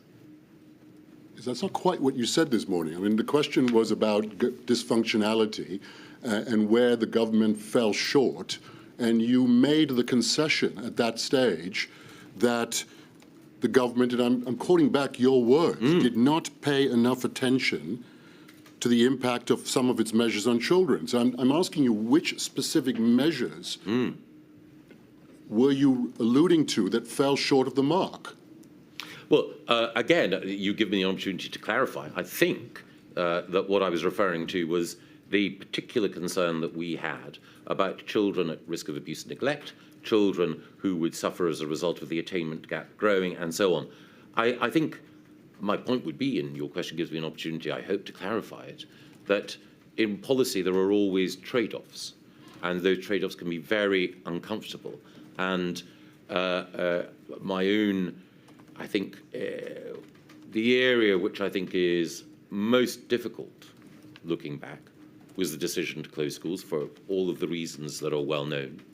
But it was felt that it was necessary, and I understand why it was necessary, in order to deal with a greater evil, which was the prospect of the NHS being overwhelmed, which of course would have had a terrible impact on the country and a disproportionate impact on the poorest. Thank you. Turning to an entirely different topic, was the then Secretary of State for Education involved in the key decision-making that impacted children during the pandemic, or was he, in effect, largely excluded? I think he was involved. In the actual making of decisions? Yes.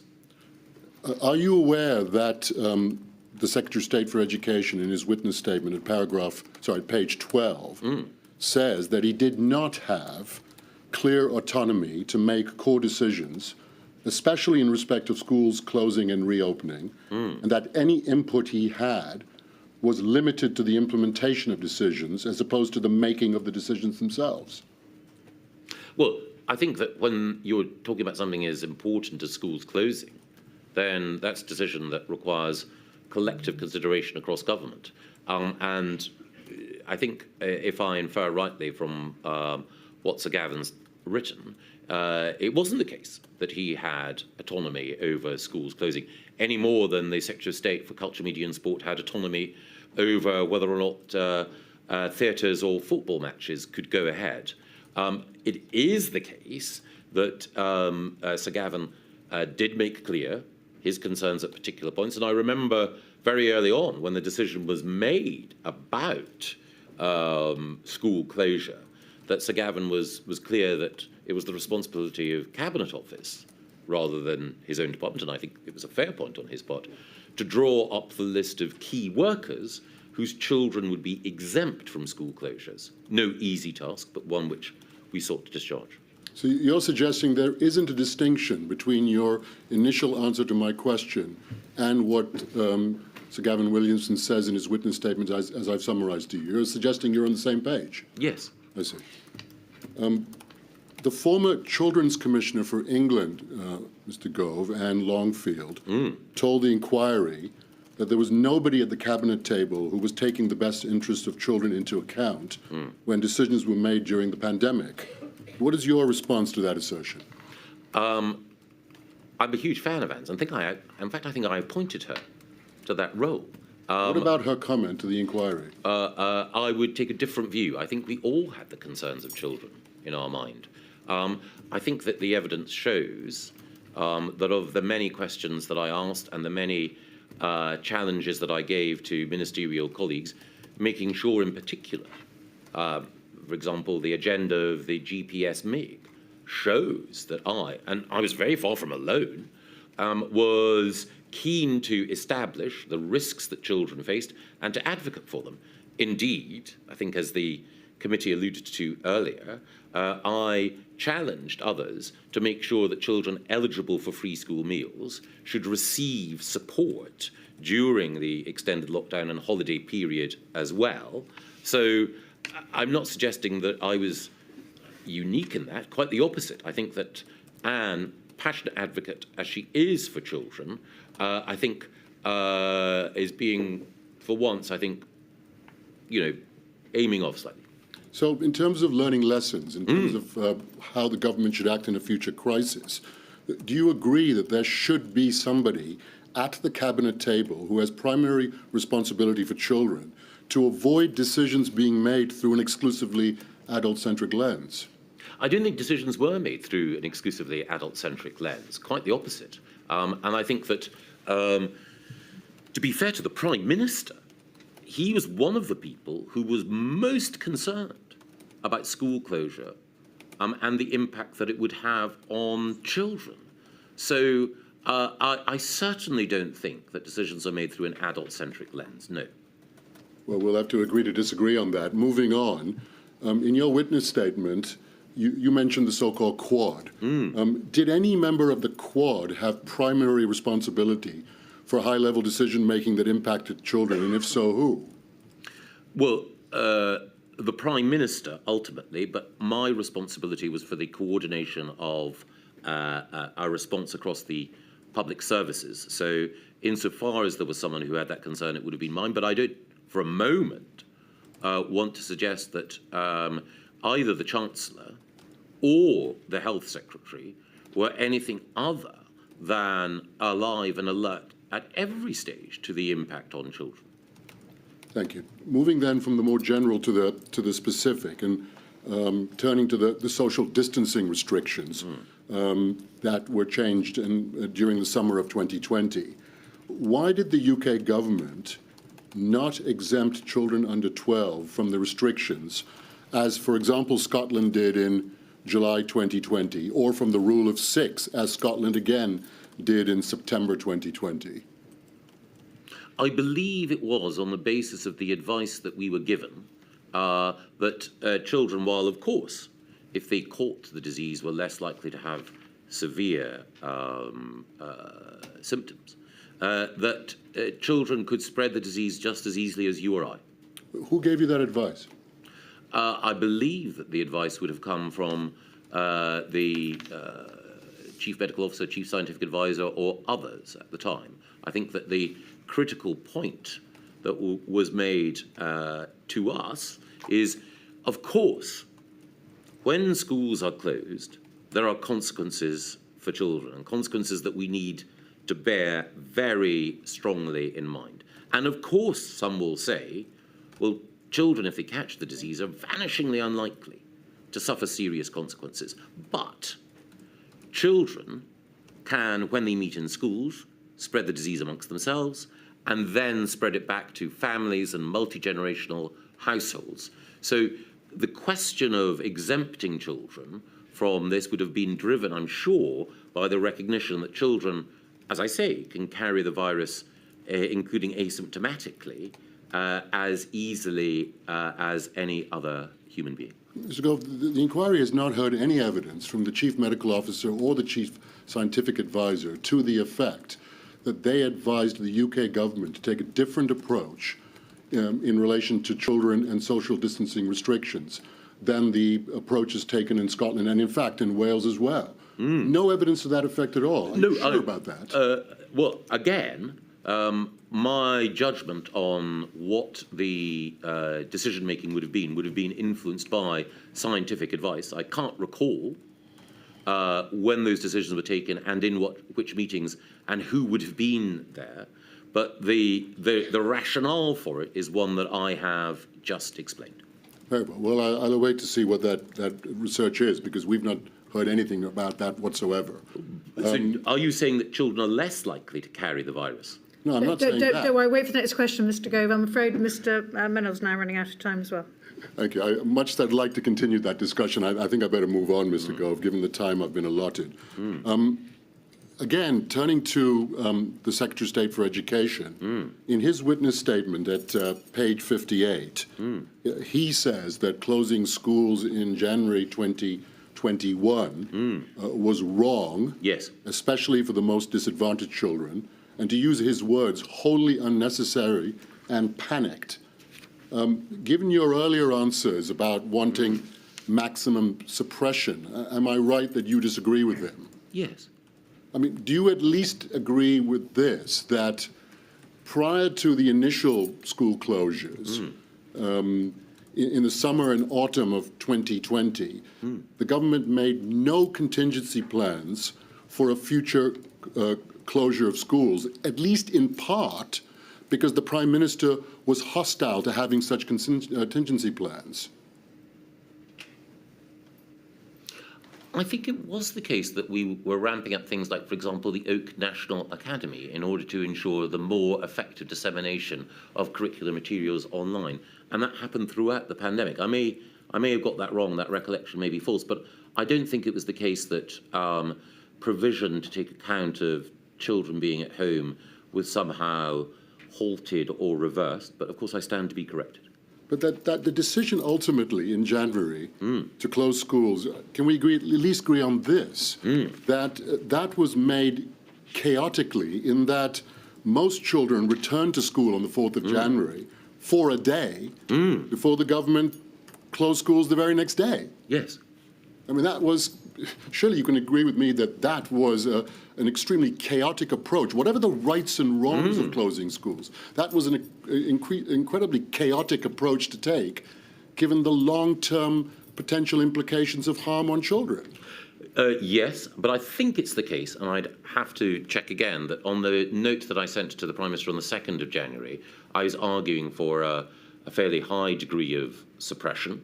And again, I think that one of the reasons why I made that point was that I was conscious that there were others who took a different view. Very well. Thank you, Mr. Gove. Perhaps that can be explored further in a later module. You two can keep your seminar for later. Yes, exactly. And I'm conscious I've used my time. So thank you very much. Thank you very much, Mr. Mennell. Does that complete the questioning, Mr. Keith? My lady, I'm very pleased to say that it does.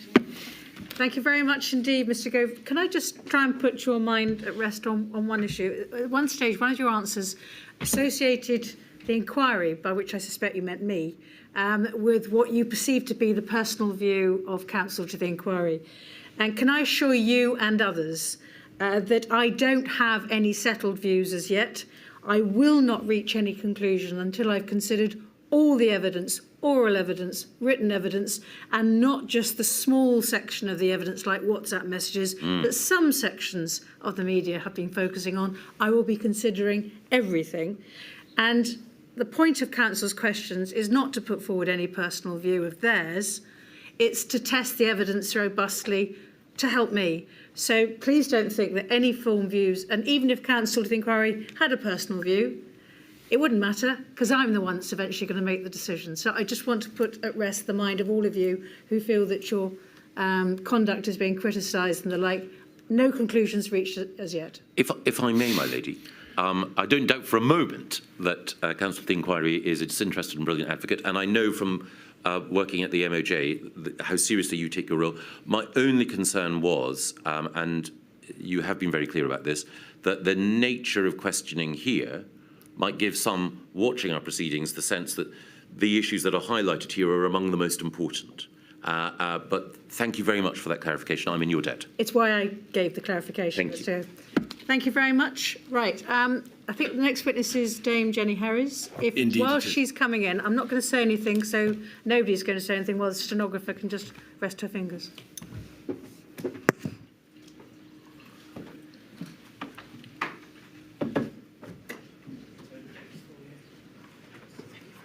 Thank you.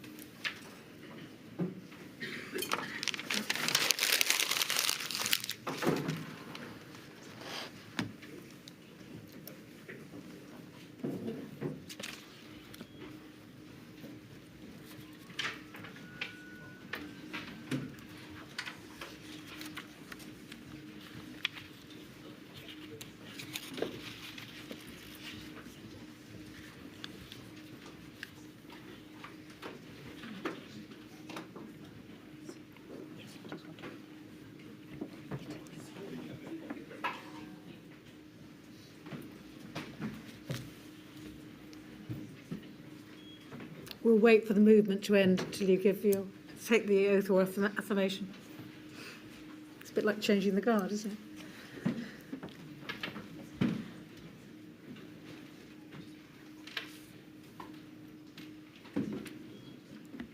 Right, if everybody's ready, Mr. O'Connor. Yes, please. I do solemnly, sincerely and truly declare and affirm that the evidence I shall give shall be the truth, the whole truth and nothing but the truth.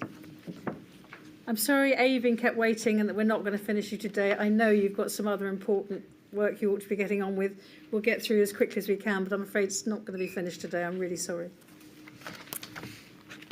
Could you give the inquiry your full name, please? Jennifer Margaret Harries. You are Professor Dame Jenny Harries. As with Professor Whitty and Professor Van Tam, I'm going to address you as Professor Harris, simply for brevity. Professor Harris, you have given evidence to the inquiry before. You attended and gave oral evidence in June of this year to Module 1, and at that stage, 2 of your witness statements were adduced.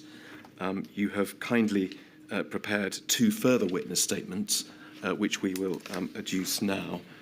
First of all, your third statement, dated the 22nd of August 2023. Professor Harris, this was a statement that was prepared in response to a letter sent, a Rule 9 request sent to the UKHSA, was it not? Yes. We'll come to hear about your role as Chief Executive of that organisation, but we need to make the point, don't we, that this is a so-called corporate statement. Yes. So it was prepared by you and others on behalf of the UKHSA. Yes. Nonetheless, it bears your name, and we don't need to go there, but at the end of the statement, you have signed it saying its contents are true. Is that correct? Yes. And then secondly, there is a final statement, again in your name, your fourth statement. This statement was prepared in response to a request made to you personally, was it Yes. not? And as we can see, it's dated the 3rd of October of this year. Again, it's signed by you with a statement indicating that you believe its contents to be true. That's correct. Thank you. When you gave evidence earlier this year, Professor Harris, you gave a relatively full description of your career, so I won't go back over the whole length of what has been a distinguished career. But in summary, it's right, isn't it, that you trained initially as a medical doctor, you then had further training, and you also held a series of posts in the field of public health medicine. Yes. Between 2013 and 2019, you were the regional director for the south of England at PHE. Yes. And at the end of that period, you, I think, had an additional role at PHE, that of deputy medical director. Yes. So your employment at Public Health England ended in 2019, and that was the moment where you appointed one of the Deputy Chief Medical Officers for England. And you held that role through until 2021, and therefore for the first period, at least, of the pandemic. Yes, that's correct. As one of the DCMOs, the other, of course, being Professor Van Tam, who the inquiry has already heard from, we heard a little from him about the split responsibility between the two posts. And tell me if I've got it right, that at least at the time in early 2020 that we will pick up the story, he was responsible for health protection, whereas you were responsible for, I think, what has been variously described as health improvement or health promotion. Yes, that's a fair description. We would obviously support each other, but that was my part of the portfolio, and therefore anything to do with health protection primarily would go to Professor Van Tam. And again, in headline terms, health protection does include thinking about infectious viruses. Yes. Whereas health improvement, will you tell us what did that Well, it's much focus more on? to do with supporting things like physical activity, good nutrition, those sorts of things, but also supporting areas of health service, evidence-based for interventions. Yeah. We'll obviously come to hear evidence from you about what you did, the activities you undertook, the advice you gave during the pandemic. Is it right that that fairly stark distinction between Professor Van Tam's responsibilities and yours collapsed to some extent once the pandemic was underway? Completely, and I would suggest probably from the end of January, actually. I came back from a very short bereavement period and was immediately into pandemic response and never really surfaced from it until I changed roles. Yeah. You mentioned changing roles, and it was in 2021 that you ceased being Deputy Chief Medical Officer. There's a little complexity around the detail of you changing your role, but again, tell me if I've got this right. You were appointed as Chief Executive of what was a new body, yes, the UKHSA, on the 1st of April 2021. That's correct. But that body wasn't yet fully operational. There was just me and the chair, so that was it. A long way from being fully operational. Exactly. It became fully operational on the 1st of October 2021. And at that date, it took over, first of all, certain of the responsibilities of Public Health England. Yes, mostly the health protection areas. Yes. My note suggests also some clinical and scientific areas, if that's a sensible distinction to draw. Yep. Separately, also in fact on that date, the UKHSA took over what was NHS Test and Trace. Yes. You had in fact been made head of that body earlier in the year in May, so there was a period of time where you were, as you say, the sort of titular head of the UKHSA without operational responsibility, and also head of NHS Test and Trace. But it all came together in October when both of those sort of separate elements became operational within the new UKHSA. Yes, and that's important because actually I had no formal control, for example, over parts, although we worked well together and we had formal risk handover. I was not the person responsible for Public Health England, so you may find in my evidence that I'm saying I was doing this or I was doing that. Until, well, you were never responsible for Public Health England. Until the 1st of October. I mean, clearly worked with public health colleagues and other people in Public Health England, but I didn't have any formal responsibility until the 1st of October. Correct. Well, it is complex, Professor, and as we go, of course, if there's a misunderstanding or we ask you about something at a time that you weren't responsible for it, you'll tell us. But just before we leave UKHSA, it follows from what we've been discussing that it's now been in existence for 2 years or so. Yes. In giving evidence to Module 1, I think you either said, or at least you agreed, with this description of UKHSA, a pandemic preparedness and response superbody which has a permanent standing capacity to prepare for, prevent and respond to infectious diseases and other threats to health. That's true. It has many other roles as well, and the scientific one is particularly important, relevant for pandemic preparedness, but actually relevant for response to all threats. And I know that this is one of the issues on your mind at the moment, but we have heard other witnesses talk about the certainty that there will be another pandemic sooner or later, and the intention is that the UKHSA will be at the forefront of the nation's response when that happens. Yes, and I think it is important that the work that we do on a daily basis, so there will be more than 10,000 public health incidents, so it may be infectious disease, it could be radiation, nuclear, extreme events.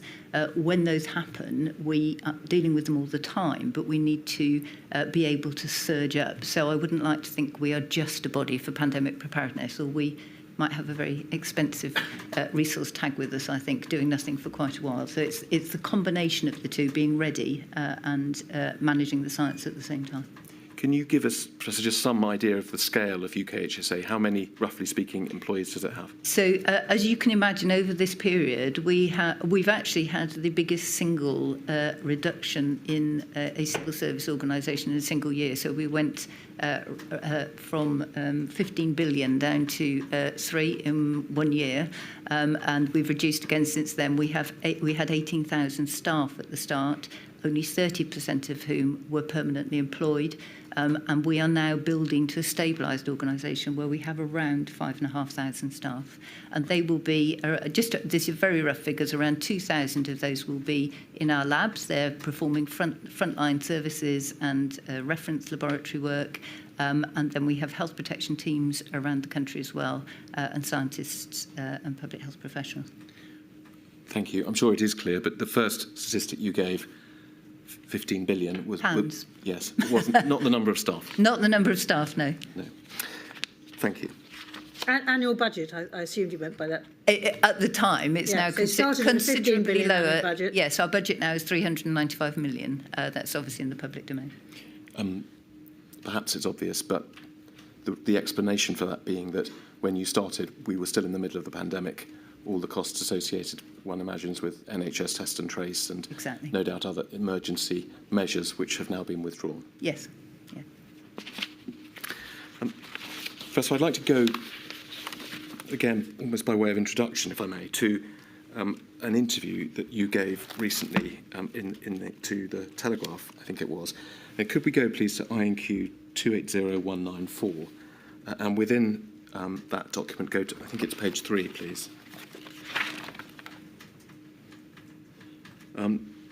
Part of this interview, Professor, you gave an indication of your reflections on the MPIs that were introduced during the COVID pandemic and how you saw their role in a possible future pandemic. And so I'd like to pick it up just the last full paragraph on that page.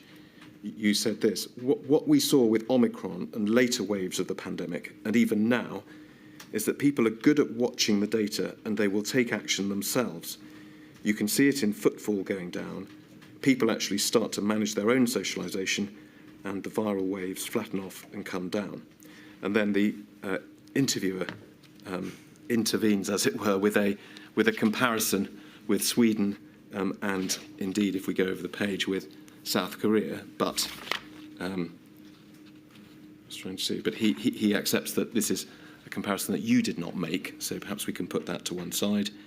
But then he records you as saying that the key is to be transparent about the risks and build trust with the public. And you said the more people trust the organisation to give them early, accurate, honest and straightforward information, then yes, the likelihood of us moving to extreme forms of transmission management reduce all the time, whether it be for coronavirus or anything else.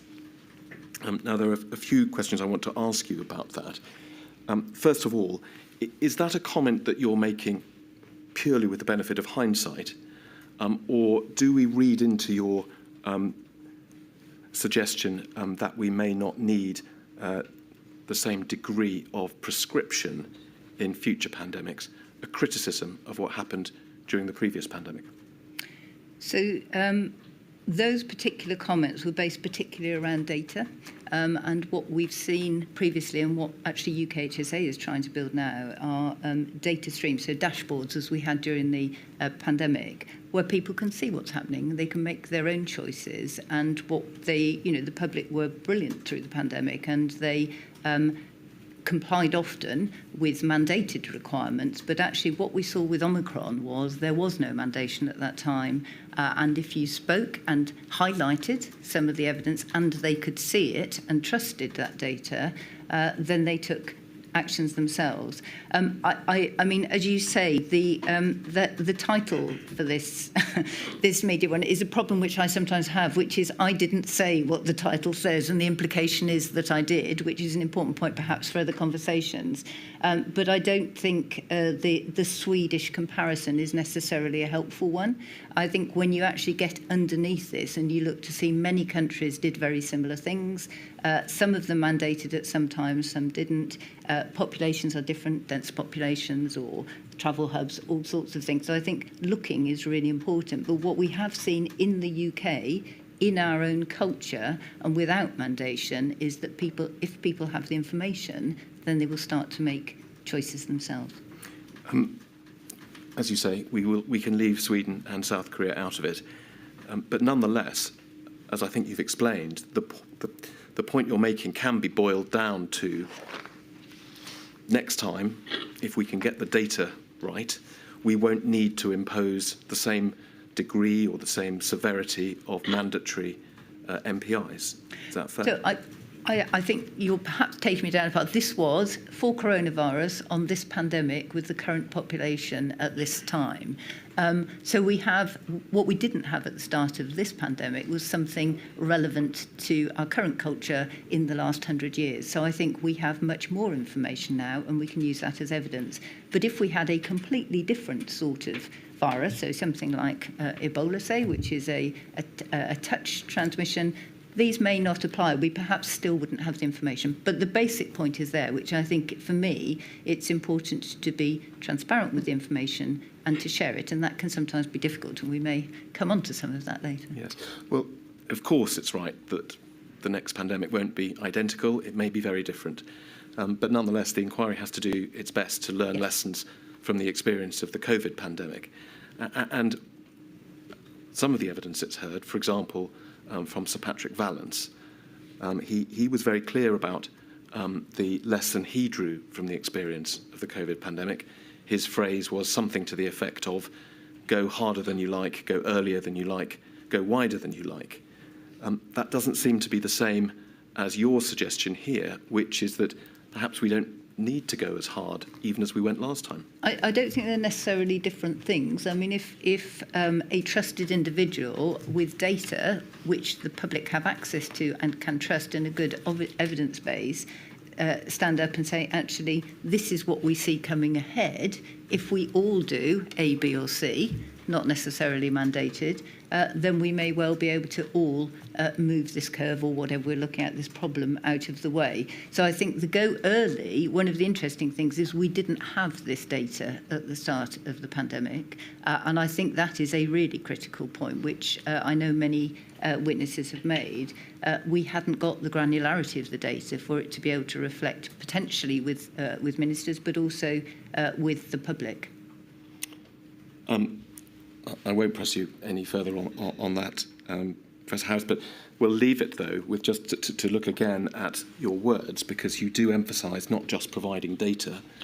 It's something a bit more than that, isn't it? It's establishing, in your words, a relationship based on accuracy, honesty and straightforwardness about the data with the public. Yes. Let me move to ask you, as you have inferred, a few questions about some of the public statements you made during the pandemic. And before we get to detail, most of the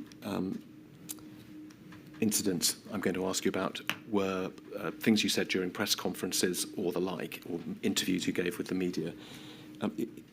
Was that a process you were familiar with in early 2020, or was it quite new to you? Definitely not to the extent that I became familiar. If you're dealing with public health incidents, one would normally be equipped to give a short press comment in relation to whatever incident you're handling, to do a media clip, something like that.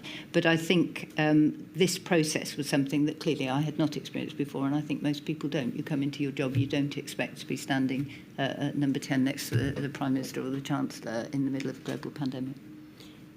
When you gave these interviews or spoke at these press conferences, you were doing so in your capacity as DCMO. In doing that, did you regard it as your role, for example, to defend government policy?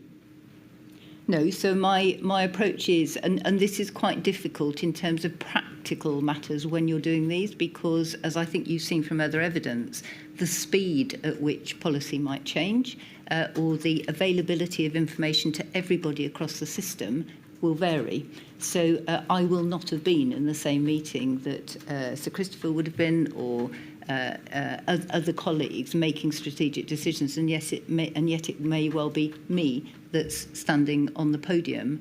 I think the other important thing is that, and I think many public don't realise this, when you were there, the way the press conferences were handled, there would be two, I think from memory, two video questions and then questions from the press. None of those would you have any content of before you stood up, so you could be asked anything. And I think going back to your original question, no, I wasn't. I was there as an advisor.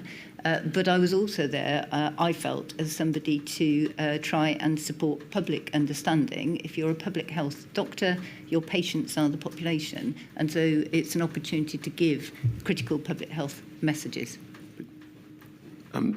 You said you were there as an advisor. Does that mean that you did have some, as it were, some duty to keep in line with the government policy, or were you entirely independent and you could say exactly what you thought? So I'm an independent advisor, as I think you've heard described from CMO and others, but I am nevertheless also a senior civil servant, and you have to keep those boundaries quite clear. But I think the point about the press conferences is often we will have given public health advice to decisions.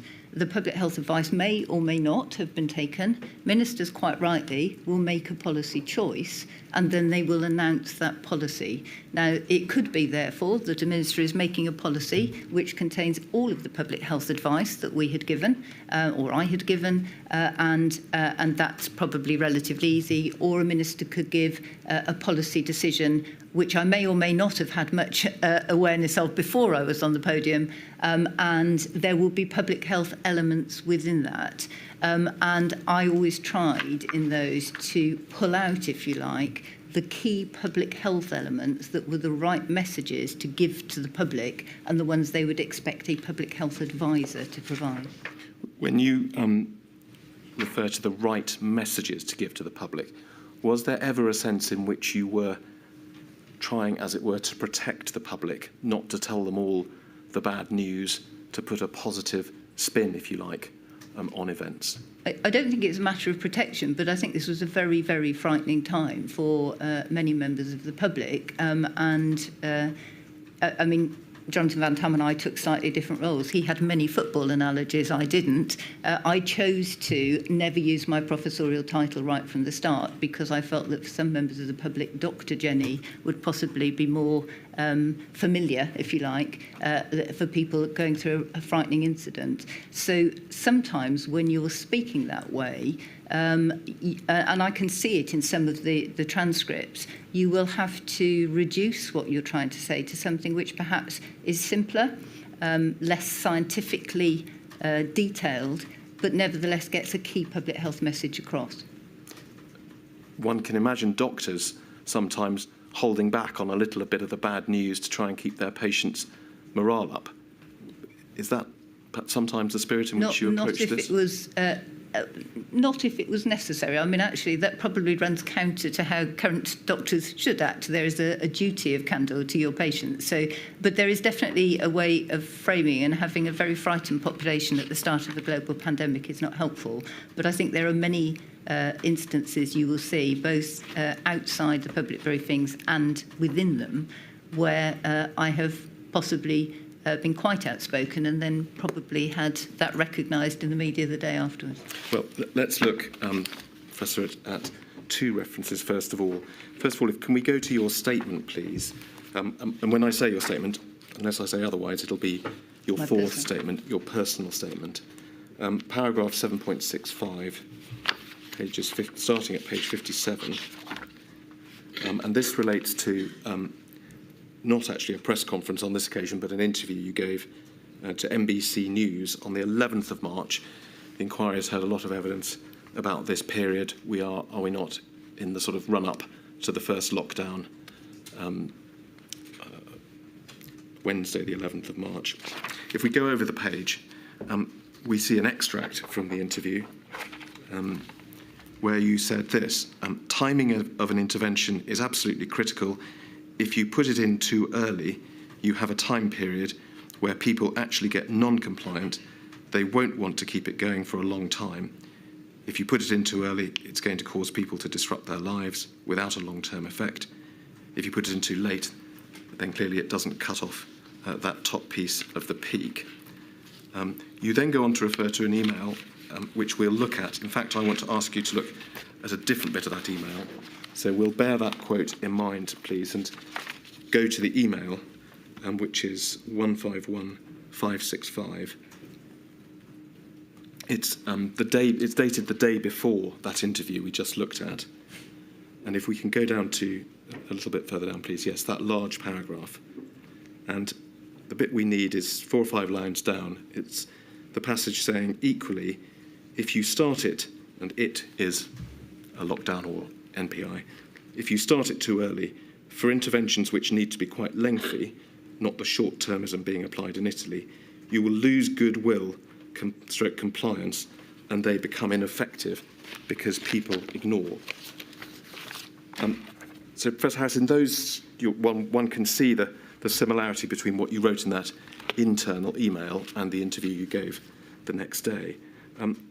But in both, what you were expressing was the idea of behavioural fatigue as an argument for delaying the imposition of MPIs, which is something that was being said publicly by Sir Chris Whitty at press conferences around that time. Do you agree with that? Although I don't say behavioural fatigue, so I would perhaps draw a distinction, because I realise one of the interesting things about the inquiry is that it forces or opens up all sorts of correspondence that I have never seen through the pandemic.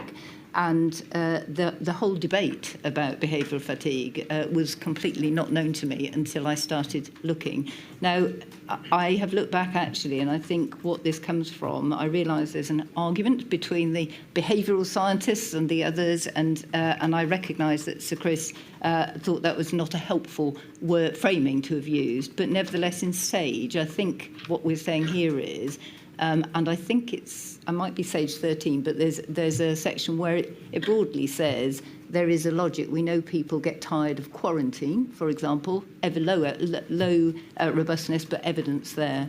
And there is a logic to the fact that if you're holding on to something over a long period of time, people may stop doing it. That's not quite the same as fatigue, and that point comes out in the next point that SAGE makes, and I think this is what I was trying to say here.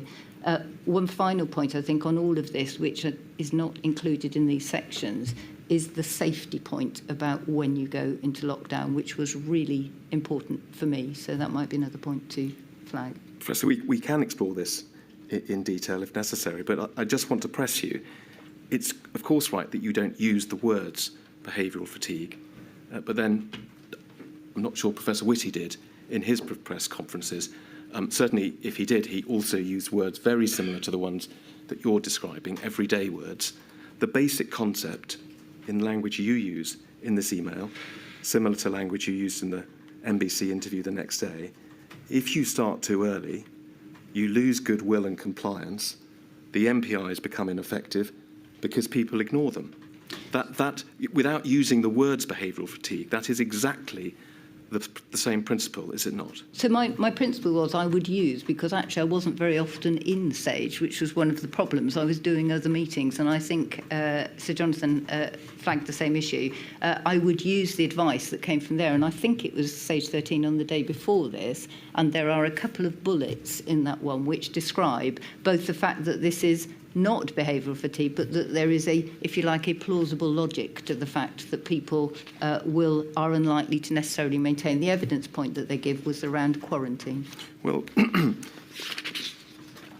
a day or two after this, Professor, SAGE did address this issue head on in light of Professor Whitty's comments. And if we can go to INQ 236391.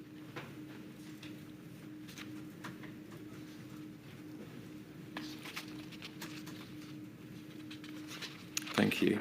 So we see at the top, this was SAGE 15 on the 13th of March, so that on the Friday at the end of that week, after your interview, after Professor Whitty had made his comments during the same period of time. And if we go to the third page of that document, Professor Whitty referred to this document when he was giving evidence last week. Picking it up at paragraph 28, there is some evidence that people find quarantining harder to comply with the longer it goes on.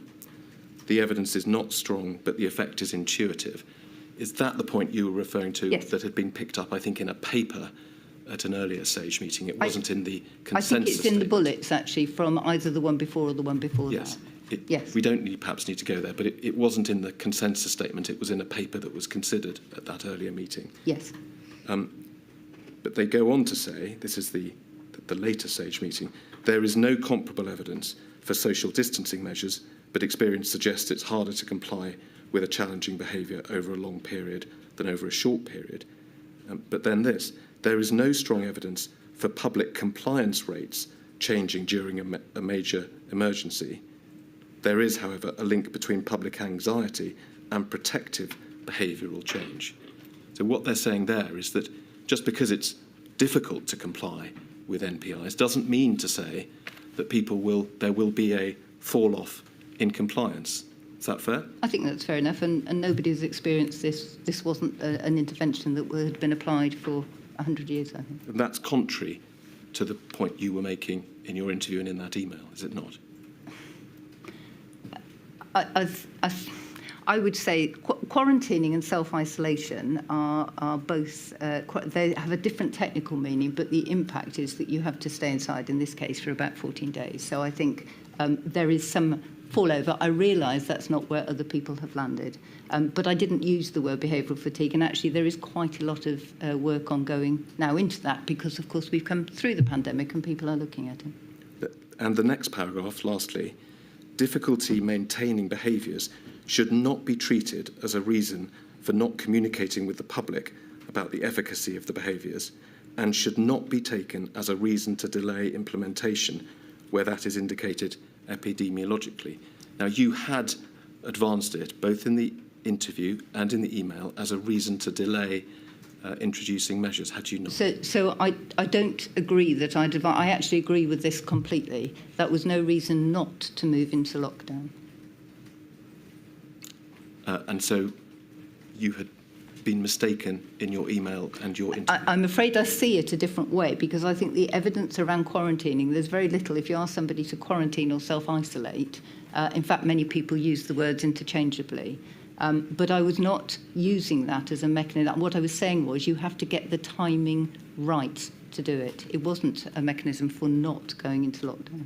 Well, getting the timing right is another way of saying, do you go at this point or that point? Do you delay or do you accelerate? But this was not the only factor in that. And in fact, I would say that the main factor, partly because of the work I was doing at the time of getting the timing right, was around protection for people who were going into lockdown, which I think was a major concern. Professor, when Professor Whitty gave evidence last week, he readily accepted that what he had said in public was really unhelpful, and he said it was really irrelevant, and this idea of behavioural fatigue was really irrelevant to discussions about the timing of a lockdown, and it had been unhelpful of him to link it to a lockdown. Why aren't you making the same concession? So it may be that actually I'm not seeing the information I've given, and maybe I need to go and look again and reflect. So the intention is not to use that as a mechanism for not going into lockdown. It is about recognising how people may be feeling about it. I'm sorry, you'll have to explain that. What? So if you're going into a lockdown at a particular time, people will have different emotions about that. There are safety issues, which I think were some of the main concerns that I had. But the knowledge of going into lockdown is not. I think we're talking here about people should have a good communication and various other things. So it's not. I don't think we're saying, or rather, I'm saying, it says here should not be treated for not communicating with the public about the efficacy of the behaviours. So you do need to communicate before you do that. You do need to communicate, and Yes. in your interview with the Telegraph, you emphasised the importance of accurate, honest, straightforward communication. But isn't the straightforward way of looking at your interviews at the time and this Sage minute that Sage were telling you that you'd got it wrong? And that's what Professor Whitty seemed to accept, but you don't seem to accept. I'm not trying to argue with it particularly. I am potentially seeing it a different way. It perhaps wasn't what was intended when I said it. So perhaps if I've miscommunicated it, then there is an opportunity for me to learn from that. Let me go on and ask you about a slightly different matter, but it does, in fact, involve us going back to that email that we looked at. So, well, in fact, before we do that, the point I want to come to is about comparisons that were made at around this time in March between, on the one hand, the UK and its state of preparedness, and on the other hand, things that were going on in Italy. And we'll come and look at that email. But before we do, there were two sort of strands of evidence that the inquiry has heard about reactions to events in Italy. First of all, we've looked at a page in the book that was written by Jeremy Farrar called Spike, and it's up on screen. And if we look at page 100 of that book, he says, his take on the scenes from Italy, he says the dire situation in northern Italy focused minds in the next Sage meeting on Tuesday, the 10th of March. So I think that was the day of the email that we looked at. He said he relayed chilling status reports from his contacts there. It was battlefield medicine deciding who to save and who to leave to die, doctors being traumatised. And then he makes this point. This wasn't China or Korea or any other country 5,000 miles away. This was a sophisticated, rich country on our doorstep, and the health service was collapsing. So he seems to be making the point that Italy was comparable to the UK, and yet they were having these terrible problems. I said two strands because we've also heard evidence from Helen McNamara that her memory of meetings in Downing Street at this time was one of a feeling that the Italians were overreacting, and to use her words, a breezy confidence that we would do better than others.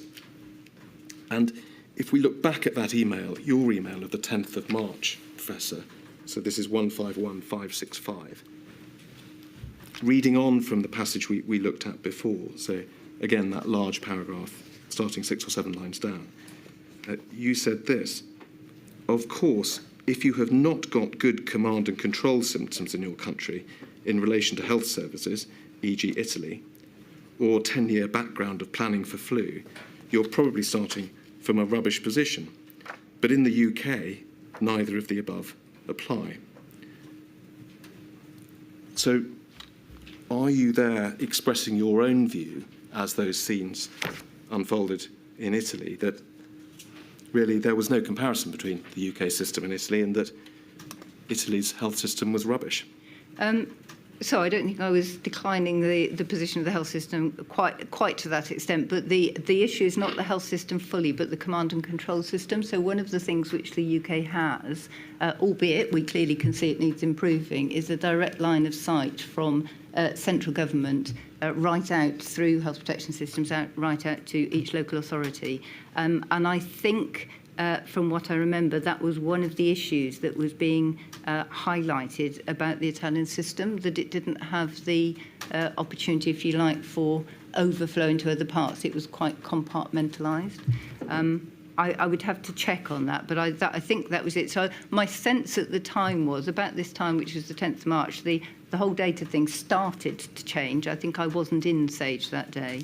As you say, the pictures which started to come from Italy looked fairly unbelievable, and people started to talk about, particularly I think with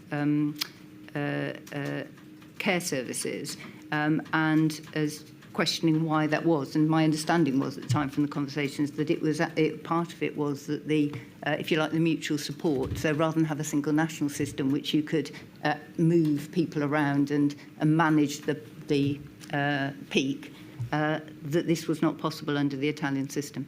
Do you think that what we might see here, your email on the 10th of March, might indicate that you were guilty of at least a degree of overconfidence at that stage? I think looking at this now, I mean, clearly we will learn with hindsight. I think probably I had read too much into the differentials of the health system and accounted for some of the problems, at least, that they were having from the way the system was organised, rather than the fact, actually, that the virus was going to be so problematic. And I think that's what I understood Jeremy Farrar was describing in his book as well. As it turned out, neither the UK's command and control systems nor our planning for flu served us very well, did they? No, along with many other countries. Let's go to a different document, please. This is INQ 274060. And this is an extract from a press conference you gave a week or so later on the 20th of March, and it relates to the PPE. And a question from Francis Elliott at the Times: can you update us with how we're doing with protective personal equipment? There's obviously something that is deeply concerning. The answer you gave: the country has a perfectly adequate supply of PPE at the moment. That encompasses quite a wide range of different gowns, masks, gloves, all sorts of things.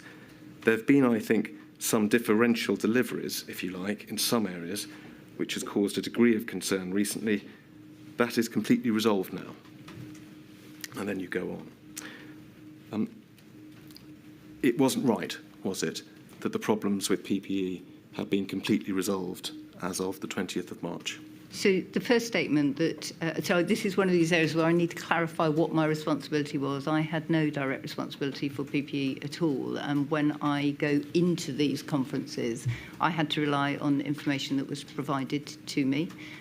So on this one, my understanding was, and I think that is actually still correct, that we did have a national supply of gowns, masks, gloves and things. The difficulty was I had been told that a new supply system for getting them around the country, so there wasn't differential distribution, was resolved, and that turned out to be not the case. And in fact, I apologised as soon as I could when I was next on the stand, which I think was probably not till about 10 days later, which is a relatively unusual thing to do from a political stand, but it was something I felt I needed to do. We've heard, Professor, detailed evidence that the problems with PPE not only were still going on at that time, but in fact in different ways and different types went on for months into the pandemic. For example, we've seen an email exchange involving Helen McNamara at around this time raising concerns about PPE for women, and that not having been taken up but then being pursued in number 10. We saw yesterday a letter from Sadiq Khan to Dominic Raab and Matt Hancock raising issues about supply chains of PPE on the 13th of April, so nearly a month after this. And right at the start of our hearings, we saw a letter from BAPIO, which described a survey they had done of their members with a very high rate of dissatisfaction with PPE, people being disciplined for complaining about PPE and so on. So it simply wasn't the case that there was no problem with PPE? There was no March? national shortage of PPE. That is factual and I think is there. There was a distribution issue around PPE, but I think the important point for me here is this is an operational issue which was not my responsibility at all, as were many areas which I would be asked about. So when I go onto that stand, I have to rely on the piece of information which somebody has given me. And that was why actually, when I went onto the stand, I think it was the 31st of March, and probably, I think, contrary to advice, apologised directly to the public and said I'd made an error. That was my understanding at the time, because it was entirely, I mean, it's important that if a piece of information is wrong, that you correct that piece of information, and that was the information I had been given. I have no operational responsibility for this at all. Let's move on, Professor, and look back at your statement, please, paragraph 7.54, page 54.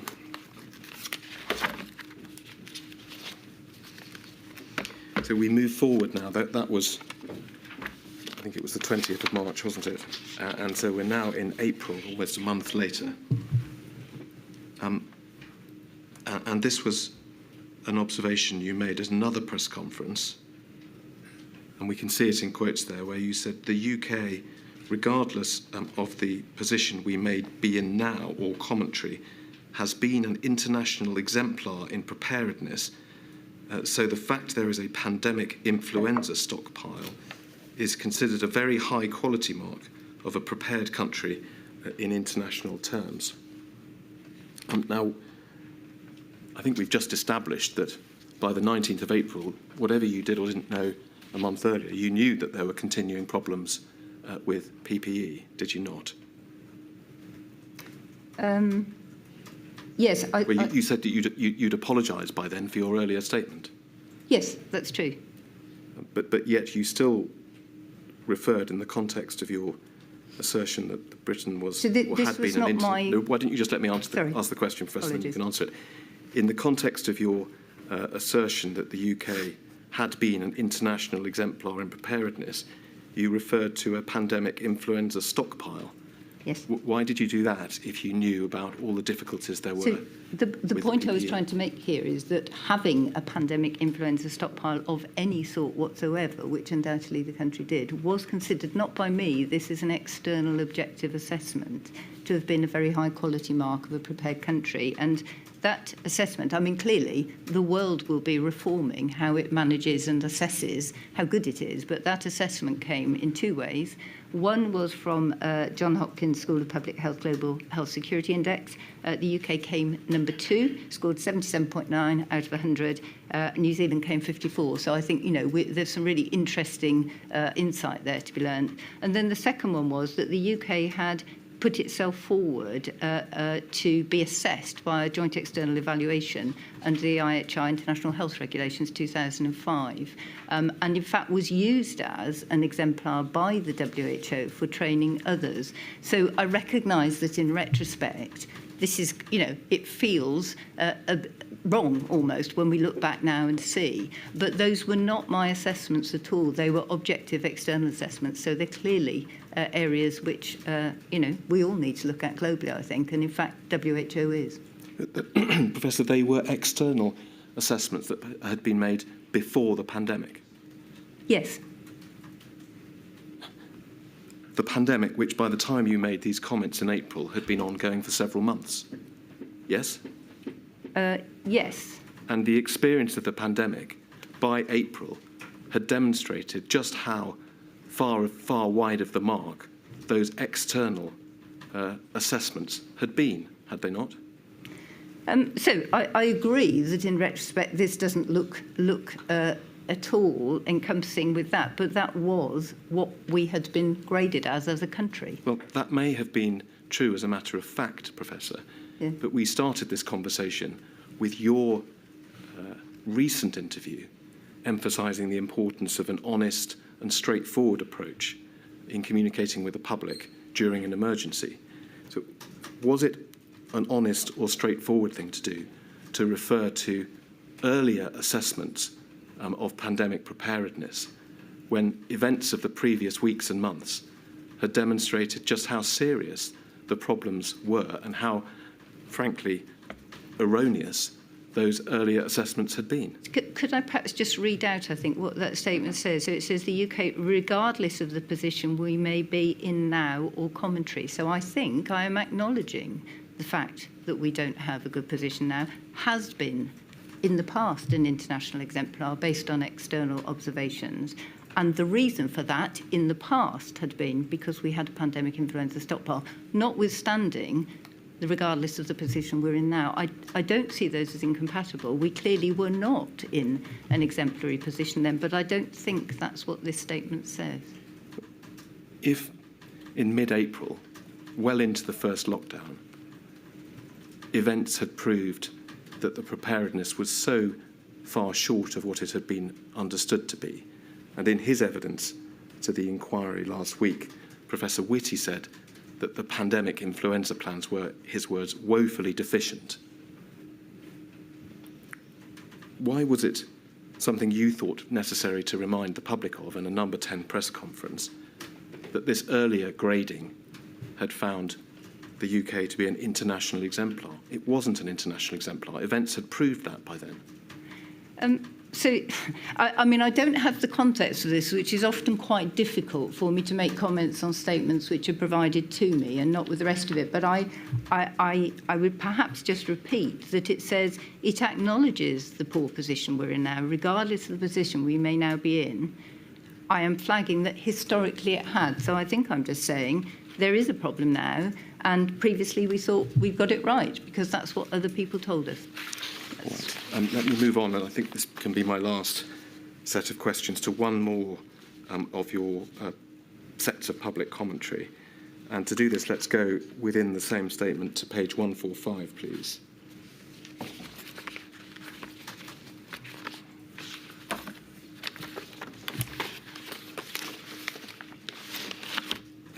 Now,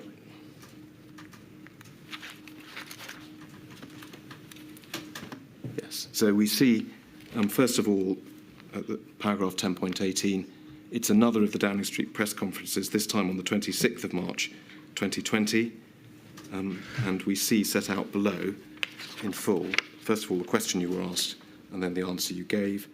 These were comments about testing, which, as with the other comments we've looked at, were the subject of debate at the time. The question then, I don't think we've ever really had a public explanation of why this country decided to stop testing people who were suffering with symptoms of coronavirus when certainly when the World Health Organization was advocating that as a policy, and many other Asian countries have done this with great success. And your answer, which I'll read out, I'm going to suggest perhaps falls in, you're making two broad points, and I'll pause after where I think you sort of end the first one, and we can talk about that before moving on to the second. But the first part of your answer then, you say, so I think I'm going to answer in two different sections. The first one about the WHO comment.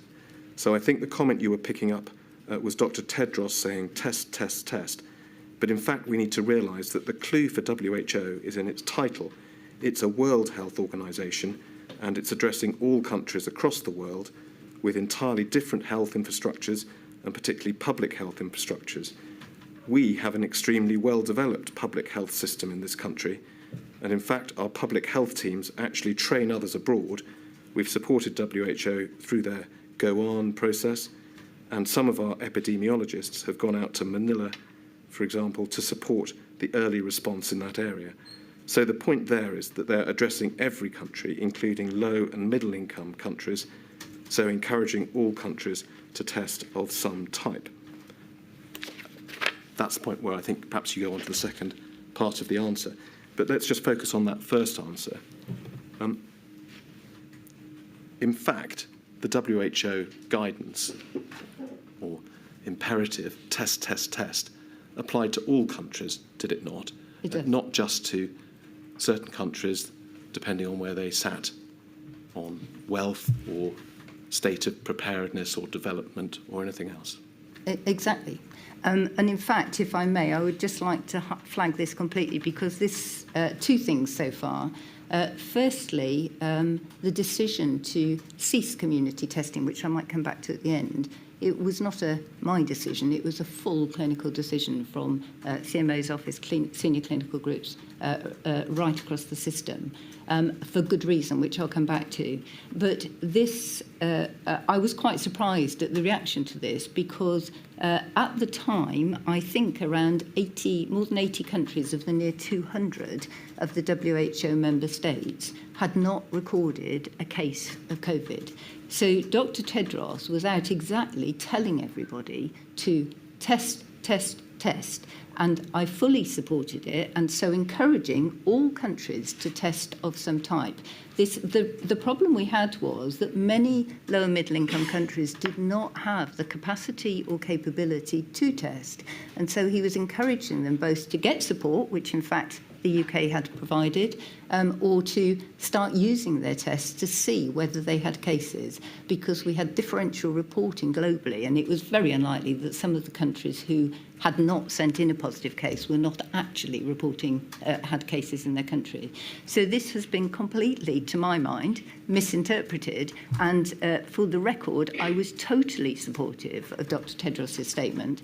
What we'll come on to in the next bit is, when you come to the UK, the problem we had was we had tested, and we had no tests left. And then you get on to so what were we doing? And in fact, in the next part of the statement, we prioritise the testing, and the prioritisation of the testing is exactly the same prioritisation as WHO put out in its statement 9 days later on the 21st of March.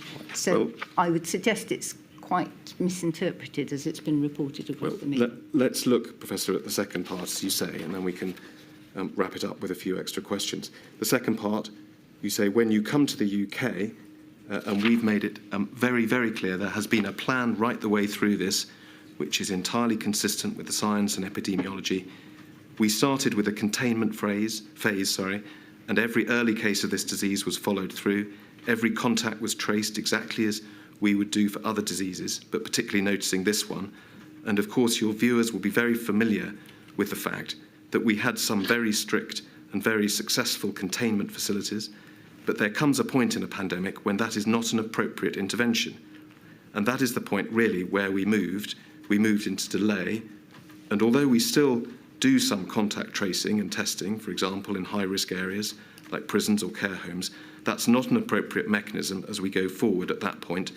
What we need to do is focus on the clinical management of the patients first and foremost, and then additionally, as I've said earlier, on our health and care staff and first responder staff. So obviously, if there was infinite testing facilities, and we're growing them at pace, and we will have them, then it moves to the public. But we need to be very careful about focusing where it's clinically most valuable. So, Professor, let me come back and ask you 2 or 3 questions. Firstly, if we can just remind ourselves, the question that you were asked was simply the question saying we've never had a public explanation of why testing has stopped. The simple answer to that question was, we've run out of tests. We don't have enough tests to test everyone anymore. We're going to prioritise healthcare and other sectors. Yes. That was the answer, wasn't it? Yes, exactly. It's exactly what WHO put in their guidance the next week. So, first of all, why did you think it appropriate, if that was the question, to start talking about the World Health Organization and suggesting that different rules apply to different countries depending on how rich they are? If I may, can I just go back? I wasn't, that's an interpretation. I was actually saying those low and middle income countries did not all have testing capacity, and we support them as an organisation. And I fully supported WHO testing. But at this point, we had no more tests. And then in the second part, I am speaking to the public at this point, so they will be getting quite frightened, seeing the pictures that you have alluded to, will be wanting to know that if their loved one goes into hospital, there will be a clinical test for them to diagnose. And if I may, because this is an important point, at this point, we had around 5,000 tests. They were prioritised into clinical treatment, and so everybody in hospitals, particularly in intensive care units, started to be tested. Now, if you look at the dates for this, the testing picked up a lot of cases, more cases than was anticipated in hospitals. And by this time, you could then start to extrapolate back what that might mean for community infection rates. And if you look at this, you'll find it's the same week that the changes in the numbers in Sage went up. So this was a high-level surveillance system, which then allowed us to, for the kind of, with more certainty than was there, I think, which then led to the alerts to ministers and an early lockdown. So I think if we had not done this, we would have gone into lockdown much later. Professor, we're talking about communication. Yes. And the way you communicated on that occasion. If the position was that testing had finished because you'd run out of tests, why did you say there comes a point in a pandemic where it's not an appropriate intervention? For two reasons. One, the one that I've just given, which is I wanted people to be assured that their loved ones would have tests in hospitals. This is, many people were listening to me directly. But secondly, you will have heard from many other people. So Professor Yvonne Doyle, who I know gave evidence recently, that said that there is a point where you no longer test and trace because the peak of the pandemic rises so quickly that it becomes unmanageable. So that point is an important one to signal to people that this is a change in how, and the how it's done will change. But you said yourself at the end of the answer, Yep. and as we know from history, testing is desirable if you've got the capacity. We know that NHS Test and Trace subsequently became an enormous organisation. Yes. You mentioned the billions of pounds that were spent on it. So the point is not it's not appropriate, it's that there weren't any tests. I think I've said both of those things here. It's not manageable either on the testing and contact tracing, which was the point Professor Doyle made, I think, last week or whenever she was here. Saying both things, Professor, is not a straightforward way of communicating with the public, is it? I will leave it at that. Yes, thank you. As will we all. Thank you. I'm sorry, as I say, we've got to come back. I know that you've got another issue that's been getting some publicity today, so I hope that doesn't build up into a major issue. 10 o'clock tomorrow. Thank you. Great.